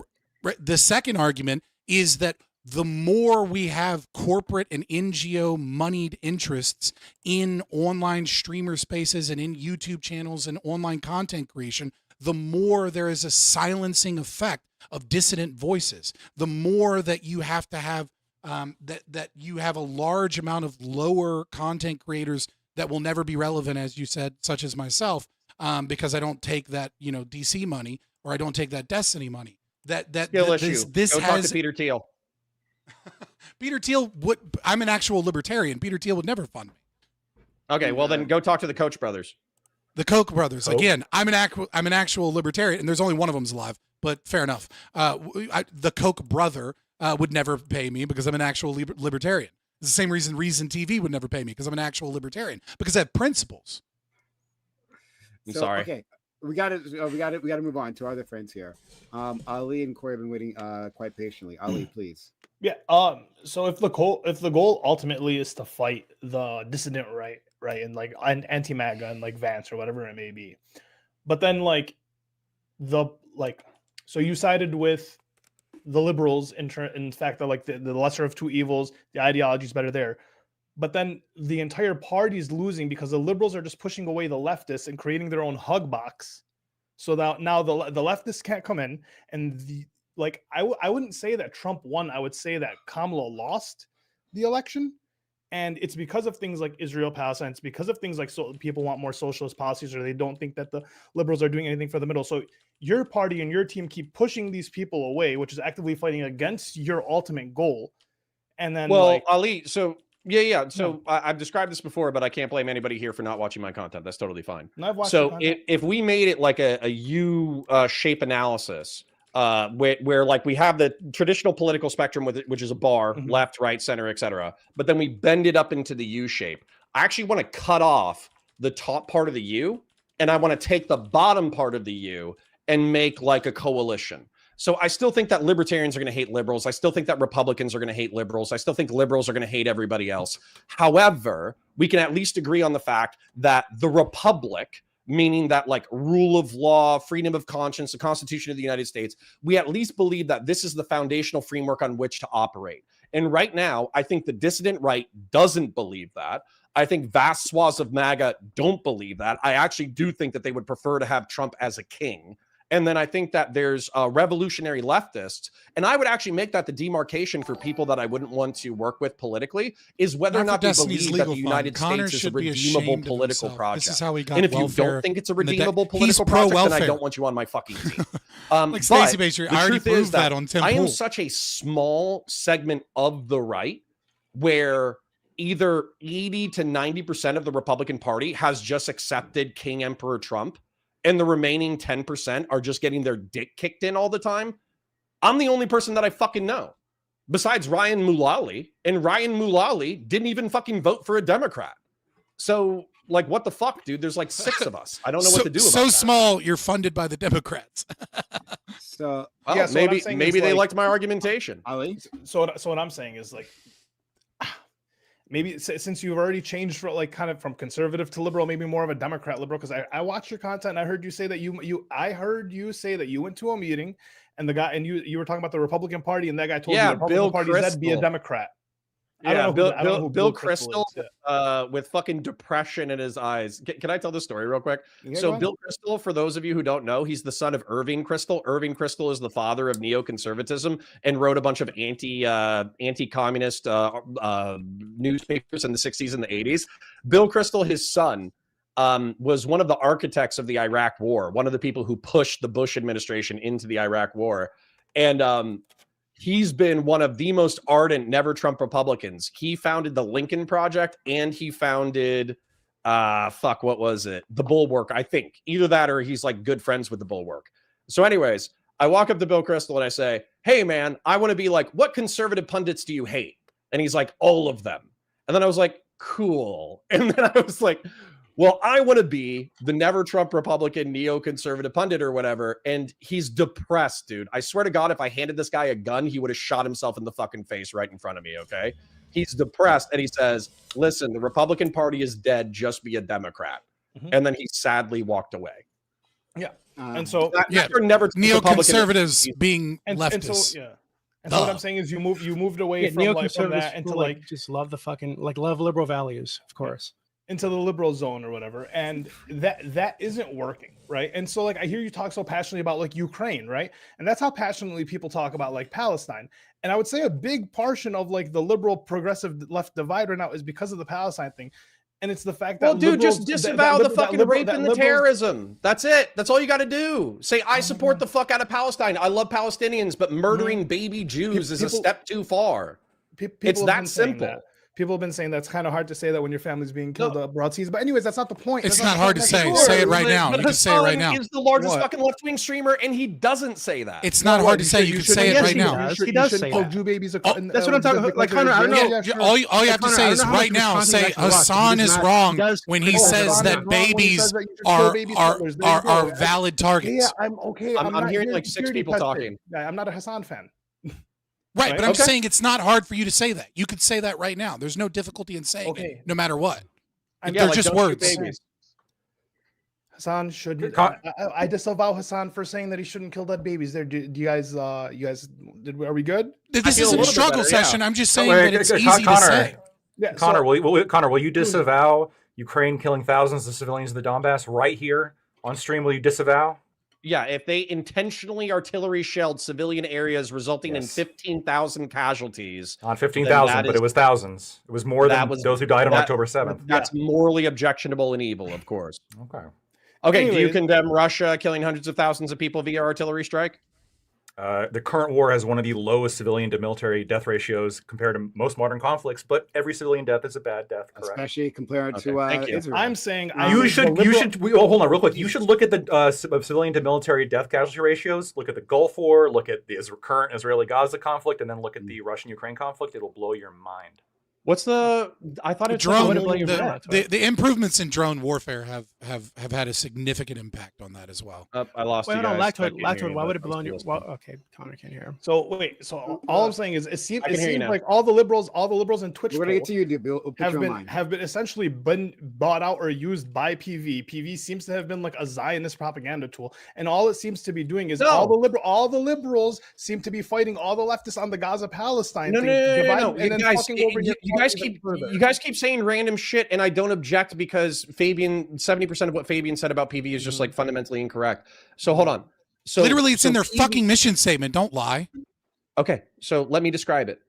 PV was probably largely funded by more progressive, more lefty people. Okay, like Sam and his whole crew, right?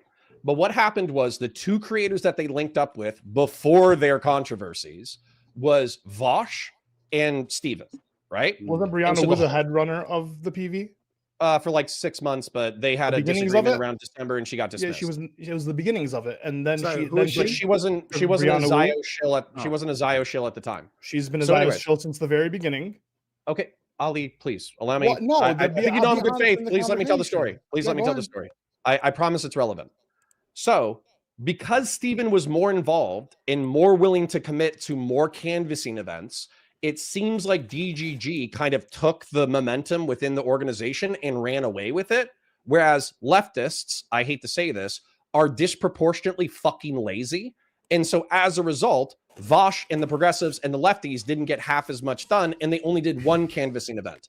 But to defend the honor of the leftists who were involved in PV, the one canvassing event that they did was for Jamal Bowman, and Jamal Bowman was like a massive pro-Palestine supporter who probably lost his election as a result of his support for Palestine. Because of I've been called a liar. I've been called a liar, so I'm just going to read their mission statement word for word from their website right now, because what I said was apparently they want to subvert liberals, because unless the word subvert liberals pops up, then you did lie. Progressive Victory is committed to building our community of new to activism volunteers by empowering members to develop the skills and gain the knowledge needed to become lifelong activists. Progressive Victory's unifying mission is to ensure progressive candidates are elected to positions of power and progressive policy is implemented. Over the long term, Progressive Victory aims to create a progressive power block within the Democratic Party that is too big to ignore. Progressive Victory values unity above all and seeks to connect progressives across the ideological spectrum with the common goal of creating a more just world. Regardless of our differences, we unite over the need to take pro-democracy action in these unprecedented times. What the fuck do you think create a progressive power block within the Democratic Party that is too big to ignore means other than subvert the liberals in the party?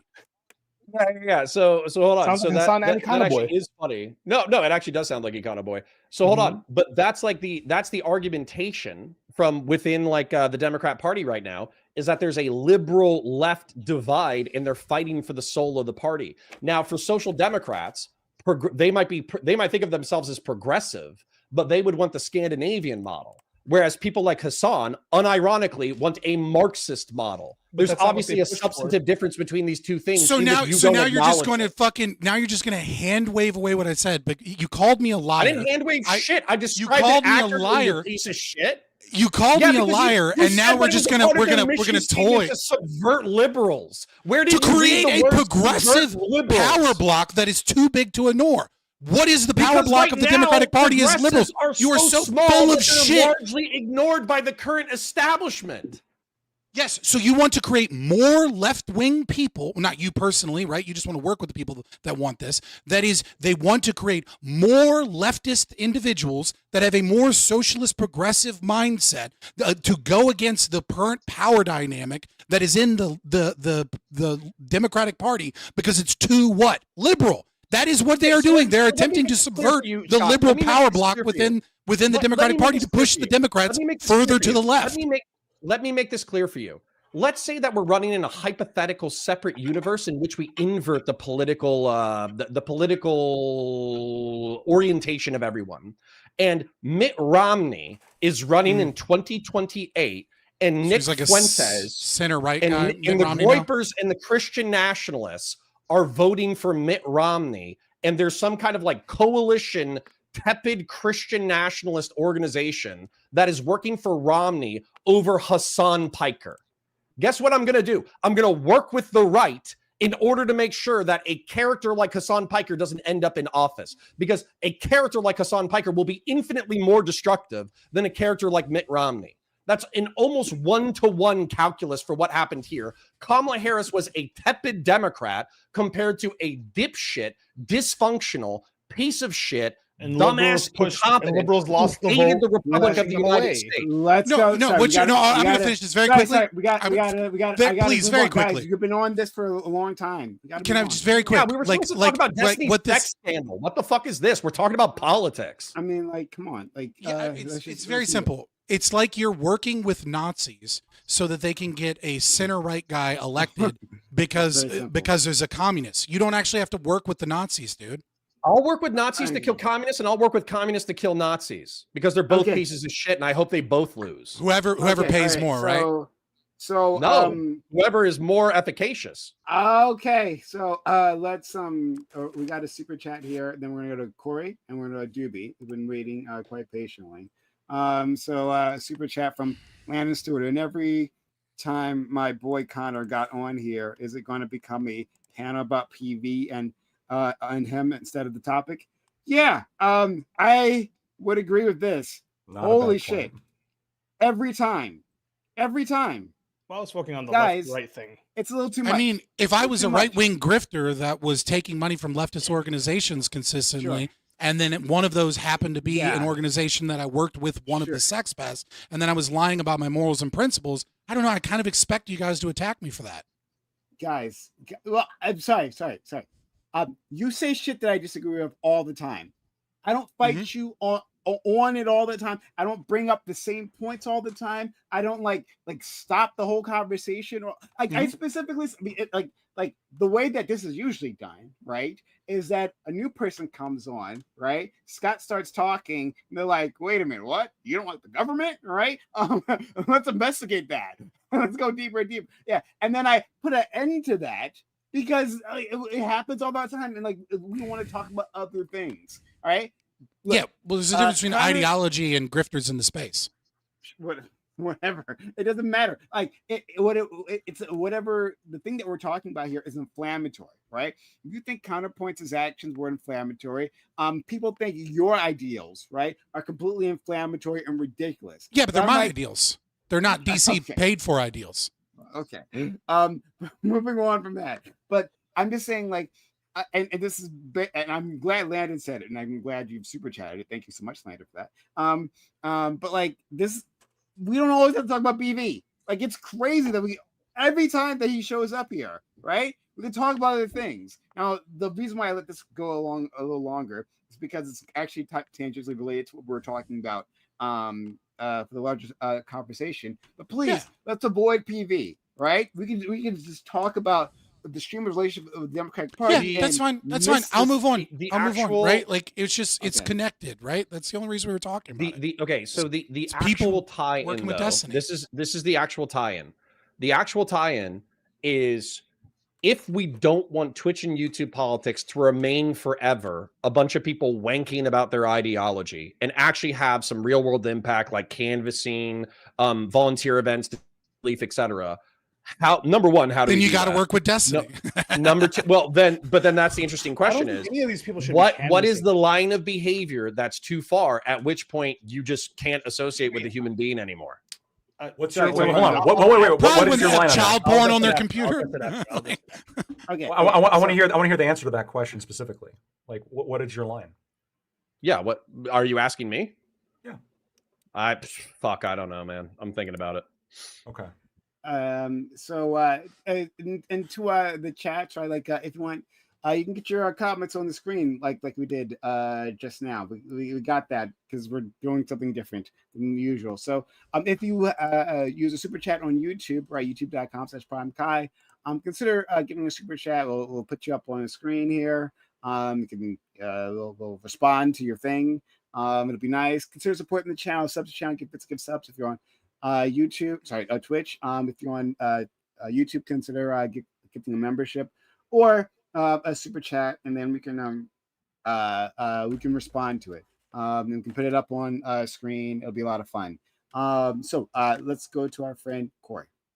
Okay. Well, I don't want to. I'm going to try to not resurrect the PEV thing, but sort of tangent this up.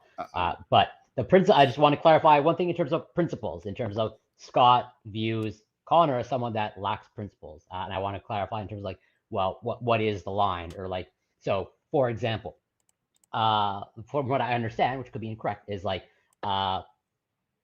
Connor lacks principles from Scott's perspective, from what I understand, because he chose the lesser of two evils, and he's getting support, external support.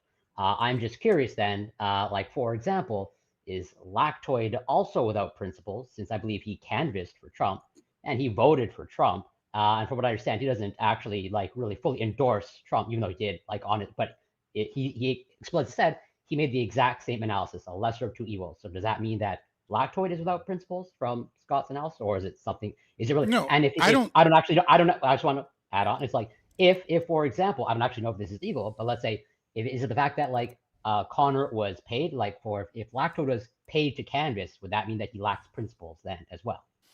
So I don't. If you are paid for your content by an outside organization, that in and of itself isn't proof of a lack of principles.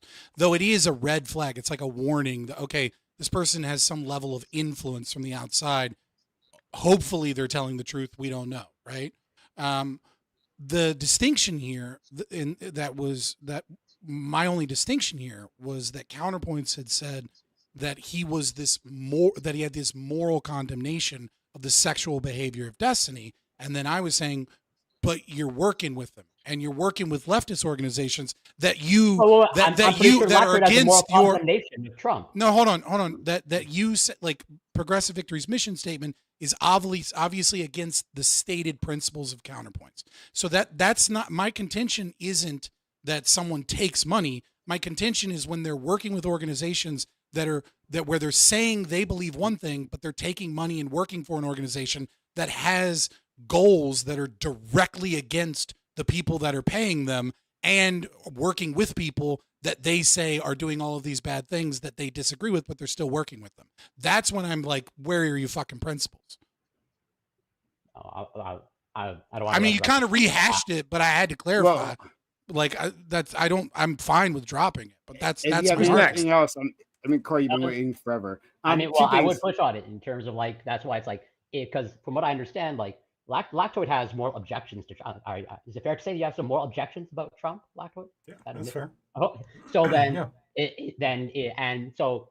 Trump has some goals that are explicitly against some of Lactoid's principles. So does that mean that Lactoid lacks principles? And if, in fact, I'm not saying he was, but if he was being paid to canvas, does that make it a lack of principles? So I was never paid. I think that's Scott's. I'm guessing that Scott. I don't know. I agree. I think Scott's argument is that he perceives that this is more of like a money thing than a principle thing. That's his argument.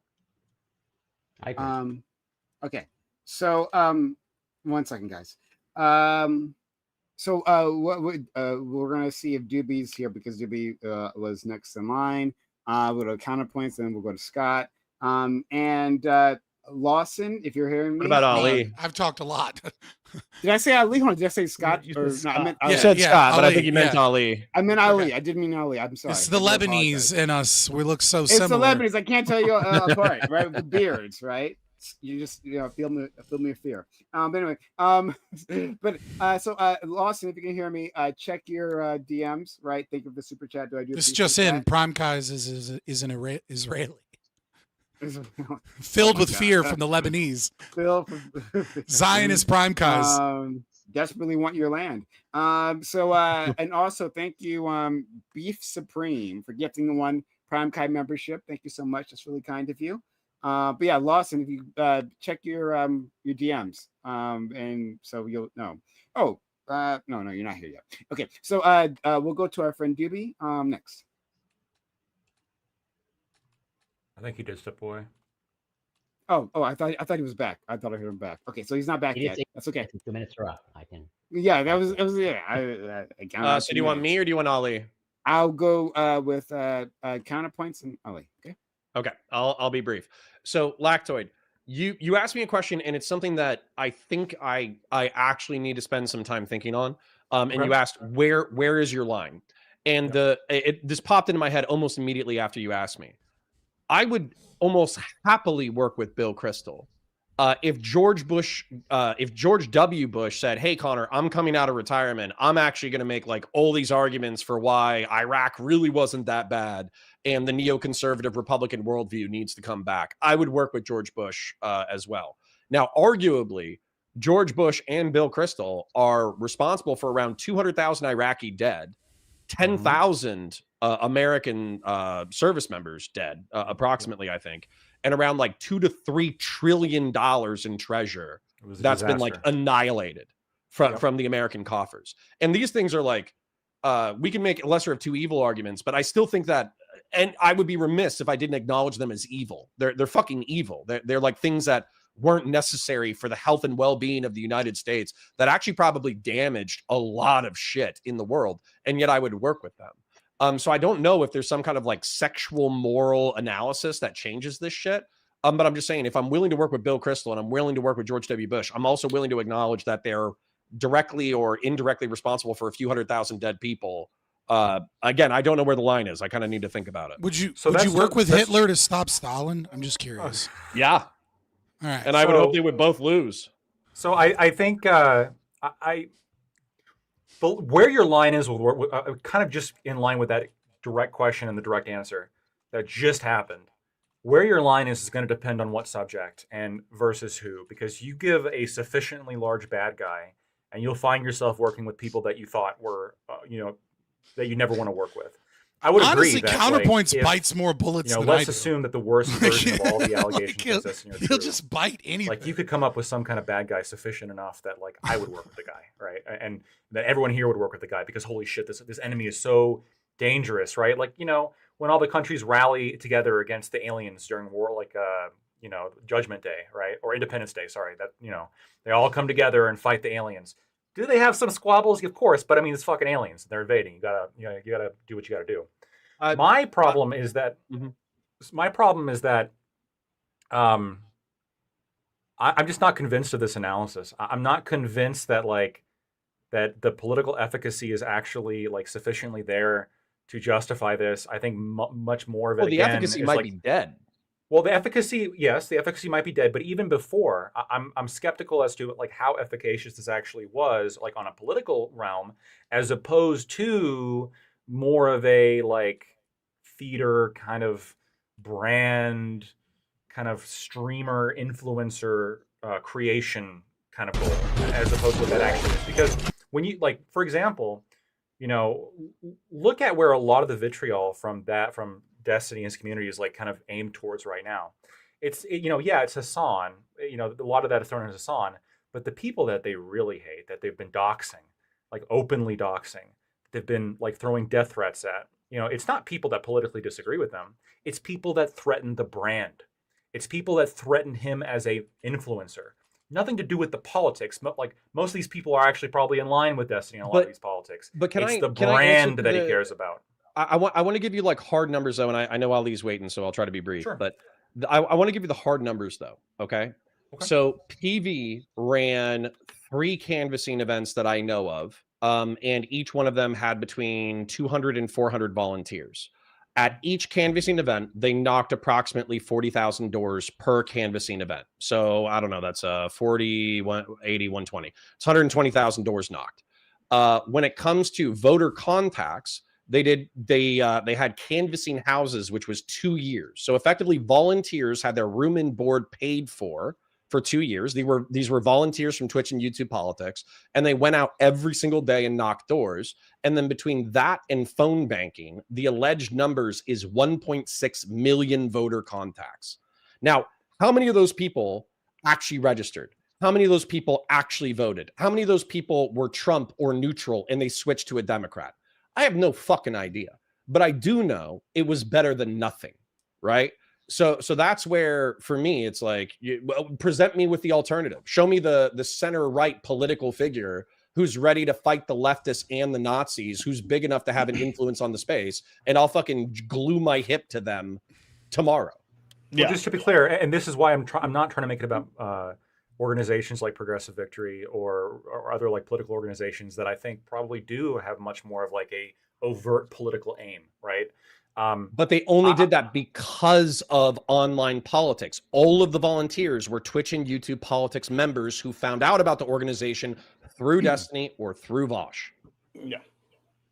And so you're they saying would that not have been able to do this by themselves. Are you saying, is the argument then the maintenance of this brand has this helpful side effect of providing support and volunteers, et cetera, for the actual political motivation that you care about?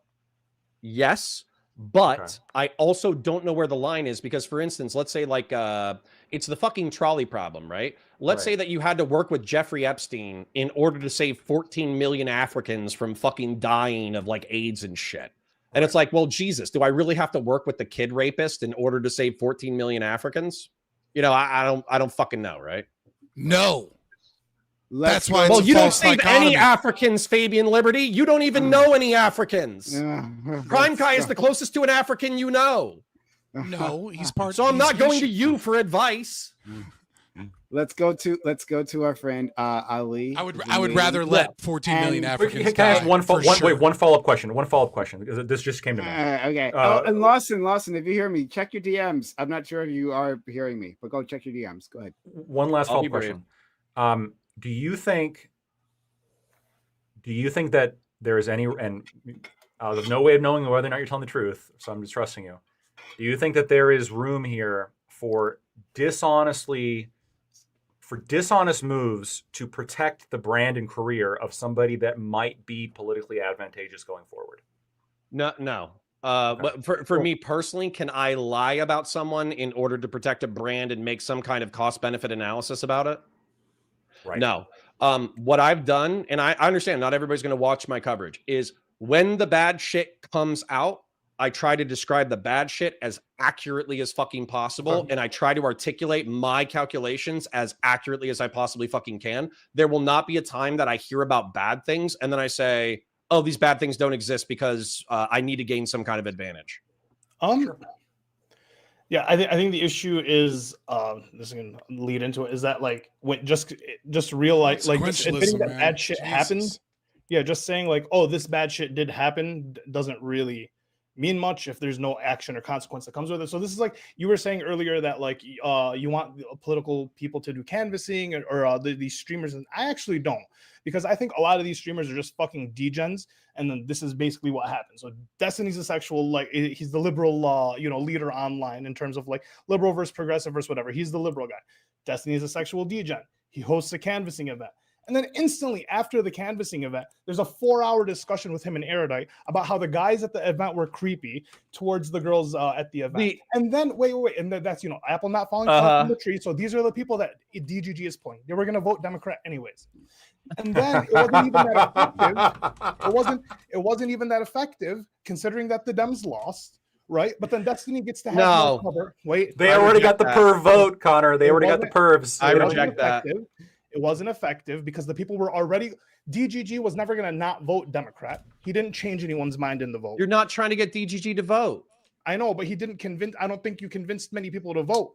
You were like at most you got like 0.5% of people, which I don't even think that was like. So hold on. So 0.5% of 1.6 million. So because he's doing this, Destiny, to Lactoi's point, Destiny gets to have the cover and he gets to have a pass to kind of do what he wants on the back end because he gets to claim political efficacy and he has proof of action. Right? He's like, what do you mean? I actually do canvassing events. What do these? It is the perfect shield. Do? I'm the only guy on the left that's actually doing anything, and he tried to do that by skirting away from drama, but by going on his Adderall arc and then going like, oh, I'm just going to focus on politics now, as if all the drama isn't going to eventually catch up to him. You don't get to separate the drama from the person just because last year he decided to take Adderall. And the issue is that the fans that he has, that he's cultivated, are from a drama, like they're there for the drama.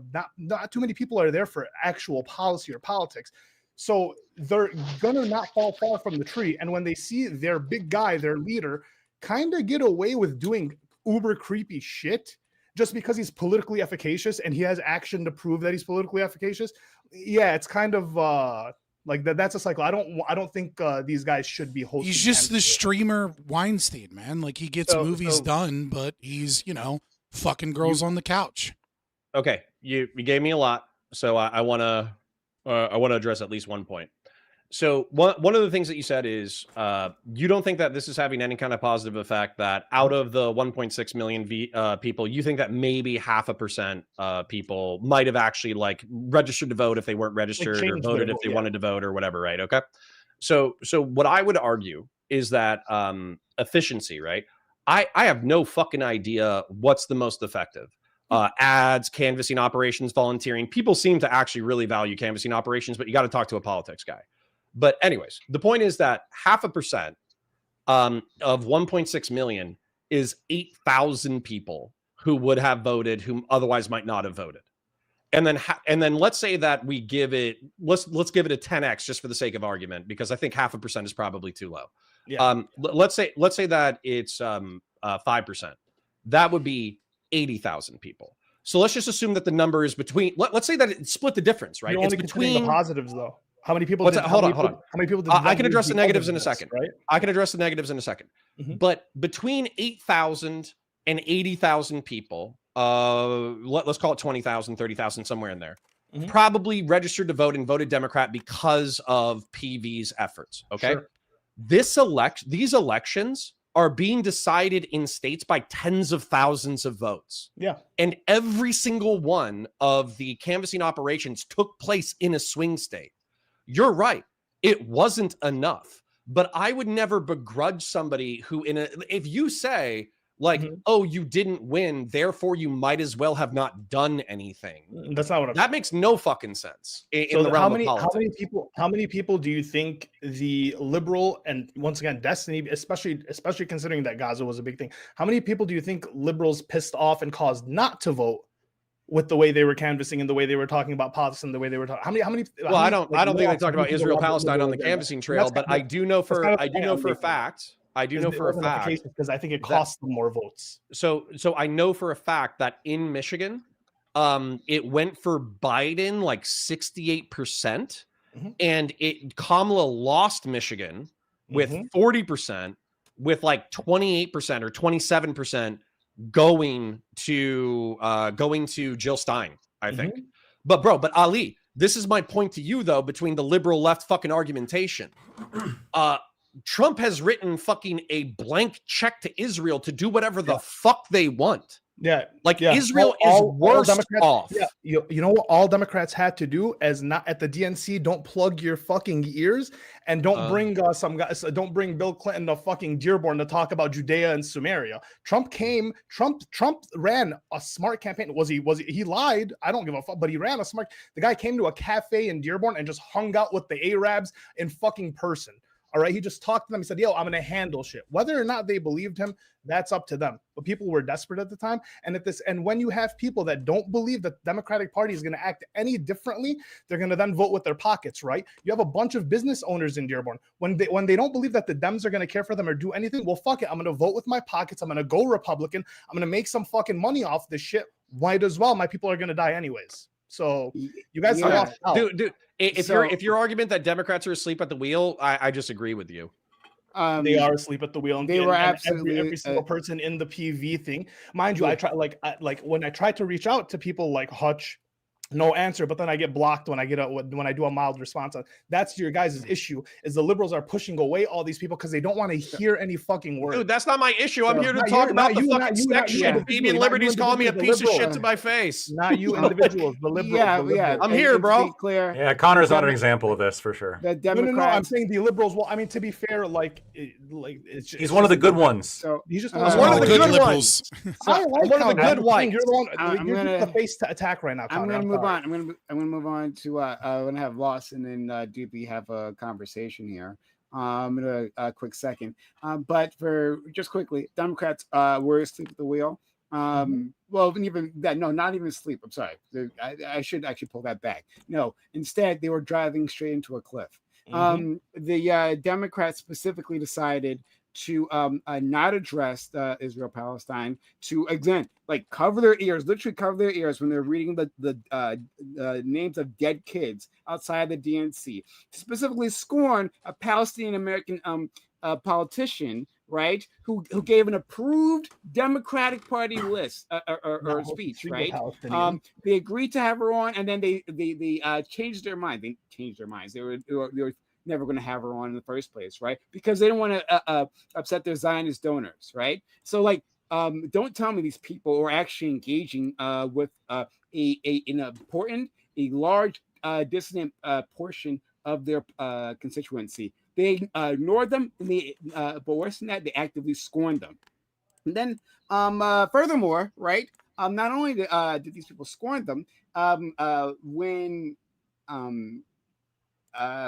given the opportunity to engage with them. There was like incidences in Michigan where like a Palestinian, not Palestinian, Muslim Americans approached going to a DNC in good faith. They literally got tossed out of DNC in Vents.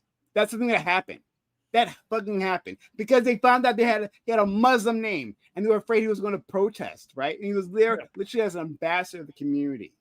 These And the people had issue nothing is- but scorn for them. And then, and to be clear, it's not just a motivating factor, right? And that some people were motivated to like vote for Trump because they thought maybe Trump will be better or something like that, right? Or they vote for Joe Stein. Maybe voting for Joe Stein will do something somehow, right? It was a demotivating factor, meaning people like actively checked out and didn't vote, right, for the presidential candidate because they weren't being represented. So fuck the Democrats, and yes, they caused this laws. Their active choices. But the party of corporations. The issue is the politically active online. The politically active online are going to see that, right? The people who were maybe center left are going to see PV and what they're doing and what they're standing for, and it's going to be Destiny Priyanu. And unfortunately, that's going to be tied in, and they're going to now not support that. They're going to go towards what? Towards Hassan. I reject this. Most people are normie libs. Most people are normie libs. Let's go. Can I just because I feel like Connor said I wanted to respond to this a long time ago. This is what I was going to say before I got back. And Lawson, I actually appreciate you coming on. So, Connor, like you're framing the IP thing, right, and the Gaza thing as like some leftist issue. But I mean, if you just look at the polls, like Democratic approval for what Israel is doing in Gaza is like 8%. 8%, right? You'd never know that if you saw what the party leadership is doing, right? 10% of Democrats are in favor of the U.S. taking Israel's side over there. Right? I think it's like only like 20% are in favor of them taking Gaza side or the Palestinian side, but the rest want nothing to fucking do with it. And it's like a 59% like sympathetic toward the Palestinians. Like 69% of Democrats have an unfavorable view of Israel. Like there's such a disconnection between what the vast majority of the party, the actual party on the ground, thinks of this conflict and what the leadership is doing, and that has been the case for a long fucking time. So that is not a leftist fringe issue. That is the party itself being disconnected from its base. I'll just accept it because I think any counter argument I have is going to be immaterial to the point you just made. Let's go to. Okay, let's go to Doobie or Lawson. Lawson, if you want to jump in, because I want to respond to Doobie. Go ahead. I'm here. Check. Can you guys hear me? Yeah. Yes. Yeah. What's up, gentlemen? Destroy this frog. Come at me, bro. Doobie, what's up, bud? Love you. Hello. So somebody's in a cult, and I want to find out who, because I don't want to be in a cult, right? Ooh. So I came in late. I've only been listening for like an hour or so. So did you guys already go over like the actual like facts of the matter on what Destiny's allegations are? Not really. The most recent ones, yeah. Well, I think we have the most recent ones. Yeah, the most recent Doobie, ones. Right? Doobie did. Yeah, Okay. I think everything I said. I mean, Lawson, I don't know if you heard. I can do it again if you want. I don't mind. I'll just go. Yeah, let's do it. Okay. So Maybe get coffee, TLDR. I'm listening. Yeah. Okay. So TLDR, at some point in I think March 3rd or 2nd of 2022, Destiny. I'm sorry, or was it April? I think it might have been April actually. Destiny was reached out to by this girl. It was April 7th at 6:52 p.m. No, I'm just kidding. Go ahead. Pause for a second. I did get super chats. I didn't notice because I had to scroll down and okay. I didn't notice. Let me just get these super chats done and then go right into it. So super chat from Landon. Here's more money I can spare. Keep grinding, black man. Oh, okay. I didn't actually read this before I put these on. That might be a gamble. It's a gamble. It is. And what Connor seems to say kind of lines up with his principles and his time on panels. So thank you for that, Landon. Let's gamble some more. Let's see what happens next. All right. YouTube, infallible foul. Connor, what's more evil, universal health care or what's on Destiny and Bosch's computer? What's on their computers, obviously. Oh, although, can I say multiplayer, please, for the love of God? Can we drop the fucking single payer shit? Jesus Christ. And Okay, we'll talk about this one time. Mick Devin, $5 super chat. Elvis, Jerry Lee Lewis, Lewis Carroll, Poe, Jimmy Page, Taylor Swift, Jerry Seinfeld. There are more. Tons of Jerry entertainers have Seinfeld done similar things. Done what similar things? What? So Jerry Seinfeld You is mean like notorious canvassing and whatnot? for underage. He dated someone. Canvassing. I thought it was canvassing. Sorry. Well, you said Elvis. My understanding is Elvis and Jimmy Yeah, Page are okay, known yeah, for I like miss doing Elvis. that. Yeah. Jerry Seinfeld had a 17-year-old girlfriend with I'm not even going to say it. No. He had a 17. She was very mature for her age. Yeah. He had physically. a 17-year-old girlfriend. Yeah, 100%. He was picking her up from high school. Yeah. Isn't this one of the talking points though? Like, didn't Ethan Klein's dad's marriage get brought up as well during? Like, it seems like this is basically, rather than confront what Destiny did, they're trying to normalize having like adults having sex with kids. Yeah. I don't. My only thing is, I don't know. Did Taylor Swift have an underage lover? I don't think so. I don't know why that's there. Jimmy Page, Carol Poe. That's what I'm saying. I'm not sure exactly what they all have in common. Jerry Lee. They're all ephebophiles. I don't know what Taylor Swift is though. I don't no idea. Okay, all right. So I don't know. Thank you for the $5. If you want to go into more details, well then please another super chat. But thank you for the kind support. Again, Landon, Infallible Foul, and McDevin. Sorry guys, just a little bit of business there, but please do be. Okay, so yeah, I will go over my understanding of what happened for your lesson. So at some point, 2022, April 2nd or some shit or 3rd, this girl reaches out to Destiny. She's been posting news on Twitter on a tag that Destiny previously said, by the way, was being used by minors to post nudes and sell nudes. She was posting nudes on there. Her bio said 18 years old, and she reached out to him. He's suspicious because her account's only like a couple of days old, and she doesn't look 18 according to him. So he asked for some kind of proof. She refuses to show her ID, and then sends some kind of other picture, and which he accepts and moves forward. Right, and within under a week, I think it's like 4 days later, he's sending other people's news to this girl. Right, so that continues for a couple of years.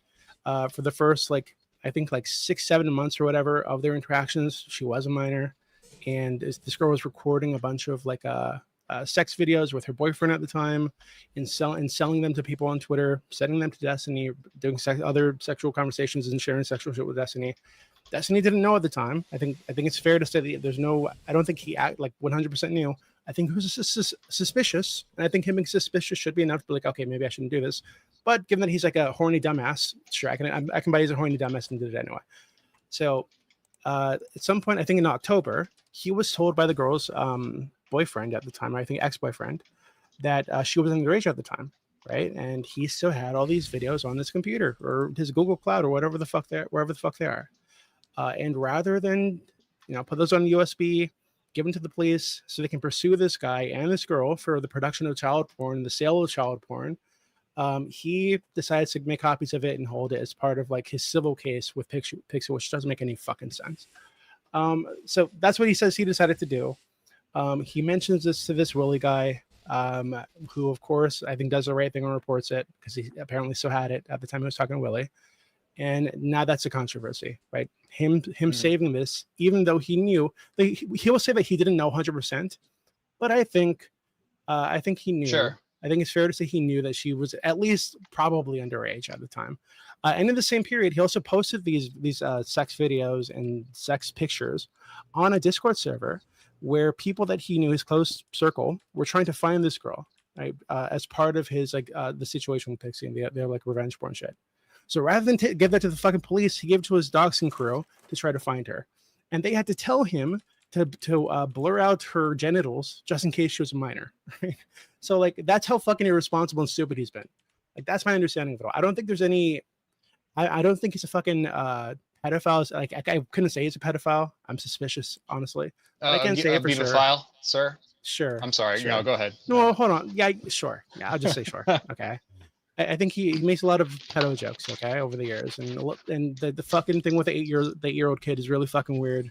The 15-year-old girl thing is really fucking weird. There's a lot of this weird shit It's just not okay. Right? Not saying there's a pattern Destiny is here. a narcissist, but that is I'm what just saying there's a fucking narcissists pattern do. here. They Okay, like I'm saying there's a to fucking make pattern. jokes about the Something's things weird, they're okay? doing. They love to tell on Yeah, themselves. something not right. Okay, I'm not saying he is. I'm just saying he needs to stop fucking touching that subject. To be honest with you. So that's my understanding, Lawson. I don't know how you're gonna defend it. Sure. So do you want to start with the first one, or like the first like thing that kind of kicked it off? Whatever you're saying, I mean, I don't know what the defense is right now. Well, the defense is that, I mean, Is there one? accepting all of this is true. She's like that's the 18. first step. That's the defense. She's 18. Well, no, this is my problem. Like you said all this stuff. I don't think you're lying. My issue is all of that stuff true? Yes, all of it's true. Okay. I mean, can we go Lawson, through how? Yeah. How do we so Lawson, determine this? Okay, so Lawson, at the time, I looked up this. I think in like August or something, when all the leaks initially happened. I wanted to figure out who this Rose person was because I know most people in the space, right? I never heard of Rose, so I was trying to figure out who this fucking Rose person is. So I looked her up. I found her like an archived Twitter account, and she was on there posting nudes. Listed herself as 18 years old. It's like, okay, this is an 18-year-old e-girl that he was sharing nudes with or whatever. Okay, that makes sense for Destiny. So for Destiny, that it makes sense for Destiny. That girl that I saw, he's a degenerate. I'm 100% Destiny's a degenerate. Absolutely. That girl that I saw. So you should disavow the degeneracy, right? No, because degeneracy is not the same as a deviant. They're different. One is like so what's legal, the definition moral of weight. a degenerate? Somebody that like does not hold sexuality in the same kind of sacredness Didn't he that I literally do. say 19-year-olds are basically 15-year-olds to him when he was 25, and so now when he's 36, he's is that changed? Are they like older? Yeah. Do you know what he was talking about? Who was talking about 19-year-olds and you shouldn't fuck college girls? So no. I don't maybe I mean, my problem here is degenerate, right? Like, Like, what he said. is a connotation of being morally wrong, right? Like, Wait, it, hold on, like, can I wait, like before it you- means that you're Go ahead, lacking dude. moral qualities of some sort. which is Fabian, I don't leading want to the get into decline of like society. moral relevancy and like all this shit with you because Yeah, it's hold just on, not Lawson, going let to me be just- productive. Well, you're saying something's evil, and then you're We saying don't agree. it's It's okay. I'm We don't glad the agree. No, I conversation didn't between say Julie and evil. You Lawson said is evil. going really well. The definitions said don't matter. degenerate. It's fine. Yeah, You- degenerate. you- That's not you- like an you- evil, good or you- evil. God. Let's There's too many go to cups. our friend Doobie. It's his son. Okay, so So I Lawson, don't know who this you- guy is, but he's pro-evil. Okay. Okay. Yeah, that's what I said. So Lawson, Continue, Lawson, DB. you asked what he was talking about. Can you tell us what he was talking about? Because my understanding of what he was talking about, and that specific thing was dating a 19-year-old. My problem with using that excuse is that Melina was 19 years old when he started dating her. And he So was that on doesn't make Molly any when we fucking met her. sense. Okay, like I'm sorry. Yeah, that doesn't I make any agree. sense. So like I agree. So if that's excuse and that's the standard, he broke the standard. I'm not saying that it's like wrong for him to date a 19-year-old or whatever the fuck. But I'm saying that if that's the excuse, it doesn't make any fucking sense from his perspective, and it shouldn't from your perspective because there's a contradiction there. So when he said 19-year-old is basically a 15-year-old for me, the conversation was about like the intellectual capacity of someone at what age. Yeah, and you That doesn't make that better. So he What fucked the fuck? 15-year-olds. There's something wrong with you. Like, what do you mean? So he Okay, admits so- that he's so, taking all right, advantage so- of teens. He's fucking So the here's two smart questions. He's fucking the smart, mature 18-year-olds. True. So here's two questions. Like, do you guys distinguish a legality between a 19-year-old and a 15-year-old? Yes. Okay. Why are we do talking you about that? distinguish an intellectual capacity for like a 15-year-old and 19-year-old? I assume like I'm almost 40, so Yeah. Wait, I don't know what you mean by intellectual, but if you think that there's a difference in intellectual development between a 15-year-old and a 19-year-old, a yes. substantial difference.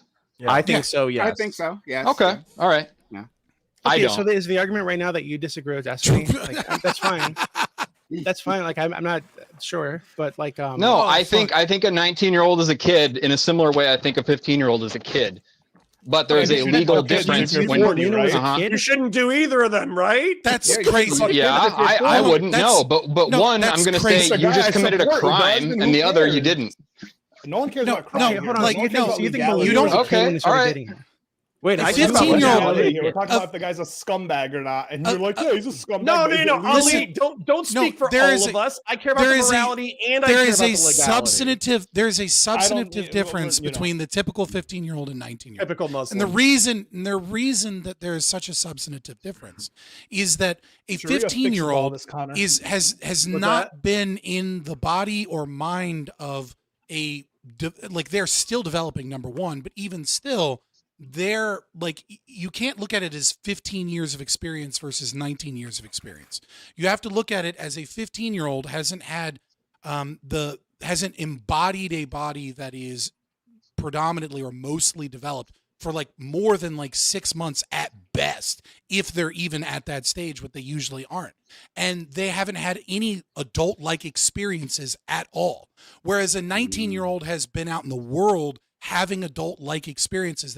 They're going and renting things. Maybe they're in college. Maybe they've been to bars. Like the difference in development and experience between a 15-year-old and a 19-year-old is vastly different than a 19-year-old and a 23-year-old. And the reason behind this is because the 15-year-old has essentially no experiences and the 19-year-old has minimal experiences. So I want to let him do it because we still wanted to say stuff, but just quickly, a quick super chat from McDevin, $2, says Taylor Swift dated Shark Boy when he was 17. Okay, good for him. She was fucking 19. Chad. She was 19. Okay, she was 19. Well, I don't give a fuck about that. Yeah.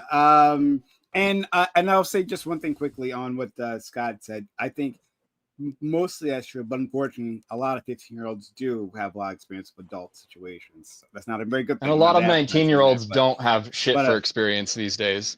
I want to address this very specific point, if I could. Like, Lawson, please. Like, if we want to say, well, look, it's not that, both 15-year-olds and 19-year-olds are like, they're really just kids when you think about it, right? Both of them, they're pretty dumb. They're, airheads. Yeah. Well, wait, are you serious? Or are you? We got to draw a line somewhere, right? Because yeah, I can 18. also, well, sure, which we have, Jesus. right? But like, so do you think there's obviously a legal difference at 18? Do you think there's like a moral difference? Between 15 and 19? Yeah. Yeah, probably.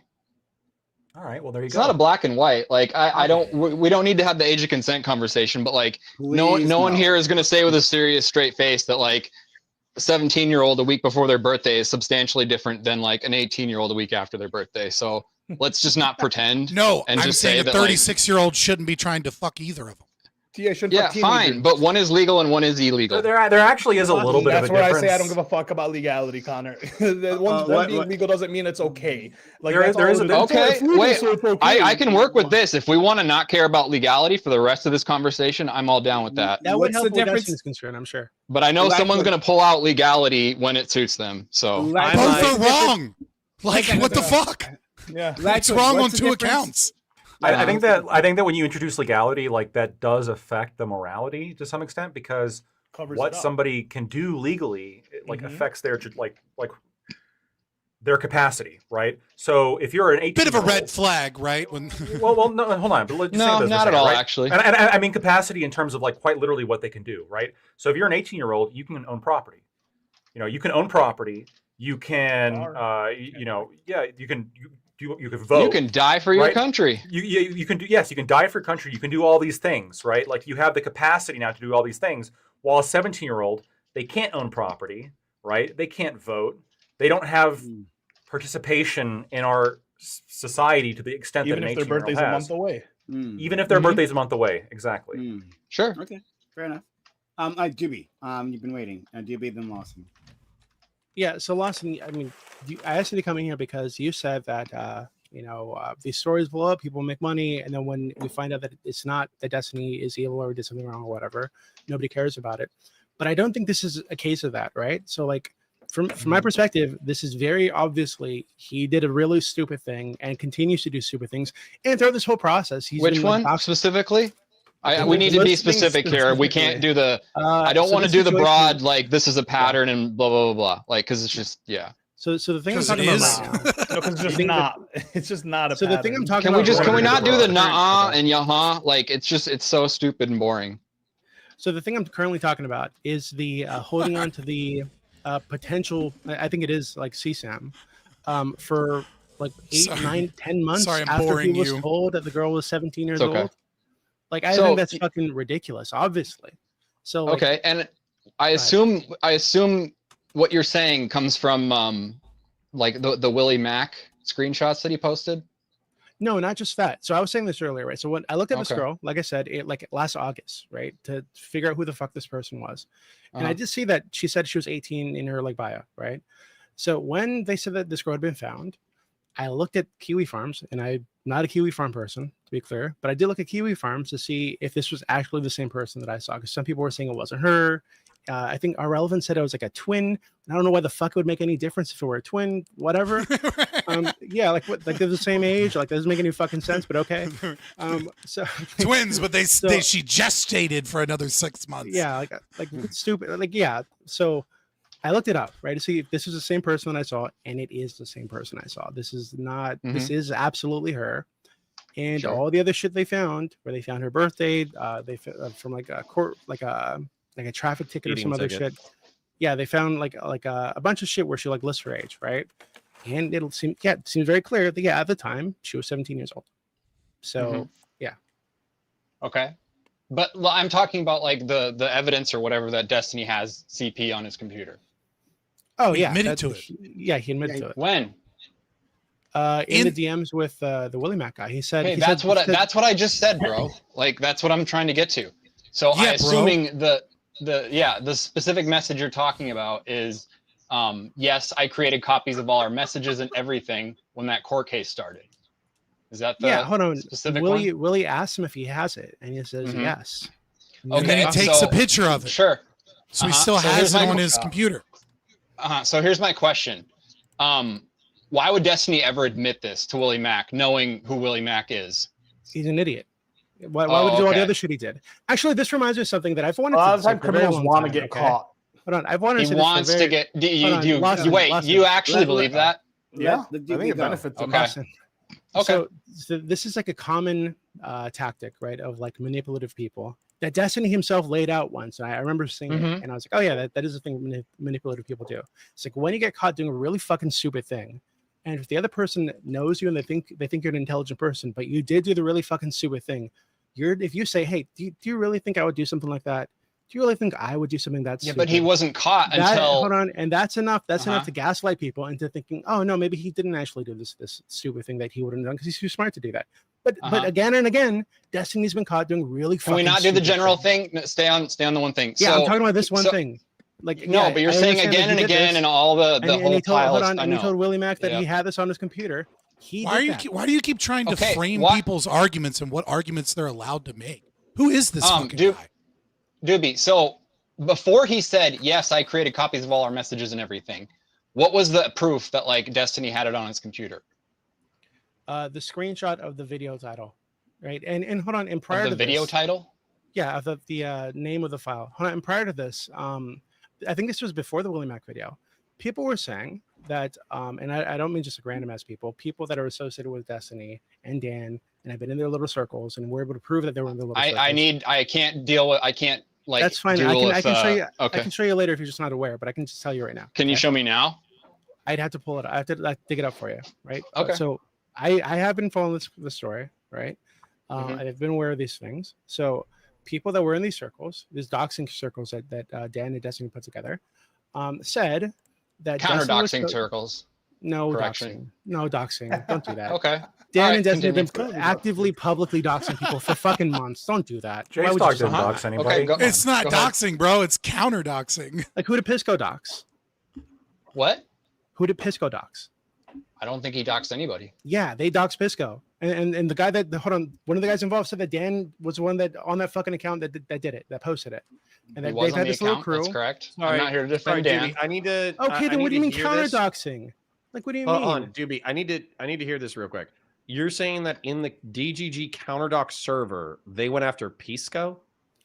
On Kiwi Farms, they doxed Pisco. Yeah, and the guy who Did that come from DGG? Yeah. So my understanding is the guy who said that the guy who exposed the counter doxing that is actually just fucking aggressive doxing, right? And they're the doxers. He said that the account that posted Pisco's docs is Dan on an alt account, and that he was involved in not just doxing that guy, but doxing a fuck ton of other people, right? So and he said that it's in Dan? the server, yes, and in the server, they were posting, Destiny was posting images, screenshots, but also the fucking videos themselves of this girl when she was underage to try to help, so they could take images from it and try to find her. And they had to tell him to blur out her fucking genitals because she might be underage. So this was recent. So obviously he still has access to them in some way. Okay. So I'm trying not to ping pong between the doxed and the having CP on his computer. Sure, that's fine. You can focus So on the pick CP one that of the he definitely terrible had access to. things that you wish to Well, defend. hold on. The alleged terrible things.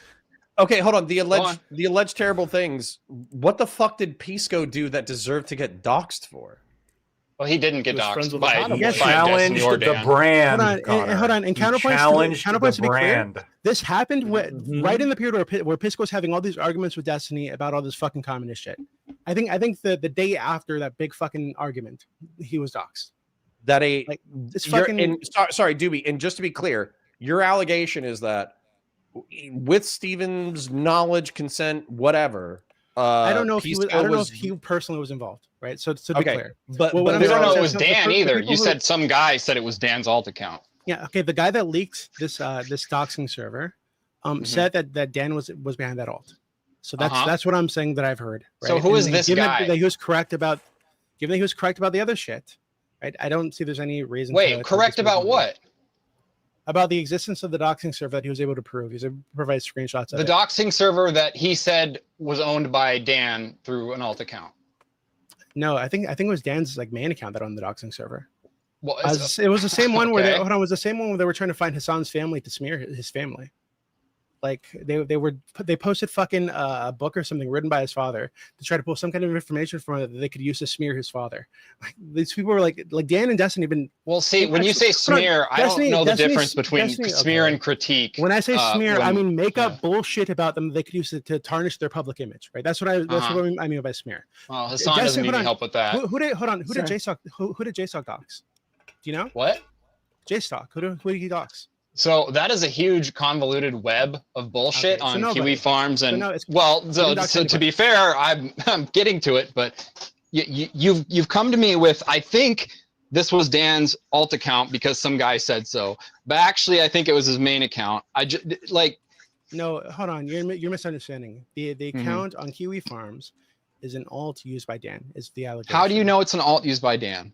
This is what the guy who exposed the doxing server said. The guy dude, I can't work with this. I'm not at Dan's computer. I know you require a very high bar for Destiny claims, but I'm just telling you what I've you should have a high bar for it. What I believe based on their other behavior, where Dan has been publicly doxing multiple people, by the way, on streams, just read out full names and fucking states he's abused a subpoena process. He abused a subpoena process to get somebody's name just to fucking dox him on stream. Like, he's been doing this for fucking months. Destiny himself posted JSOC's fucking a graduation video with his full name on it on fucking Twitter. I'm aware of that, yeah. Okay, so why are you saying it's counter doxing and because insane to say about them? Like they've because from what months. Well, first of all, let's separate Dan from Destiny. Okay. I don't support everything Dan does. Why would you do that? Because they're two people. They're not one person. Okay, but they're working together on a project. Very obviously, they've been in this for months. What project? Years, actually. What do you mean, what project? The destroy You don't think Dan behaves as like Destiny's little attack dog and goes after people? Like what? Like he's been doing that for fucking years. No, Destiny has said multiple times on their show that he does not condone 90% of what Dan does. Trustworthy source. And this is why he posted the docs that Dan. No, the trustworthy source is some guy told Doobie that this might be Dan's account. That's the source. So wait 1 second. So you're saying that Destiny, the guy said, he doesn't approve of like Dan's behavior. He again posted JSOC's docs on Twitter that he got from fucking Dan. I agree with that. Should we go into that one? So why I just tried to, and you said it's too convoluted and complicated or whatever. No, I was saying that, and then you said, oh no, it's okay. Then explain how that's justified. Who did JSOC dox? Yeah, so there is very good reason to believe that JSOC has like fostered his community and supported lots of people that have basically either doxed Destiny or doxed anybody that. Well, hold on. All right, I'll put it up. You know, there's a better way to counter dox. It's to report it to the police. What the fuck? It's not illegal to dox people. Oh, okay, sorry. Before you go there, hold on. You were the one that was bitching. Quick, money. $10 from us. So you have no moral compass. Doxing is not a crime. Please deal with crime. Not don't Fabian's give a fuck. morality. Alexander Wren at Doobie. Well, you already said that you support. Well, if you call the police, you should probably give a fuck, Fabian, about what they can do. Destiny is a complete idiot. Then also, how are you certain on the doxing of Pisco by DGG? Wait, I don't think Destiny's an idiot. Doxing in and of itself isn't a crime. You guys but think how Destiny's an idiot. How you obtain that information can be. Yeah, it can be, but it's not inherently. Right. So if rape was legal, would you have a problem with rape? I don't know. Maybe. Okay, well then get the fuck out of here. No, hold on. I actually have a question. Like this dude's a clown. Like who? Like hold on. I'm a Lawson stan. Fabian, you are an exhibit at a zoo that people come to watch. So don't fucking sit here and fling shit at me and trying to have a conversation. Does anybody even know what this weirdo looks like, or is he always off camera? He's very normal looking. I know what he looks like. He's very normal looking. Okay, all right, fair enough. Oh, he's a very handsome retard. Cool. Why is he here? He's a very sharp-looking guy. One second. Just what are we doing? Because we got a super chat here. So, Doobie, do you think Destiny's a complete idiot? Then, also, how certain are you on doxing a Pisco by DGG? Thank you, Alexander Wynn, for being so kind. I hope you're doing well. I haven't seen you in a while, but I hope you're doing well. All right, go ahead. Okay, so no, I don't think he's a complete idiot. I think that in this specific sphere, when he feels like he's attacked, I think he gets very impulsive and does a lot of dumb shit. Right. And when it comes to like his sexual shit, very impulsive, does a lot of dumb shit. I think that showing Willie Mack this, right, and isn't, I think even if he didn't have it, just showing it, which would imply to somebody that you do fucking have access to it, is dumb as fuck. There's no reason to show the video title or the video name to say, oh yeah, it's really fucking weird to think that he was recording these when she was underage. There's no reason to show that, right? To Willie Mack, so, yeah, you're talking about? Yeah, no reason to show that to Willie Mack. Yeah. So the fact really, that wait, I think no reason? Yes, no reason at all. None. No reason at all. There's nothing gained from showing the fucking video title. No. I'm so like, okay. what was gained from that? Well, Destiny, obviously, like this guy Solo, whatever his name is probably on Destiny's top 10 most hated lists. So if he can burn him for having like CP, okay, can we agree on this then? Okay. Is this guy showing the video title? What? Okay, so I understand that it's very likely that Cello is producing CSAM and selling it knowingly. I think this, yeah, and I think Destiny should have reported that when he found out about this last fucking year. But to be clear, what the fuck was the benefit of not just saying that? Because there are other screenshots where Solo admits that this was the case, that he was they were recording these, and that he was underage at the time. You don't need to show the fucking video title. So what was the purpose of showing the video? So what I imagine the purpose to be is, for one, do you believe that Destiny did not think that that Willie Mack was going to make a video like right after their conversation? Yeah. What was the purpose of the video title? Okay, you believe that?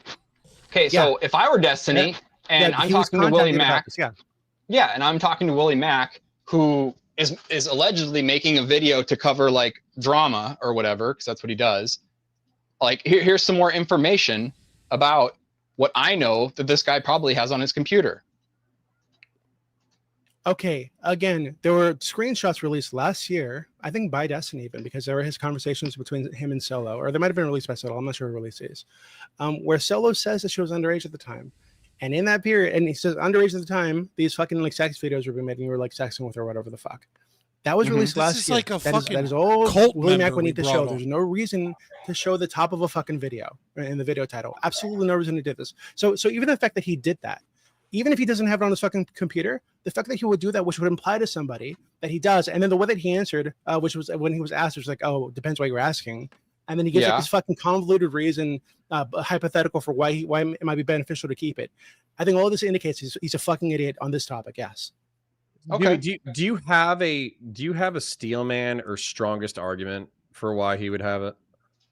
The strongest argument is that he genuinely thought, for some fucking reason, that his lawyers had instructed him to hold on to potential CSAM, which I sincerely doubt. I believe they told him to hold the messages or whatever, make copies of those, anything to be pulled up in Discovery. But the CSAM itself, no. I think if he had told them, hey, I have a reason to believe this person is underage, I do not believe Destiny's high-priced lawyers would have told him to save that on his fucking computer or on a USB or wherever the fuck. And to share it on Discord messages. Yeah, and to share it on fucking Discord messages. They would have make told sure him, you hey, blur hey, it out. you- Make this sure is- it's this is blurred. potential CSAM. You need to get all that shit, take it to the fucking police, and let them follow up on this because it's like the sale and production of child porn. Like absolutely. It's like someone had to blur the videos, right? You had to help. Someone had to edit the videos to blur them. No. Can I wanted to ask a question, Lawson. With one hand, I'm guessing. is If we're gonna Destiny. say, if we're gonna say that, like, well, yes, Destiny docs JStock, but JStock had it coming because he cultivated a community that led to other doxes. Could Doobie not say the exact same claim about the community that Destiny has created that led to Peace Coast docs? He absolutely could, and I would want to see proof of that. When you say proof of that, like what kind of proof would you as need? it happened. No, hold on, because we're talking about kind of like something much more nebulous. Because when it comes to like JStock's docs, it's very explicit, right? He doxes him, but the allegation that, well, he deserved it because he cultivated a community that led some people within the community to dox some other people. This is like a second. This is like a second order removed consequence now. I agree. I could just simply send you a video of Destiny being critical of Pisco, and that would be enough to satisfy this standard. No, because so is anybody familiar with JStock's like server and the people that he surrounds himself with? He's very. This is also just chatter. real quick. This was actually heartbreaking for Good me job. because Gistical was one of my favorite Destiny orbiters back in the day. And I don't know if anybody's familiar with the timeline of when Gistical got his fully erect Destiny hate boner, but the timeline is very convenient with when he started dating Cherry. Which orbiters are left? Hold on, and to be clear, I don't think any. Cherry's the one that Destiny recorded her without her consent, and then gave to be No, without that's her not consent. even Yeah. true. How do you know that's not true? How do you know it is true? Okay, again, so what I'm saying is Cherry is the one that said that Destiny did this, and she has at least Okay. four other. She's at least. Why did hold we on, she's bring at the least cult four- Well, no, I'm sorry. Hold on. No, hold the fuck on. First of all, you guys are gonna sit here and like flip shit at me because someone says this guy recorded this chick without her consent, and I say, what's the proof of that? Are you you said it's not serious? true. You want Well, you proof said of it's it? not Well, true. yeah, yes, It's because not what you by said. defaultly it's You not said it's true not true. until it's proven true. Okay, so That's again, not how truth works. So wait, one second. So my understanding of the Cherry thing is, yeah, she said that she was recorded without her consent, apparently multiple times, and this was shared with at least I think She sure multiple did say people. that. Yes, and then there are other people who have verified that they either received those recordings from Destiny, or that after she found out, she showed them to prove that she was that this actually happened. And then I think the person who said that Can we zoom in on verified and which people these are? Wait one second. No, And then dude, because we keep just skipping past the shit that actually matters. I'm on the same thing. Okay, right? go ahead. So, and then the person who allegedly got this, right, from Rose's DMs, posted a snippet of it on like Twitter, or like I think like the first 10 seconds or something, right? So like that's everything that Cherry has to back up her position. And she's okay. All right, sorry. Go ahead. She's confident. She's Jesus confident Christ. enough that this is actually true. That she filed a police report. It hasn't. So far as I'm aware, hasn't gone anywhere yet. But she's filed a police report. And all Destiny has is no, not true. And so, and rather than, and when I brought this up, you didn't say that, oh, we're not sure of this, or it hasn't been confirmed. You say, no, it's not true. Yes, because when someone's accused of something and they don't like have any proof for it, yes, my default is it's not true. Believe all Correct. You think she would need to like leak her fucking revenge porn to you? No, to, like, Lactoid, to it's prove it? Like, believe how all would she do it? Gentiles today. So Hold on, how would she prove this to you?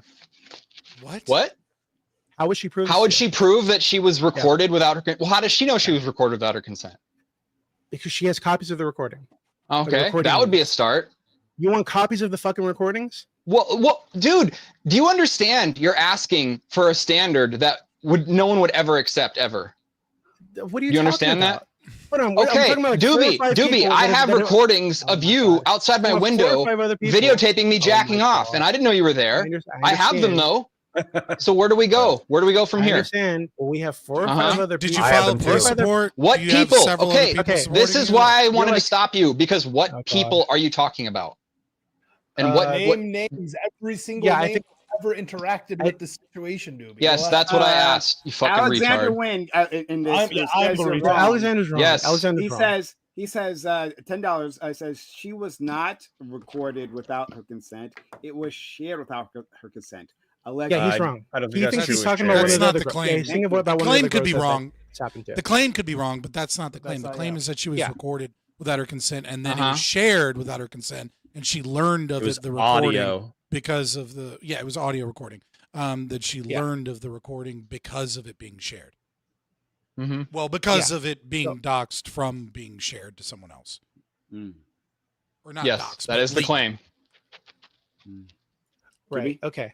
So again, they were like, I think Queeman, JSOC, what's the girl's name? One of the ones that said she received it. I forget her name.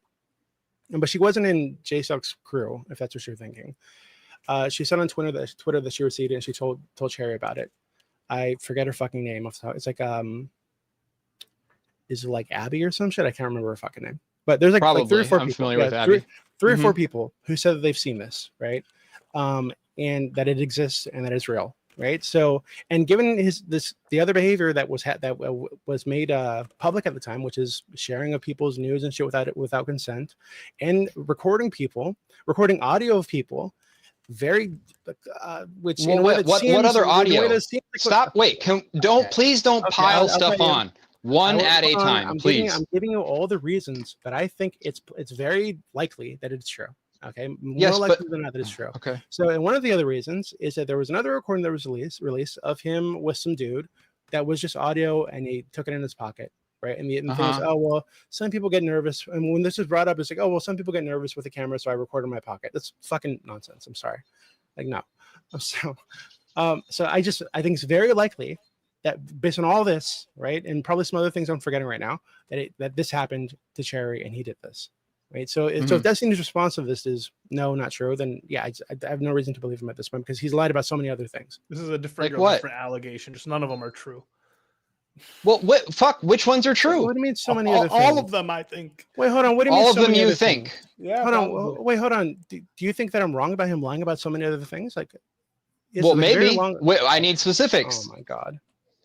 Well, dude, don't give me this oh my god shit. It's this so is silly. the problem I have. Look, this is why Doobie, I've done this, I've had this same conversation against DGGers about you. How Doobie's a Nazi, and Doobie said this and Doobie said that, and they just keep piling shit on, and nobody ever wants to go into like the details of why. They just want to say, wow, you want to argue about this one thing, even though we know all this other shit about this person, when a lot of the other shit's not true either.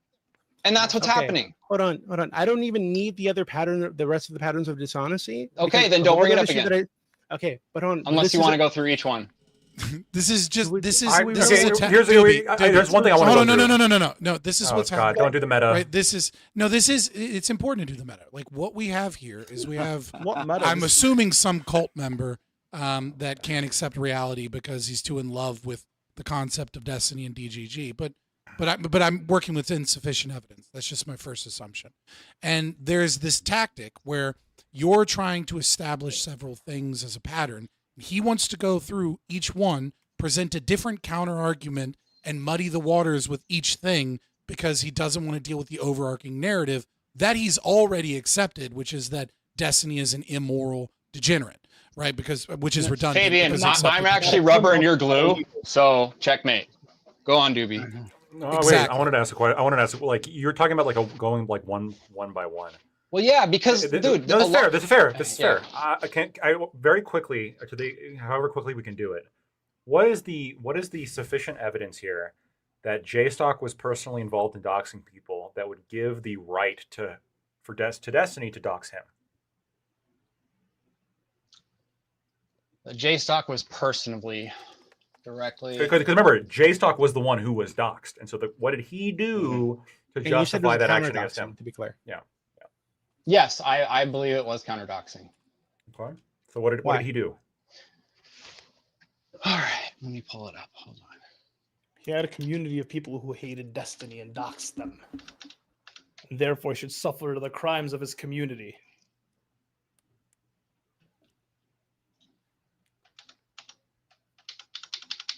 Can I post in Prime? I've never used Stream Labs You can just post before. in the Discord. The Discord group DM that you're in. All right. I just want on record. I'm going to post evidence before Doobie did. Just on record. Oh God. Noted for the record. God, don't oh God me. Don't oh God me. Yeah, I'm gonna. I'm gonna point out the different standard that I'm being held to. Hey, Scott. While Lawson's working on that, what would be wrong? I mean, like from like an argumentative stance to do what he's doing, right? He's saying, hey, you're presenting a lot of data, right? You're telling me all these things, but like unless we establish that these individual incidences are actually true, then the overarching narrative is untrue. What would be wrong? There's nothing wrong with isolating arguments and handling them one at a time. There is something wrong with isolating arguments one at a time and then attempting to introduce new counter arguments that move into a different direction and subvert the conversation so that Doobie has to try and regain control of the conversation so that we're on some relevant topic, and then constantly subverting with one at a time so that the conversation turns into nothing. Because you notice we haven't gotten anywhere on anything, and it's mostly because you brought on this stupid fucking clown to just act like a stupid fucking clown. You're right, Fabian. You guys are making hella progress before I got here on getting to the bottom of things. Okay. But well, thank you for answering that. I mean, all right, that's an answer. Look, I look. I know. Look, this is Lactoid. Wait, one thing. This is where I sympathize with you guys, because this is exhausting. This is something that does take like hours and hours and hours, because it all goes back to like the Anne of War shit and like the 15-year-old he said was hot like 8 years ago and like other shit. Like it is exhausting. So I will, I will cut you some slack on that. There's also, and like I said, I think it's good to go like, and that's why I asked you specifically about the JSTOC thing, just because, when I saw the fact that he doxed him, and I also the death threats and everything, I thought this was like pretty extreme. Like this was sort of crossing the Rubicon in terms of just kind of like, I didn't think a streamer this big would be doing stuff like this. Like this is pretty wild, right? But to give Doobie like a little bit of credit here as well, like when you have somebody who has such a long history as Destiny does in this space, you can't like, especially like on a panel like this where we got what, 3.5 hours, we can't possibly go in depth on every single one of these, right? Sometimes you just have to like obliquely mention them, right? And you have to say, look, this is like part of a pattern of behavior. Don't you remember XYZ? And you could say, well, but let's like go into XYZ.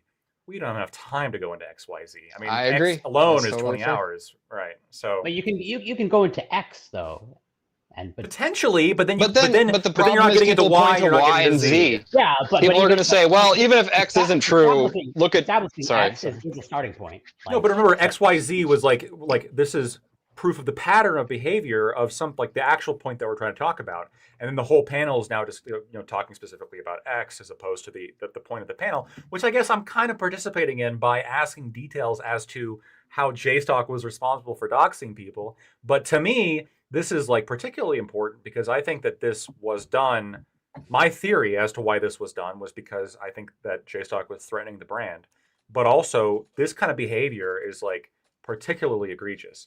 Like as streamers or even just internet people, I think that all of us would be pretty, or I guess maybe are pretty terrified of somebody who's dramatically more powerful than us, putting in resources into doxing us and making death threats to us. That kind of scares me a little bit. I'll tell you right now, if I'm doxed, I'm finding the person who doxed me and going to them, like directly. Okay. But you're not going to. But you're not going to be able to. 1,000% I will. I promise you. But here's the thing. Like, I promise you, I will. You're not going to be able to know who. You're not going to be able to know who did it. And these people have much more money and much more power than you.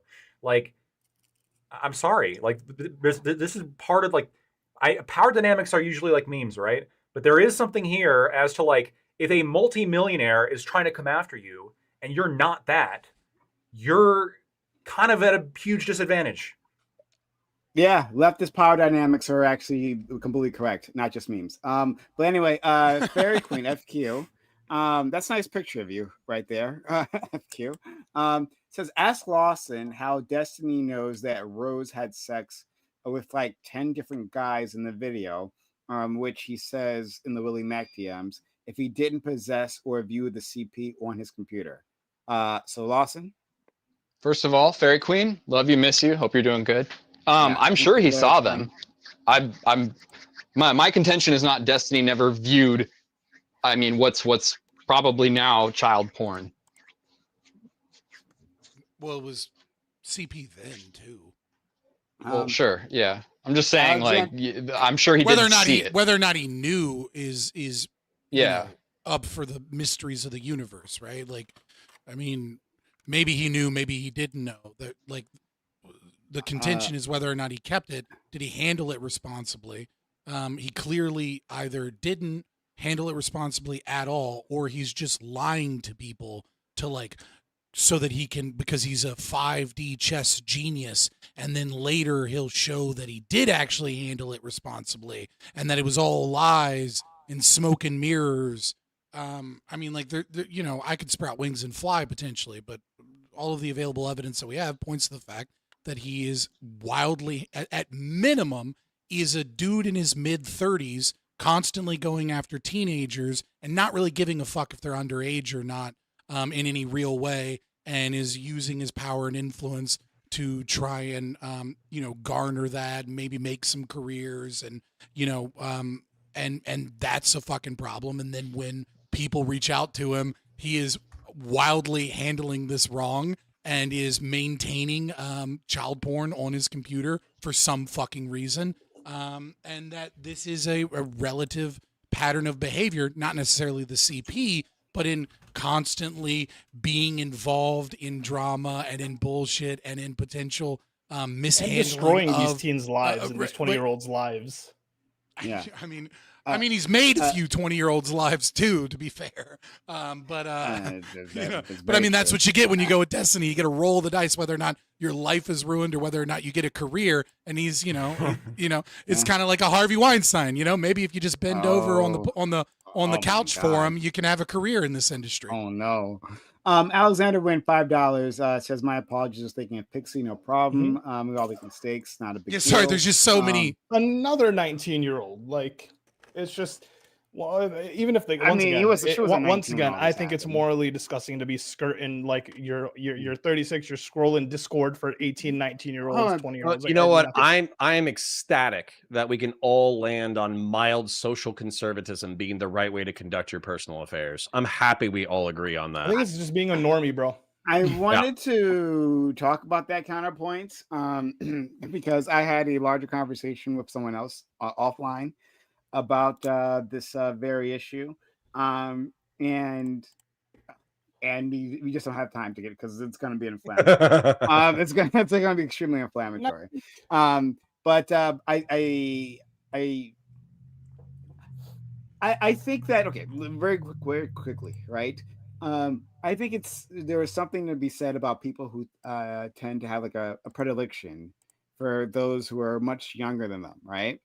Like, and they like establish a pattern.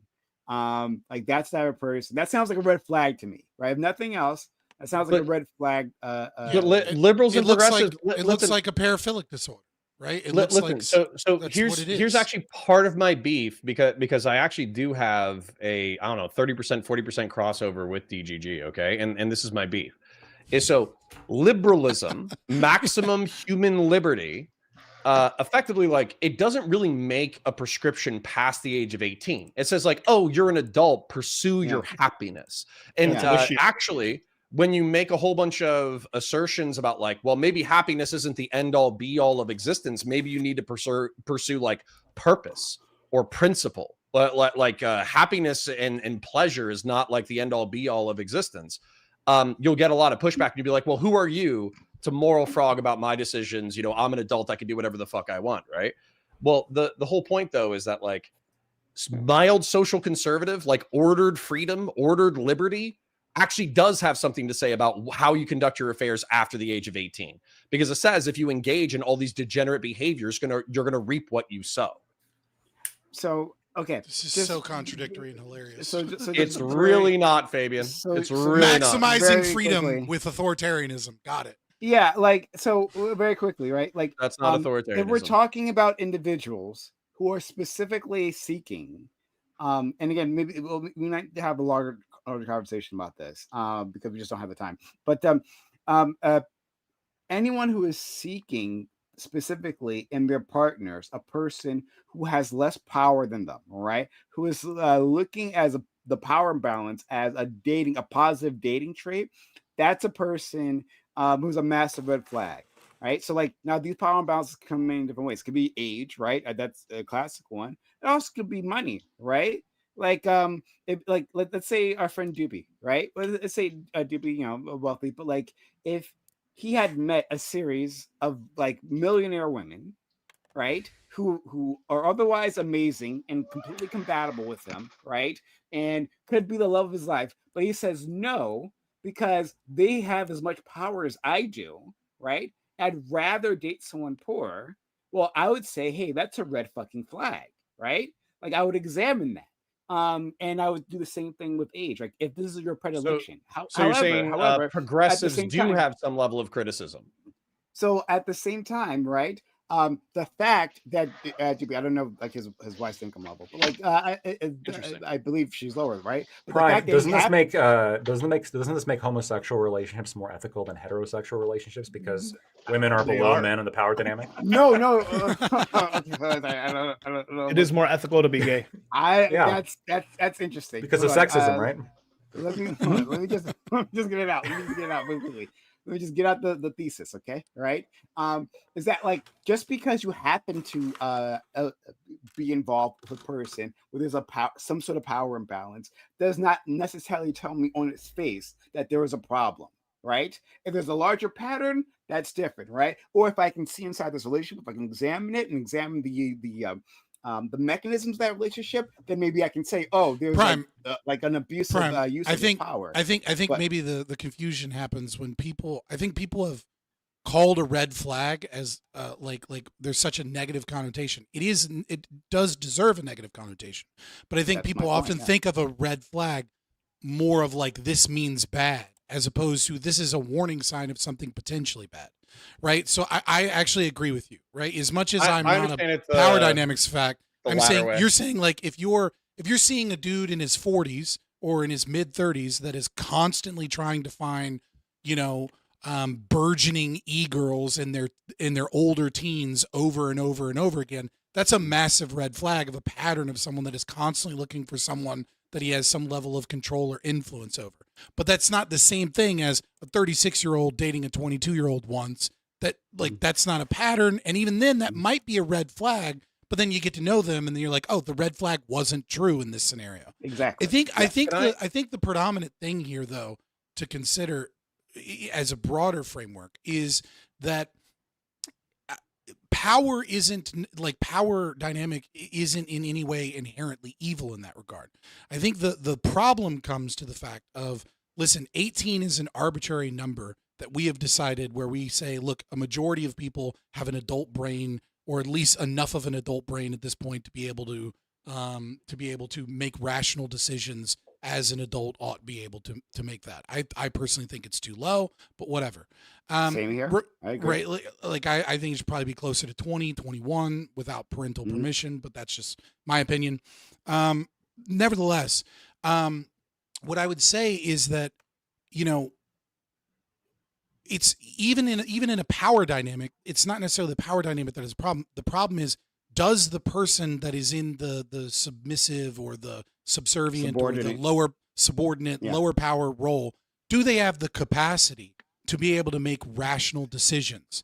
And there are certain situations where that doesn't apply. A 17-year-old would be one of those situations, or someone that is on the brink of death from starvation would be another similar situation. Can I say, I want to interject real quick. This is my beef. Well, I'm done. Okay. This is my beef though, is that like, I swear to God, some people 18 years in 1 second, they're like, oh yeah, start sex work immediately. No consequences. Who gives a shit? You're an adult. Do whatever you want to do. I hate that. It's evil. And so it's morally repugnant. And so for me, while that's legally true, if there was somebody who was just constantly like 18-year 1 second, hey, what's up? 18-year 1 second, hey, what's up? 18-year 1 second, hey, what's up? Then of course the indication of the pattern is that you're engaging with people who are socially, sexually, experientially immature, so you can capitalize on that, so you can take advantage of their inexperience, so you can get access to cheap, gratifying sex, and then you can ditch them whenever you want it, whenever you feel like it, because it's it's cheap, experiential because it's thrill. legal. I'm also let's also be honest, if you're constantly looking at the 18-year-olds and that's who you're targeting, if the law was 17, we all know that they'd be waiting until the day they 100%. turn 17. And if the law was 16, Right. they But probably hold would on, be too. But this expands into a moral prescription, by the way. And people keep saying like, "Oh, you have no morals, you have no principles." I've been with my wife for 13 years. I haven't had any other emotional or physical relationships with any other person in that entire time. I have 2 children. I'm a relatively disciplined. We've been pretty emotional between us. I don't know. Right, If but that's more like a fraternal love than a sexual love, Prime. So anyway, So you say. So you say. You may have personal morals. I think people, myself included, were calling you out for willing to work with people that don't have those morals. They don't share your morals. but I think that especially in this space though, I think that Fabian, you and I are the only person that are married and have kids. I'm divorced. Wait, I'm married and I have a kid. Well, I'm married. What's that? Doobie has I'm kids. married Yeah, and I'm I will married have a and kid yeah. in March. Oh, actually, Doobie does as well. Okay, Yeah, okay, all right, hold on. We all got older. Yeah, but Doobie's marriage is a fake marriage where they Corey, and sleep with other Prime are the people. only people who've ever You been know what? married. You know what? I stand corrected. But I I'm would just say, kidding, Doobie. I love you. I would forward the argument that 2 or 3 years ago, it's actually kind of funny how times change things. 2 or 3 years ago, 70%, 80% of Twitch poll panels were 100% like, 18 to 30-year-olds who were promiscuous, Free who men, were yeah. sex workers, who were single. Can I who defend didn't believe banging in 18-year-olds family, all real that quick? bullshit. I want to defend You can't say that while looking like a can't. fucking passport, bro. Like, what's No, wrong? lactoid. No. You can't. You're wearing the passport, bro. I just want to get these super chats out. Wait, really quick. Lactoid's going to defend banging 18-year-olds? What We got happened? it's good content. We got to do that. Fairy Queen again, wonderful picture. Look at Mr. Girl's explanation of Destiny sexuality, Connor. Destiny is Definitely the authority there. And Yeah, Mr. Girl knows about fucking inappropriate sexuality. That's for goddamn sure. Destiny isn't an out of control party boy. He's more like a flasher on the street corner. The violation is the turn on. The violation is the turn on in that of itself. Okay, I'm not willing to concede. Wait, Okay, Can I respond to Fairy Queen after Connor? Well, yeah, if I could be brief. I brought this up. I brought this up in DMs. Oh God. Go ahead.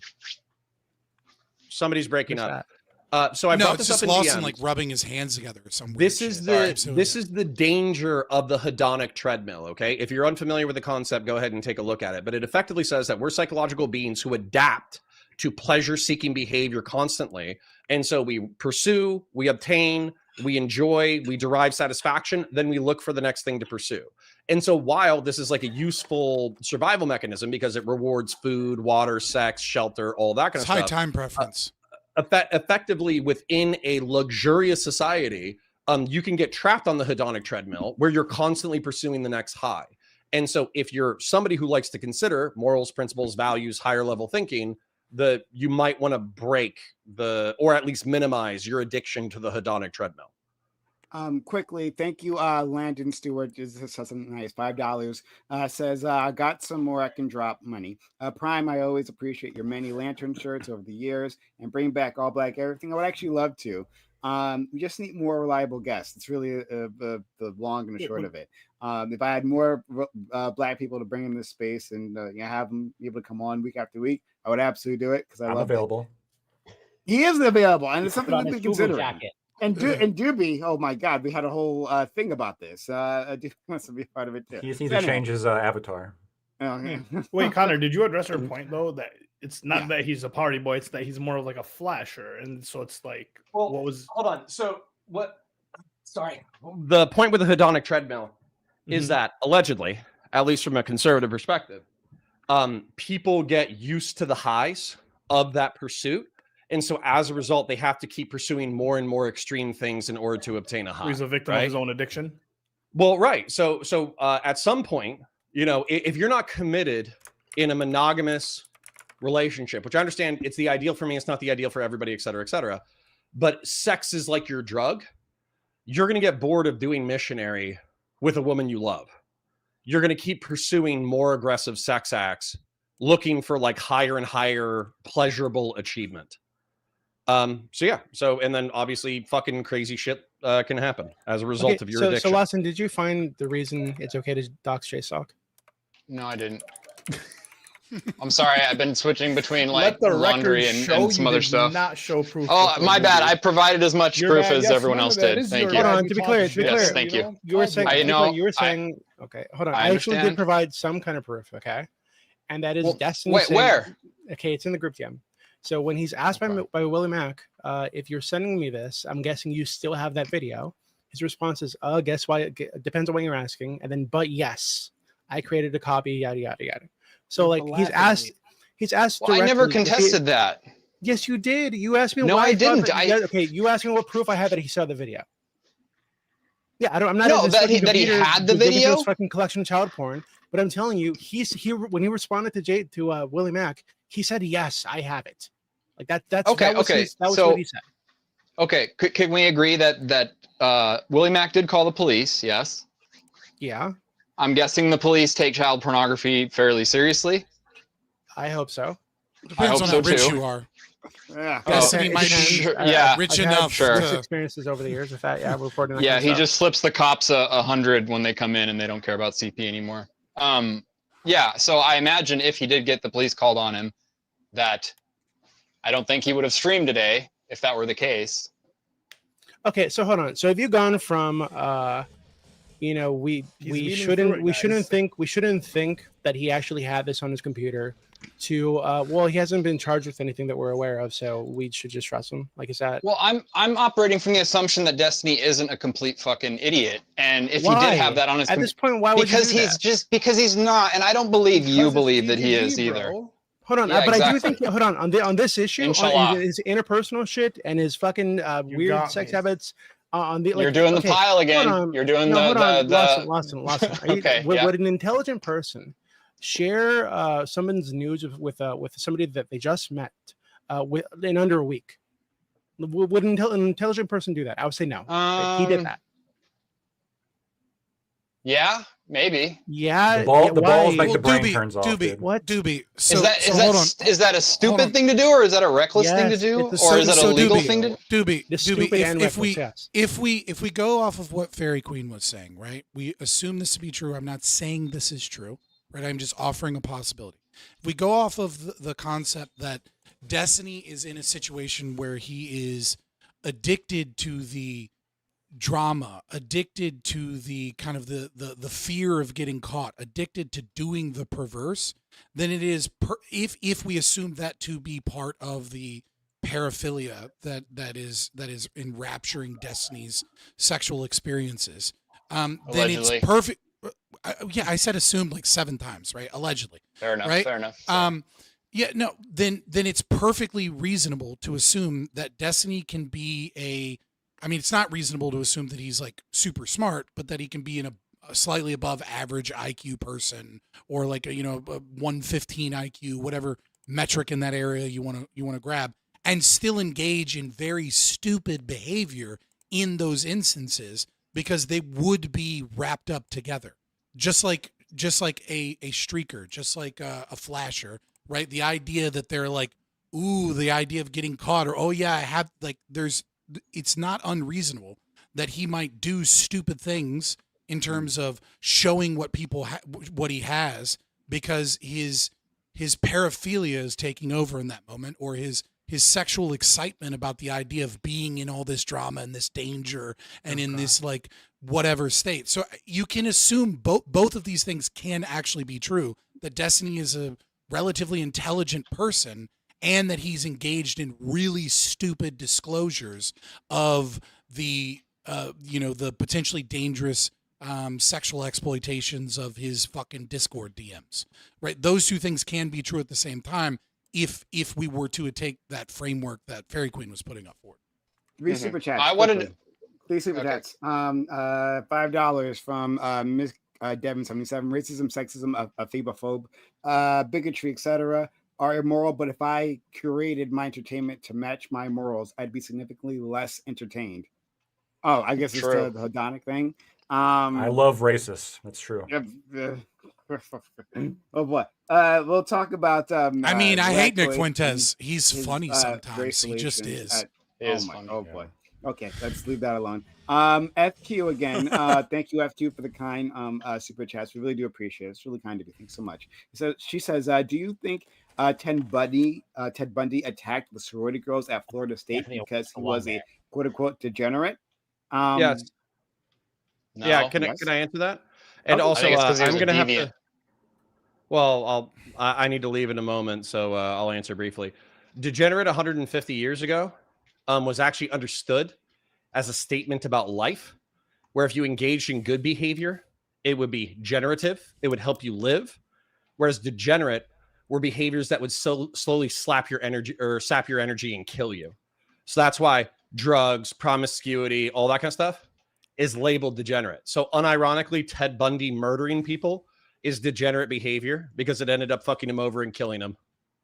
Okay. Before you go, Connor, I have a question for you and Scott before you have to go, Connor. So just Sure. hold Okay. on. Yeah. Okay. Well, let me read this down really quickly, and then let's just. And I do want to hear your explanation, your defense. Yeah, that's I the do want question. to answer That's that the question. question. Oh, Because okay. I think I was Audacity, bringing up degenerate a lot.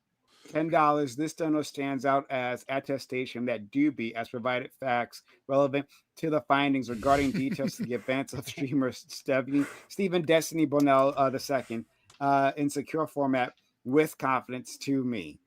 So thank you, Audacity, for that attestation. And thank you for the kind $10. Okay. I'll answer the question about degeneracy. Well, if it's good enough for Audacity, it's good enough for me. So I will concede. say this because maybe it was regarded towards me or towards me. I don't know. I will say that Ted Bundy may have engaged in those attacks due to degenerate behavior. I will agree with counterpoints to some degree. I mean, primarily, it's because he's, has ASPD, right? He was a psychopath, right? I mean, he has a personality disorder. And what causes personality disorders is a subject for a lot of debate, even in like there's a lot there. But I would say that there are oh God, I can't think of the word.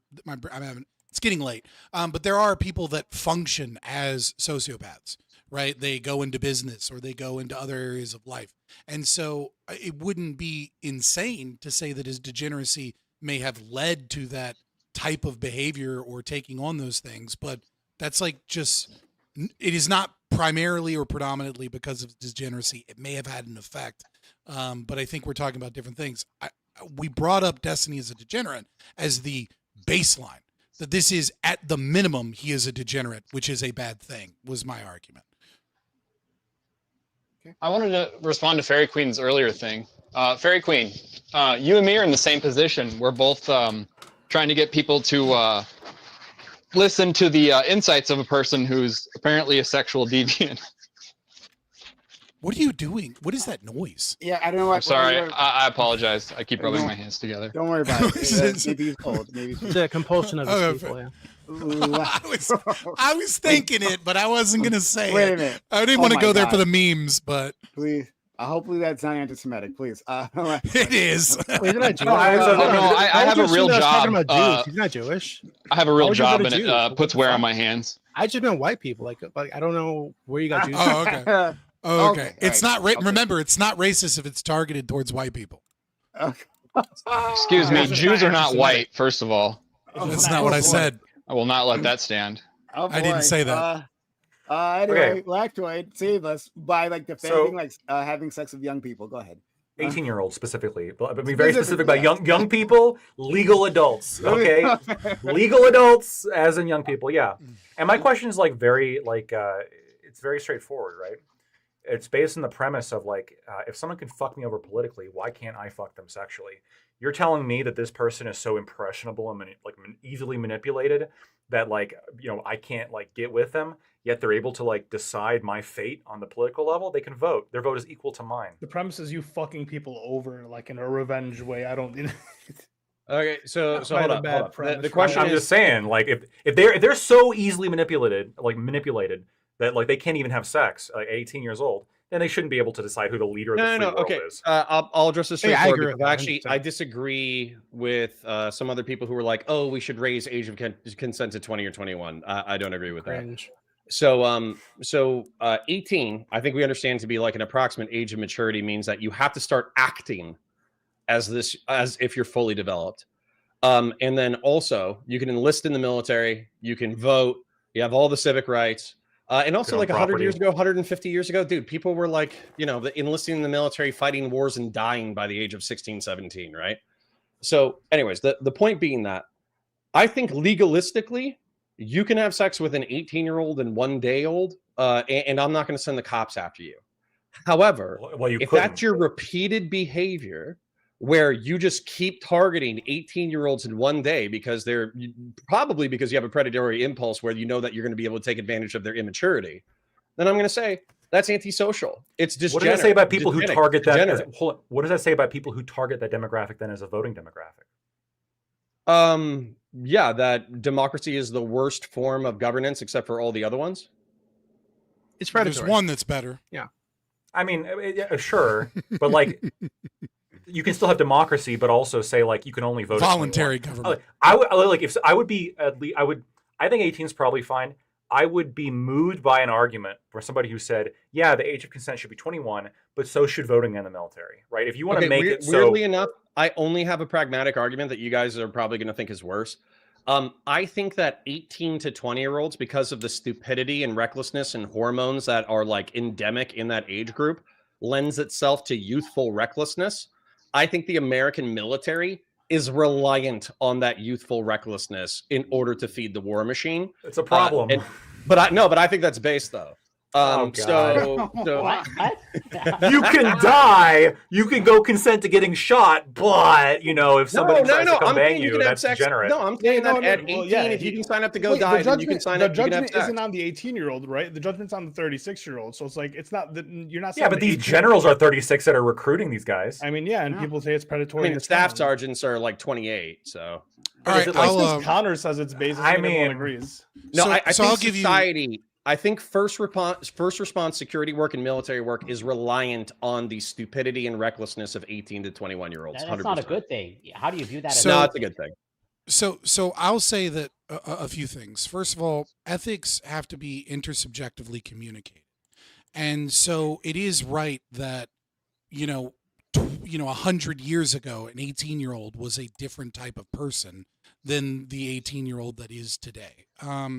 Nevertheless, I don't think from a developmental standpoint, certain survival pressures will cause people to mature at a rate that is faster than if they have like more survival pressures, right? So, I mean, like you see this pretty often, like, people that haven't experienced a lot of torment or pain or tough decisions tend to be less mature than others. And I think we live in a society that is, doing the meme, right? That is a little bit easier, a little bit softer on people. There's less crime than there was, hundreds of years ago. There's less, war coming or to even the home 30. front. Yeah, for sure. Well, I mean, obviously crime peaking in the 90s, but also in the 50s, it was pretty close where it's at now. But what I'll say is I would argue, insofar as we have this nation state. And by the way, there are two forms of government better than democracy. One is monarchism, and the other is voluntary governance. I would say that I would have two ages of consent, right? I would have an age of consent and an age of majority.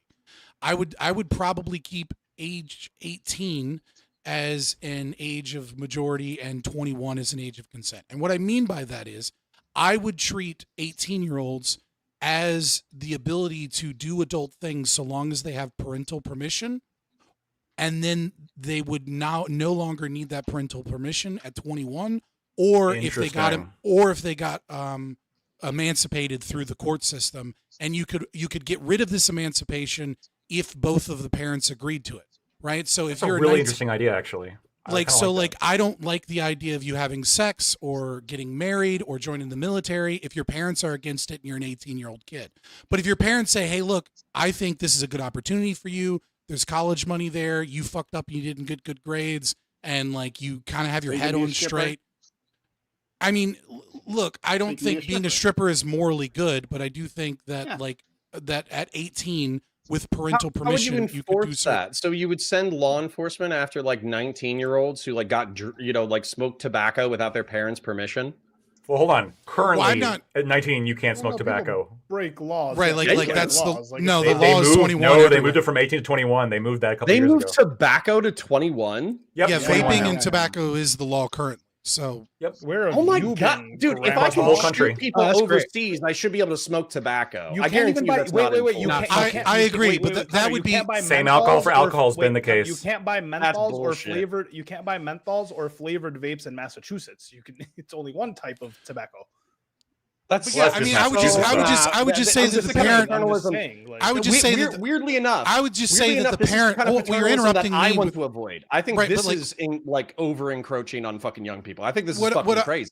I Vote think an libertarian. 18-year-old is a kid. I just do, and I think if you want to go to college and put yourself in $80,000 in debt, there ought to be a fucking parent that co-signs that contract. I just don't think that 18 and 19-year-olds are ready to make a lot of the decisions that they're currently making in our paradigm. I don't think they're mentally I'm ready for remembering it my without 18th having birthday very parents there. differently from you guys.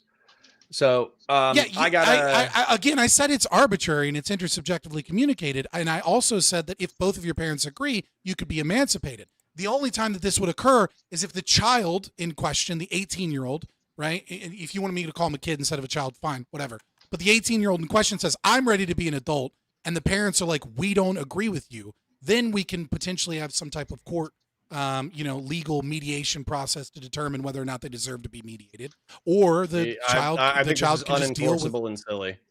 No, But I I think think it's, well, you could definitely enforce it. You don't have to get into like the details of it, Scott. I think that You want to thinking have about this is perfectly enforceable. You have to have cops enforce it. You want to have cops chasing 19-year-olds because they're not doing what mommy and daddy said. Hold on. Factoid wants to arrest two 15-year-olds that are having sex. You want to have I do. overburdened courts, And it's currently against the law. adjudicating Fucking 19. No. Wait, Connor. You Connor, have, this you is have the thing. no, you have, Wait, hold on, you have, Scott, no, he's Scott, talking to me. No, let He's yelling at me. No, you have he's no, yelling at me you have, now. He's yelling at Lactoid because he agrees with you. Yeah, he's yelling at okay, Lactoid. so I don't get so to respond I'm because gonna, you're yeah, yelling at I'm gonna person respond agreeing with because me. he's yelling at me, Scott.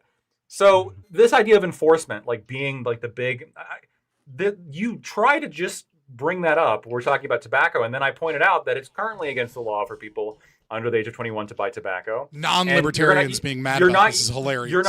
You're not going to be able to use like that argument, but like no, I that can.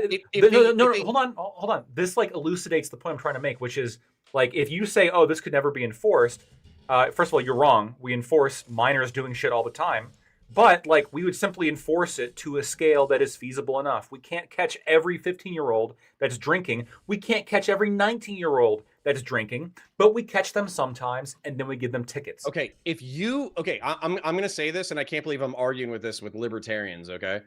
If a 18-year-old is incarcerated, fined, detained, or in any way impeded by the state whatsoever for smoking tobacco, that is fucking gay. That's the current law.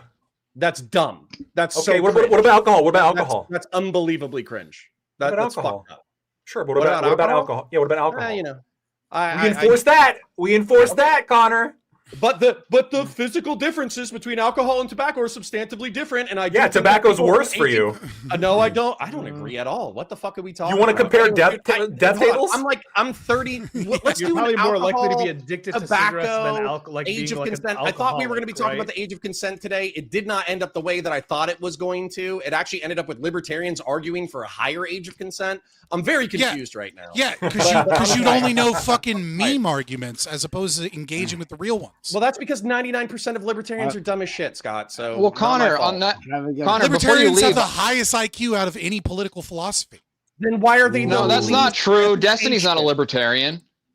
Okay. Anyway, Connor, before you leave, I had a question for the panel that I want Connor to answer to. So you have two choices, gentlemen. One is a 16-year-old Amish girl. The other is a 30-year-old woman inhabitant of North Sentinel Island. Make your choice. Of where? Staten Island? Mary? What are we talking about? No. So I get this. Well, I think I'm the only one who gets this. Okay, North Sentinel Island is like a super remote island with like a tribal peoples that are like genetically like 4'2". If you They're go like there? yeah, They, like, they'll throw throw spears at spears you. and kill Yeah, people. yeah. and they just discovered fire. Okay, I'm not going to give you the clip. I got to go to bed. I love it. All right. Anyway, so that was can I funny. shut myself I'll up give real him quick that. before I run away? Yeah, sure. Okay. My name's Connor. I run Counterpoints 40K. That's where I break down the wonderful world of Warhammer. It's fantastic. Go check it out. It's my most successful channel. I'm also trying to do Counterpoints Politics and Valor Media Network. Counterpoints Politics, just Google it. You'll find it. And then Valor Media Network. I am live 9:30 a.m. to 2:30 p.m. EST Monday through Friday. I'm live every single day. So if you like my commentary, you thought I was funny, you like any of that shit, then come check me out. I'm sure I'll be debating Ali and Lactoid and maybe Fabian someday on the channel, although I have a feeling that I'll probably I will hurt Scott psychically as much as he hurts me. So I don't know if we should do that to each other. But anyways, I personally love you. I got to go to bed. Invite me to your, you don't invite me to your channel. Invite me to your channel. Yeah, let's do a one-on-one. Yeah, let's do that. All right, have a good one, friend. All right, later. I personally love you guys. See you later. Very quickly, thank you for re-upping the membership. Ukula. Someone's saying I'm controlled opposition. How am I controlled opposition when the people are afraid to debate me because they know they'll fucking lose time and time again? Eating while streaming is degenerative. Thank you, Ukula, for re-upping your membership. That's really kind of you. That's don't get many of those. degenerative Really is appreciate that. a different context, but okay. And Testicle Johnson. Oh my God, can we even show that? I don't know. Yeah, you can. Well, it's already there. So The answer is yes. Good old Johnny Testy. On YouTube, right? That's part of YouTube's like, okay. Californian Question squirrels have become carnivores now, by the way. Fucking weird. Question for the panel: would you let Hitler on your chest to stop the Holocaust? All right, I gotta read these things beforehand. That's so easy. Yes. What? That's like such a small sacrifice to stop the Holocaust. I'd have to know what he ate that day. I'd accept the stinkiest shit to keep my Jewish brothers and sisters alive. Yes, I would do that. I think I speak for us all here. I accept the brown shower. Doobie, sorry. I hope you didn't have to talk to Connor because I didn't know it would have sucked. Oh, no, it's okay. I was just wondering if Lawson found a reason that it's okay to dox JSOC and why these are counter doxes and not just doxes. No, I didn't. Okay. So why did you say that? Like, why wasn't your level of evidence? Because I have seen it. I've seen the evidence akin to the evidence that you've seen. Well, okay, I saw what is the it. evidence though? Yeah, but what is it? It's evidence. Some guy. What is the evidence? What? Some guy. Well, just describe it. Like, yeah, you can't find some it, guy but just posted it. Okay, so it's a community that Logistical has fostered and people that he has kept around. I'm sure we all know who like Kelly Jean is, for example. No idea. And it's okay. Queeman is a part of it too. Okay, maybe we'll just clear it up really quick. Who did they dox? Because I know that Queeman's been doxed. I know that Queeman's been doxed. I know that Jessica's been doxed. Pisco's been doxed. And the Shredder's been doxed. Like who did this JSR community dox? Like who they tagged? Basically, almost anybody who either was an Orbiter of Destiny or anybody who like somewhat specific person. Trying to think here. Oh, I'm pretty sure Hutch is one of them. They doxed Hutch. You think they doxed Yes. Hutch? Okay. Yes, they did. Well, he said they did. Wait, Justical did? Logistical's like whatever you want to call it. Like saying it. Yes. So well, what's the proof that I've been asking for? Okay, well, hold on. So I posted some of it, right? Some of the screenshots from the Hassan server. There's a video that I'm trying to get for you right now that I'm looking at it right now, where Destiny talks about trying to find this girl through these videos, right? And he says we were looking to try to find her, whatever the fuck. He's referencing the video that he took a screenshot of for Willie Mack. That's not evidence of anything, just so you know. Okay. I would be looking for her too. Him saying that they were doing this thing lines up with the other person who said there was a Discord server dedicated to finding and to be clear, this person said this I think 3 or 4 days prior to Destiny going on stream and saying that he was trying to find her, right? So the other thing is that we have messages from Destiny in his chat where he's saying, I'm going to dox anybody, right? I'm going to just find out all the information that I can find about these people and just dox him now, right? Mhm. And we know that he's publicly doxed JStalk or JStalk, however the fuck you said the guy's name. I'm not aware of anybody that they've doxed. There's no evidence that they've been connected to any dox, but Destiny himself and Dan himself have been doxing people. We know this. Yeah, So, I understand. So I don't understand. Okay, so like, Well, okay, why would you if, call it a counter dox? Like, if it were shown to you that Justical was doing what I claim he is doing, would that make a difference? Yeah, of course it will make a difference. Okay, but, all right, but all you're saying is that he cultivated a community where people were doxing Hutch, so far we know. But if that's a standard, well, Destiny himself and Dan himself were publicly saying that they're going to dox people while the community was trying to dox people and saying, "Oh, doxing base, yada yada." So, like, if that's a standard, how the fuck is that a counter dox? If what? Say if that again. Is a standard, the community being cultivated where people are doxing Hutch, right? So far, how is it a counter dox when Destiny himself and Dan himself are involved in organizing doxing attempts of people? Because like okay, trying to think of how to phrase this.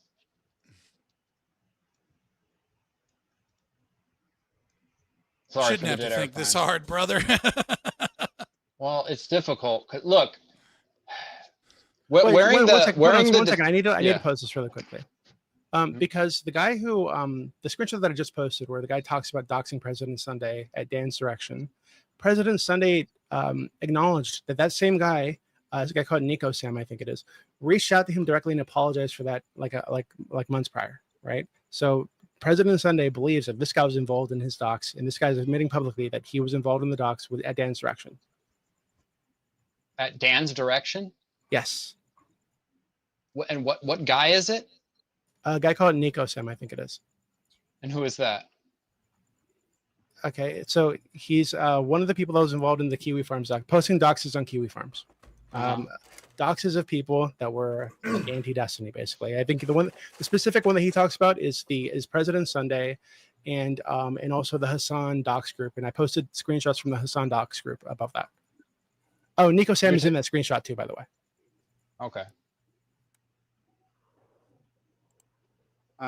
Alexander, while we're waiting on that, $10. Libertarians and high IQ are a lot like leftists in morality or conservatives in Christianity. They never shut up about it, and you hear the stories, but they're nowhere to be found. Thank you, Alexander William, for the kind $10. Yeah, I bring it up all the time. The Lactoid likes to bring that up. A leftist in morality. Do I talk about I think me and Corey went over it. Corey, you would agree that libertarians have very high IQs compared to they do score pretty low in empathy, but they do have very high IQs. Yeah, as in I would agree with that. I personally would not take the trade-off with empathy. Personally, did he leave? Wow. I mean, it is midnight. It is past midnight. It's like I don't know. But I mean, he was in the middle of reading it this. It could have been an accident. Since he's Lactoid. So, what's your line for like when does Trump do too much to piss you off? What's the line for you? I want to know, because I keep seeing you on Twitter defending yourself in that, like, yeah, I'll call him out, I'll criticize the bullshit, I do. I know you do, but like, I do. Much to like people who are on Destiny sides, like, how much bullshit are you gonna have to be embarrassed by before you're like, hey, you know what? Maybe it was just a bad choice. Look, what's the line for you? I want to know, like, I don't know exactly where the line is. I'll give you a list of here's a couple things that he could do. Give me like 3 things, yeah. Sure. Let's say a Supreme Court justice vacancy opens up, whether through retirement or one of them passes away. And then he announces that he is not going to be selecting the next justice off the Federalist Society shortlist. He is going to be picking like some kind of ultra pro-Trump sycophant. If he did that, he would lose my support. If he tried to pack the court, he would lose my support. If he tries to put like boots on the ground in Ukraine, he would lose my support. If he tries to turn Gaza into a Riviera, he would lose my support. What about invading American cities? crime. What about the passing of the no, burning no, of no, the no, flag? no, seriously, no. Actually, no. This is important, right? And quickly, Alexander Wynn, $5. High IQ and low empathy, like a sociopath. Yeah, interesting. Exactly. Yeah, I might agree with absolutely. that. I would agree No, with the, that. the, Thank re- you, the Alexander research Wynn. the research bears that out.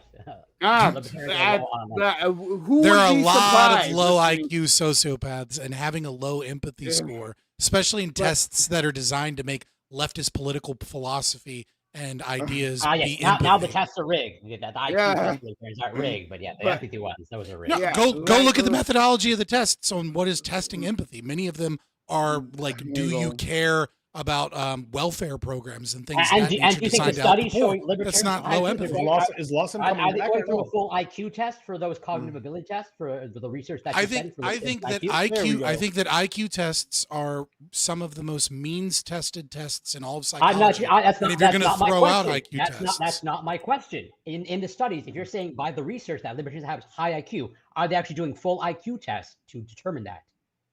well, some of them absolutely are, and some of them aren't. Right? Like Like they're POSA. yeah. Well, I'll do the There's oh god, what is that? It's not Mensa. What is the other organization that requires a high IQ in order for you to be in the organization? You know which one I'm talking about?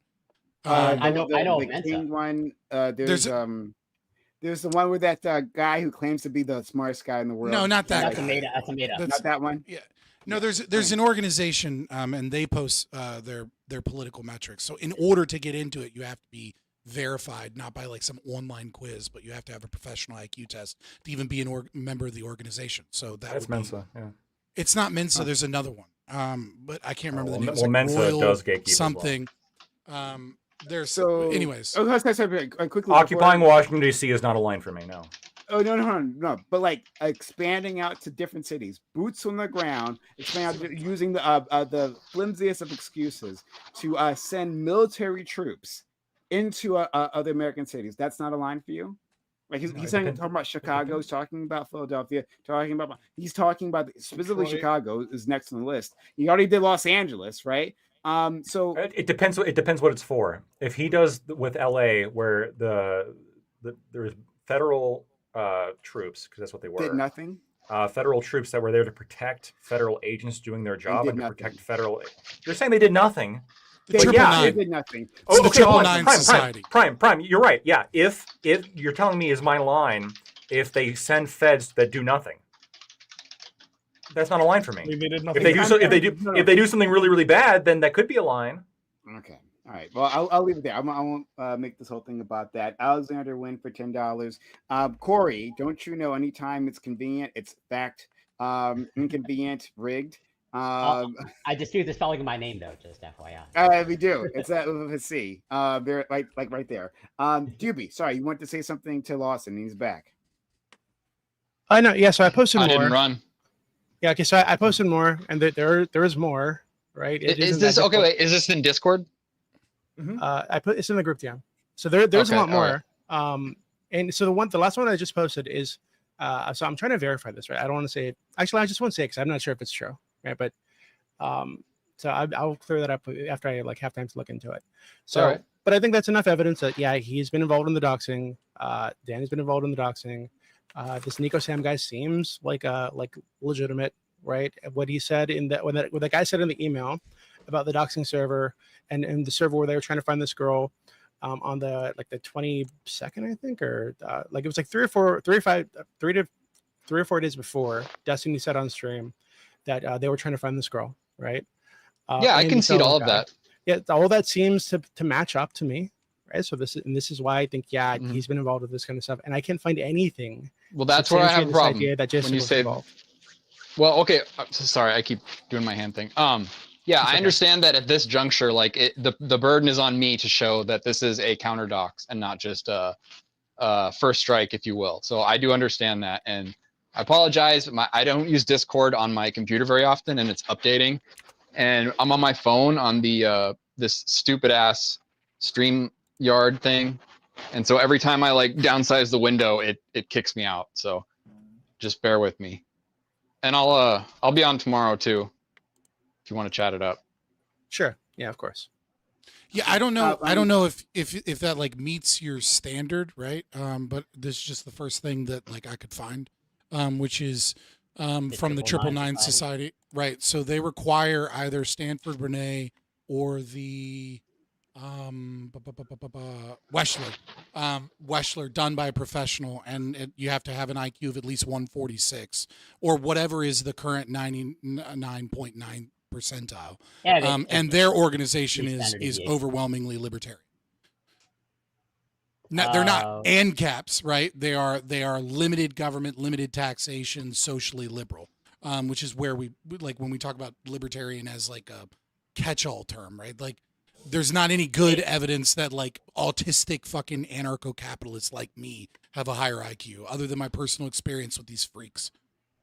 Out of some so I'd have to go through it, but I'm not seeing a section of like political affiliation. But based off of some of this stuff, when they talk about the surveys of like the results of farming subsidies, about 49% are in favor of some sort of subsidies for farming. That doesn't scream libertarian or ANCAP to me. Well, no, no, it's like the top choice is no subsidies. The second choice amongst the group is minimal subsidies. Like it's a Likert scale. Yeah, like they're not. I'm not talking about like the 999 Society isn't overwhelmingly ANCAP, right? But when we're talking about libertarian in the general sense of like limited, like fiscally conservative, limited taxation, limited government regulation, limited regulations on social behavior, minimalist, like they're more like lactoid. They're not more like me because there's not a lot of people that are like me. Okay, I hate farming subsidies, by the way, just to be clear. Right, you'd be in the top choice amongst the 999 Society. Doobie, you got to head out? Yeah, I got to head out. All right, well, we'll end things here. But thank you, Doobie. Thank you, Alexander Wynn, for the other $5, saying he'll never spend Corey's Fuck you guys. You guys are freaks. Oh, sorry. You guys are freaks, and you know it. Doobie, thank you for coming through. Awfully, really kind of you. This was a good conversation. Turned out to be, even though I came into it kicking and screaming. But shout out to my man Doobie, as always. Yeah, good. Thank you for having me on. Thanks, Doobie. Take care, Doobie. Good talking to all of you. See you later. I got to take off too, Doobie. Before you go, I just wanted to say I appreciate the discourse. Still love you, bud. You guys got to understand, wearing the Destiny Simp crown, it's very, very heavy. Imagine defending libertarianism, Hamas, and Donald Trump administration all in one. It's worse than that. So thanks for your patience. Hey. Were you guys saying something else, Doobie? I just insulted the whole room. Oh, except Corey. I heard him say before you go, and I clicked out. So like, what was it, mister? He was just saying he likes you. You're still yeah. He said you're beautiful. A little bit gay, but okay. Thank you. Bye-bye. Okay, all right, later. Bye. All right. And then quickly, lost another $5. That's your definition of libertarian: limited government and socially progressive. Do you think liberals want 100% government controls? They tend to want more. They want more, yeah, not less. Like what? Like, I mean, based on the current social progressive, like social, like, do you want, I don't know, healthcare for all? That's more government control. Do you want more taxation? That's less fiscally conservative. Do you want, like let's just like name a social progressive point, and most of the time it's going to be increased government control and increased government power, and aligning with corporations.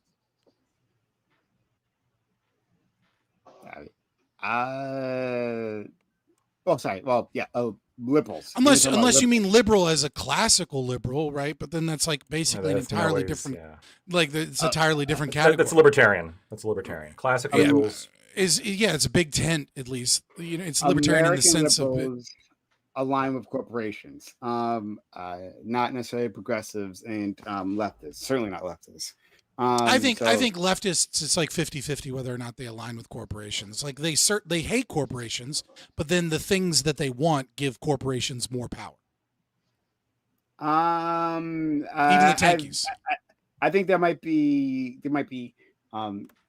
a argument for unintended consequences in some of those policies. No, I can hear that. Depends on what you're talking about, but I can. I mean, it depends on how far down you go. Like if you're talking about a revolutionary, like a tanky, right? Then most of their policies won't be for corporate power. It'll just be for transferring power from corporations to the government to control our lives. Correct. They wouldn't be per se corporate bootlickers. They would just be bootlickers for the state, while claiming that they have a non-statist ideology. That's fair. So we'll leave it there. But this outros or anything or what? No, we can do that. Yeah, we'll do outros. But this has been pretty exciting, guys. Hey, if you're out there, hit the follow button. You haven't done so yet, right? You've been sitting here, you've been enjoying the conversation. I should have done this previously, but consider hitting the follow button so you can come back in the future, so we can have more of these conversations. We love to have you. These things get really fun.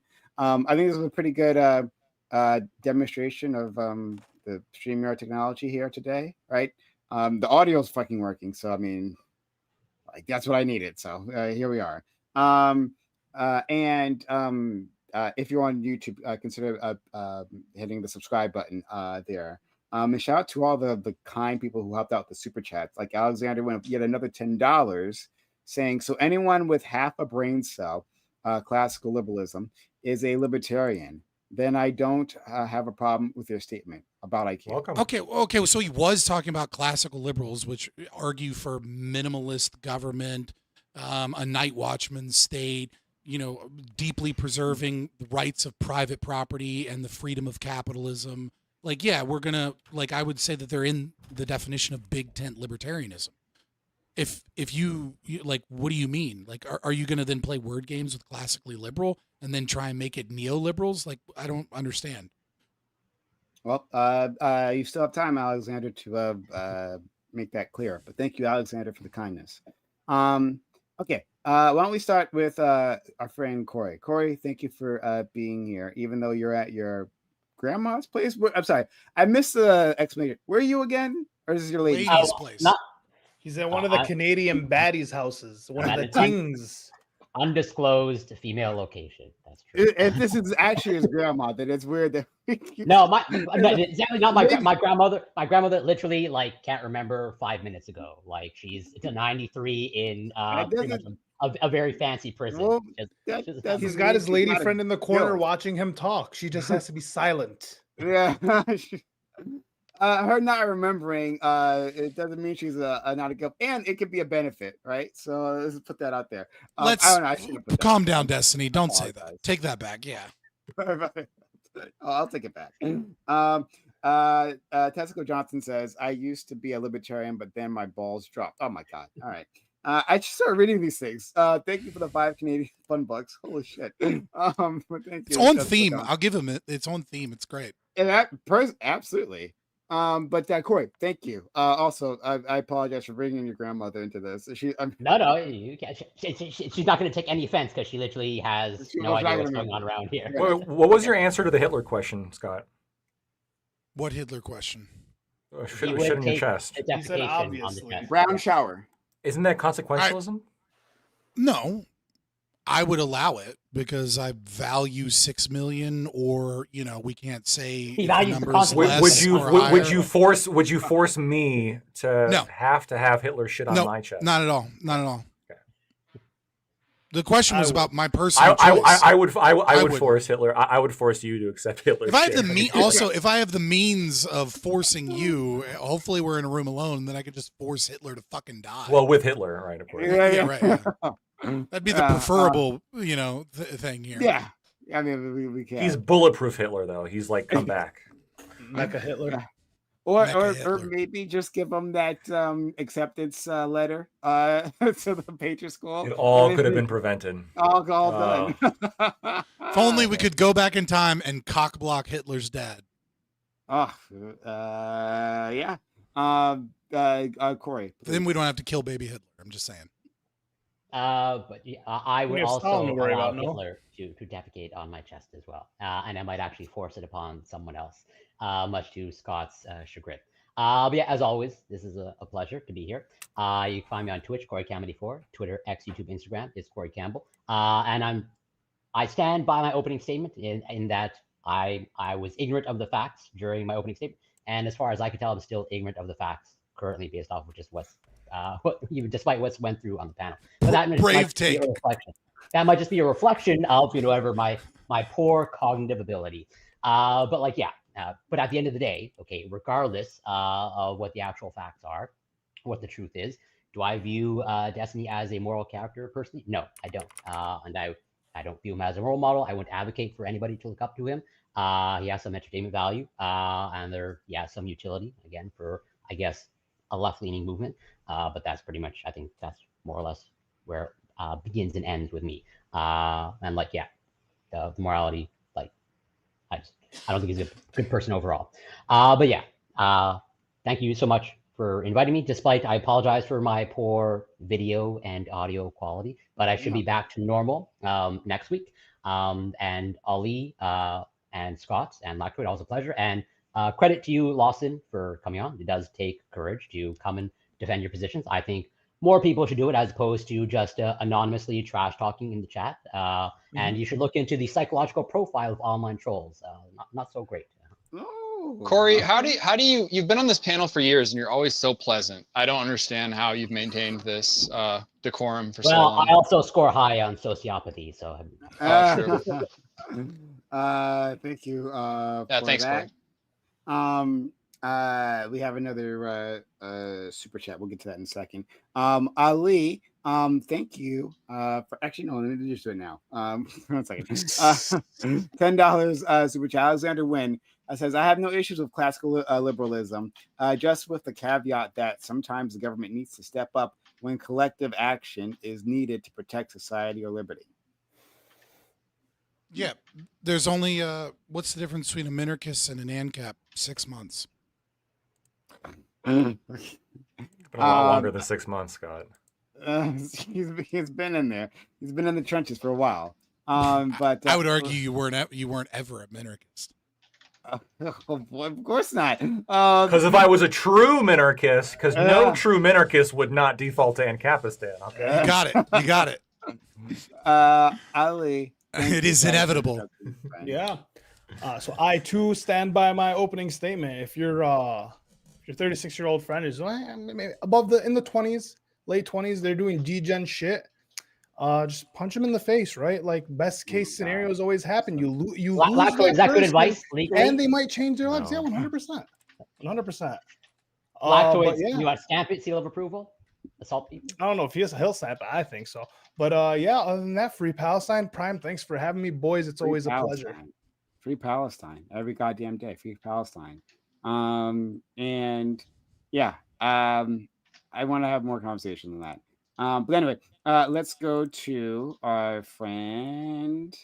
Lawson, since you're still here, you can give an outro if you like. Yeah, sure. Thanks for having me, guys. Got heated. Sorry, I insulted a few people. Just one of the side effects of being put in the snake pit. So, yeah, no hard feelings. I do not think Destiny is a beacon of morality by any means. If he did do the things that he is accused of doing, I hope he is prosecuted to the full extent of the law and goes to prison. And I hope they let him stream in prison so I can still get access to the better political takes online than anywhere else. And that's it. Thank you. Thank you so much. Okay. Let's go to our friend Lactoid. And shout out to our friend Lactoid for being, I think it was, you had a lot of good points there, and thought-provoking, as always, friend. And I'm just glad you're here. Yeah, no, I always appreciate it so much, Prime, and to everybody else here, thank you so much for coming on. And Connor, I mean, I think Connor and Lawson to some extent as well, but Connor was, did feel like a little bit ganged up on and bullied a little bit at the beginning. So, he was a good sport about it, I think. So, shout out to him on that, and then also Lawson as well. I think overall, I've been obviously really hesitant to talk about the actual charges themselves and what's going to happen there, because I think it'd be irresponsible at this stage for me to do that. I'm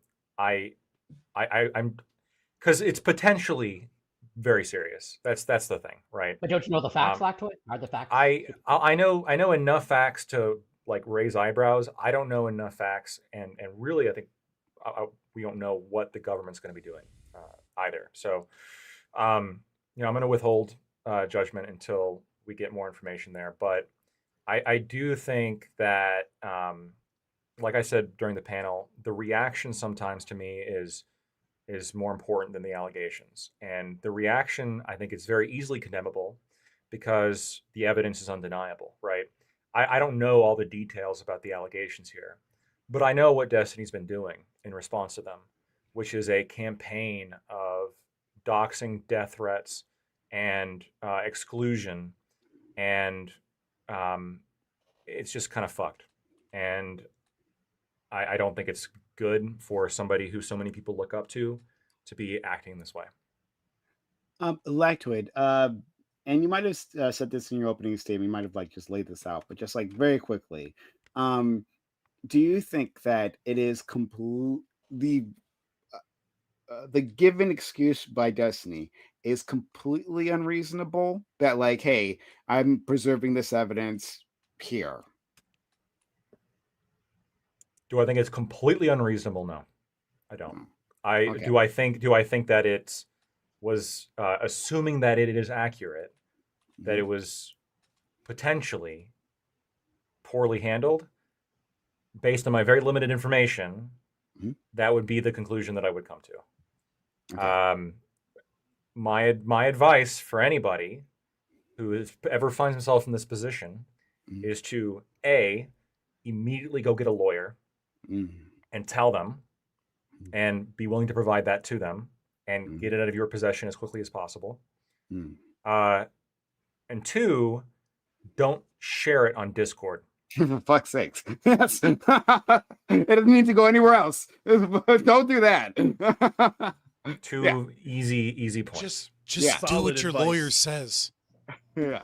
And by the way, do what your lawyer says. He is not going to tell you to send it to other influencers on Discord. I promise you. I promise you. Or tell if he does, get a new fucking lawyer. You have it on your computer. That's going to be a no-no, I would think. Yeah, so I think that's fair. I think that is extremely fair there. So I would agree with that. The very pragmatic take there. Prime, I got to head out, but thanks for having me again. Look, if it all goes south and you guys are all right, tomorrow I will burn my DGG flag along with my American flag, and then maybe I'll go to prison and Destiny can be my cellmate. You're allowed to burn your own flag. For the time being. Right. All right. Another time. I'll catch you guys later. Until Lactoid's number one guy bans Lawson isn't Jewish, right? Number one guy. If it's you're talking about Israeli no, flag, the college kids already took my Israeli flag, so okay. that's not a joke either. Oh, really? Oh, shit. Have a good one, Lawson. Okay. And then finally to our friend Scott. This is great. I thought at least I had a lot of fun. It got a little we got a little off topic. We got a little crazy there at the end. But I thought it was really enjoyable, and I'm really glad that you were here to participate. Yeah, I appreciate it. I'm sure you appreciate me because everyone's so mad at me that they keep donating money to you. I'm Fabian Liberty. You can find me predominantly on YouTube at Fabian Liberty or on Twitter, Zitter, X, whatever. Same thing. Just Google Fabian Liberty. You'll find me. My opinion remains completely unchanged. I don't think there was anybody here that brought up anything to change it, right? Destiny is a sex pest. Destiny has a serious problem. Destiny is engaged in fucked up behavior for years, and everybody knows it. I do think that, it has gotten increasingly unhinged over time. I'm not going to armchair psychology as to why.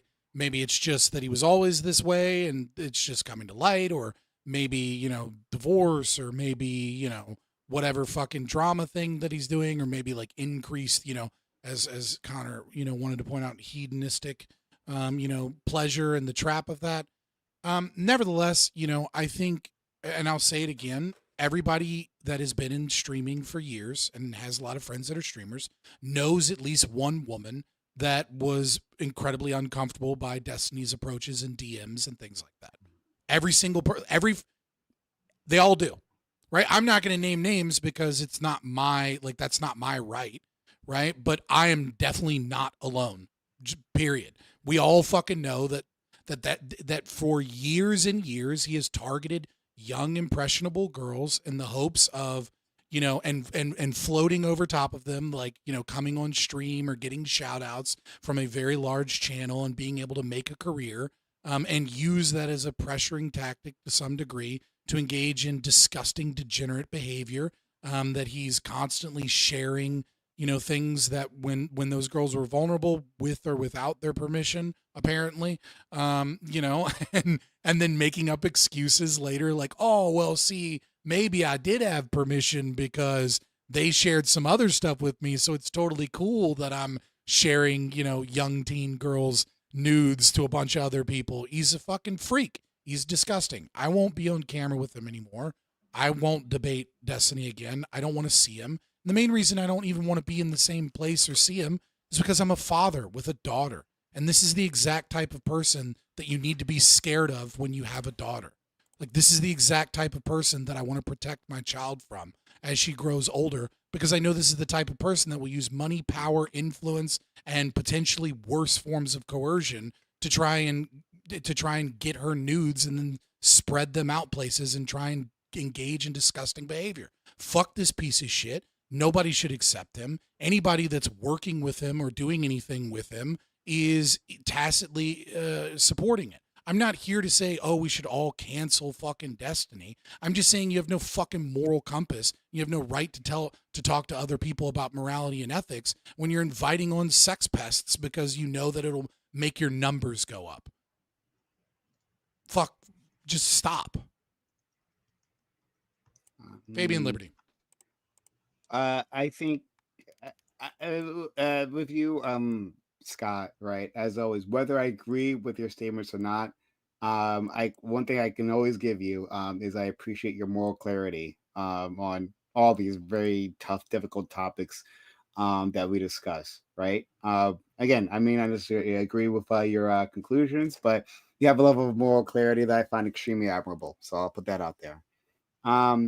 Okay, so I'll raid someone. Let's see. And guys and gals, anyone out there, this has been really great. Let's do more of all this. Come back in the future. There's a black woman here. She's got 13 viewers. Or this other black woman with 91 viewers. Cleo X Patra. Different lane this time. Sorry, what? I said different lane this time. Usually it's a white woman. I love all women, and there's just more white women on the on the platform than anything else. There's a lot of women. It's not a statement of anything. So what should we do? Should we help this smaller streamer? Who only has 13 viewers? So the one with 91 viewers is probably more than I have. The 13 viewer and it's her birthday. What do you think? Who cares? The 91 streamer. She could be lying. She could be lying. You don't know. Could be lying. I'm inclined to believe that she is. Okay. It just so happens to be your birthday on a Monday where Prime streams and raids out to people. Absolutely not. Okay. Absolutely not. I'm not buying it. All right. Well, then the 13 streamer, 13 viewers we are. We'll send it there. Tell her happy birthday, guys.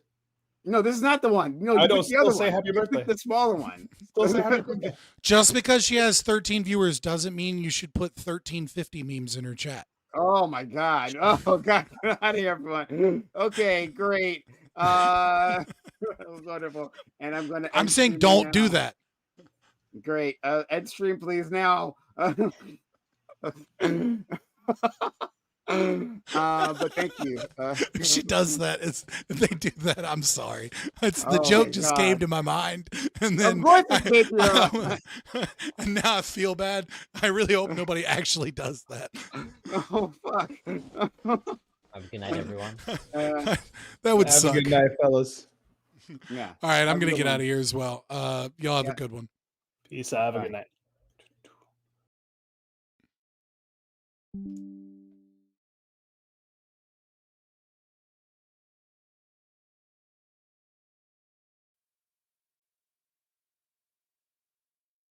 It never fails to just be so eerily quiet as soon as a panel pops on.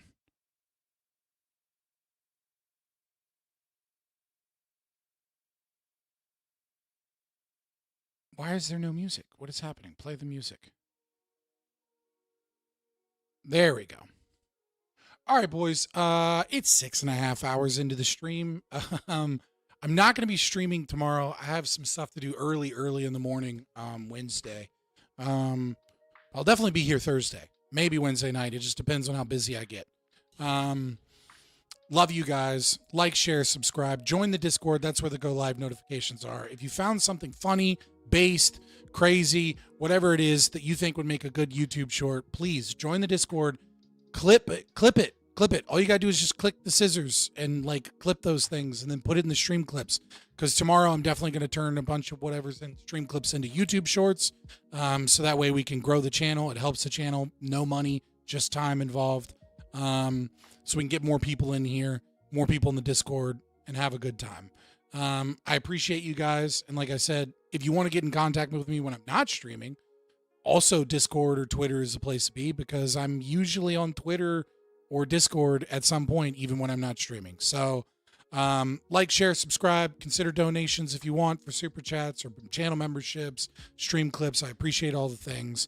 I will definitely see you guys Thursday, maybe Wednesday night. It just kind of depends on what's going on. Peace.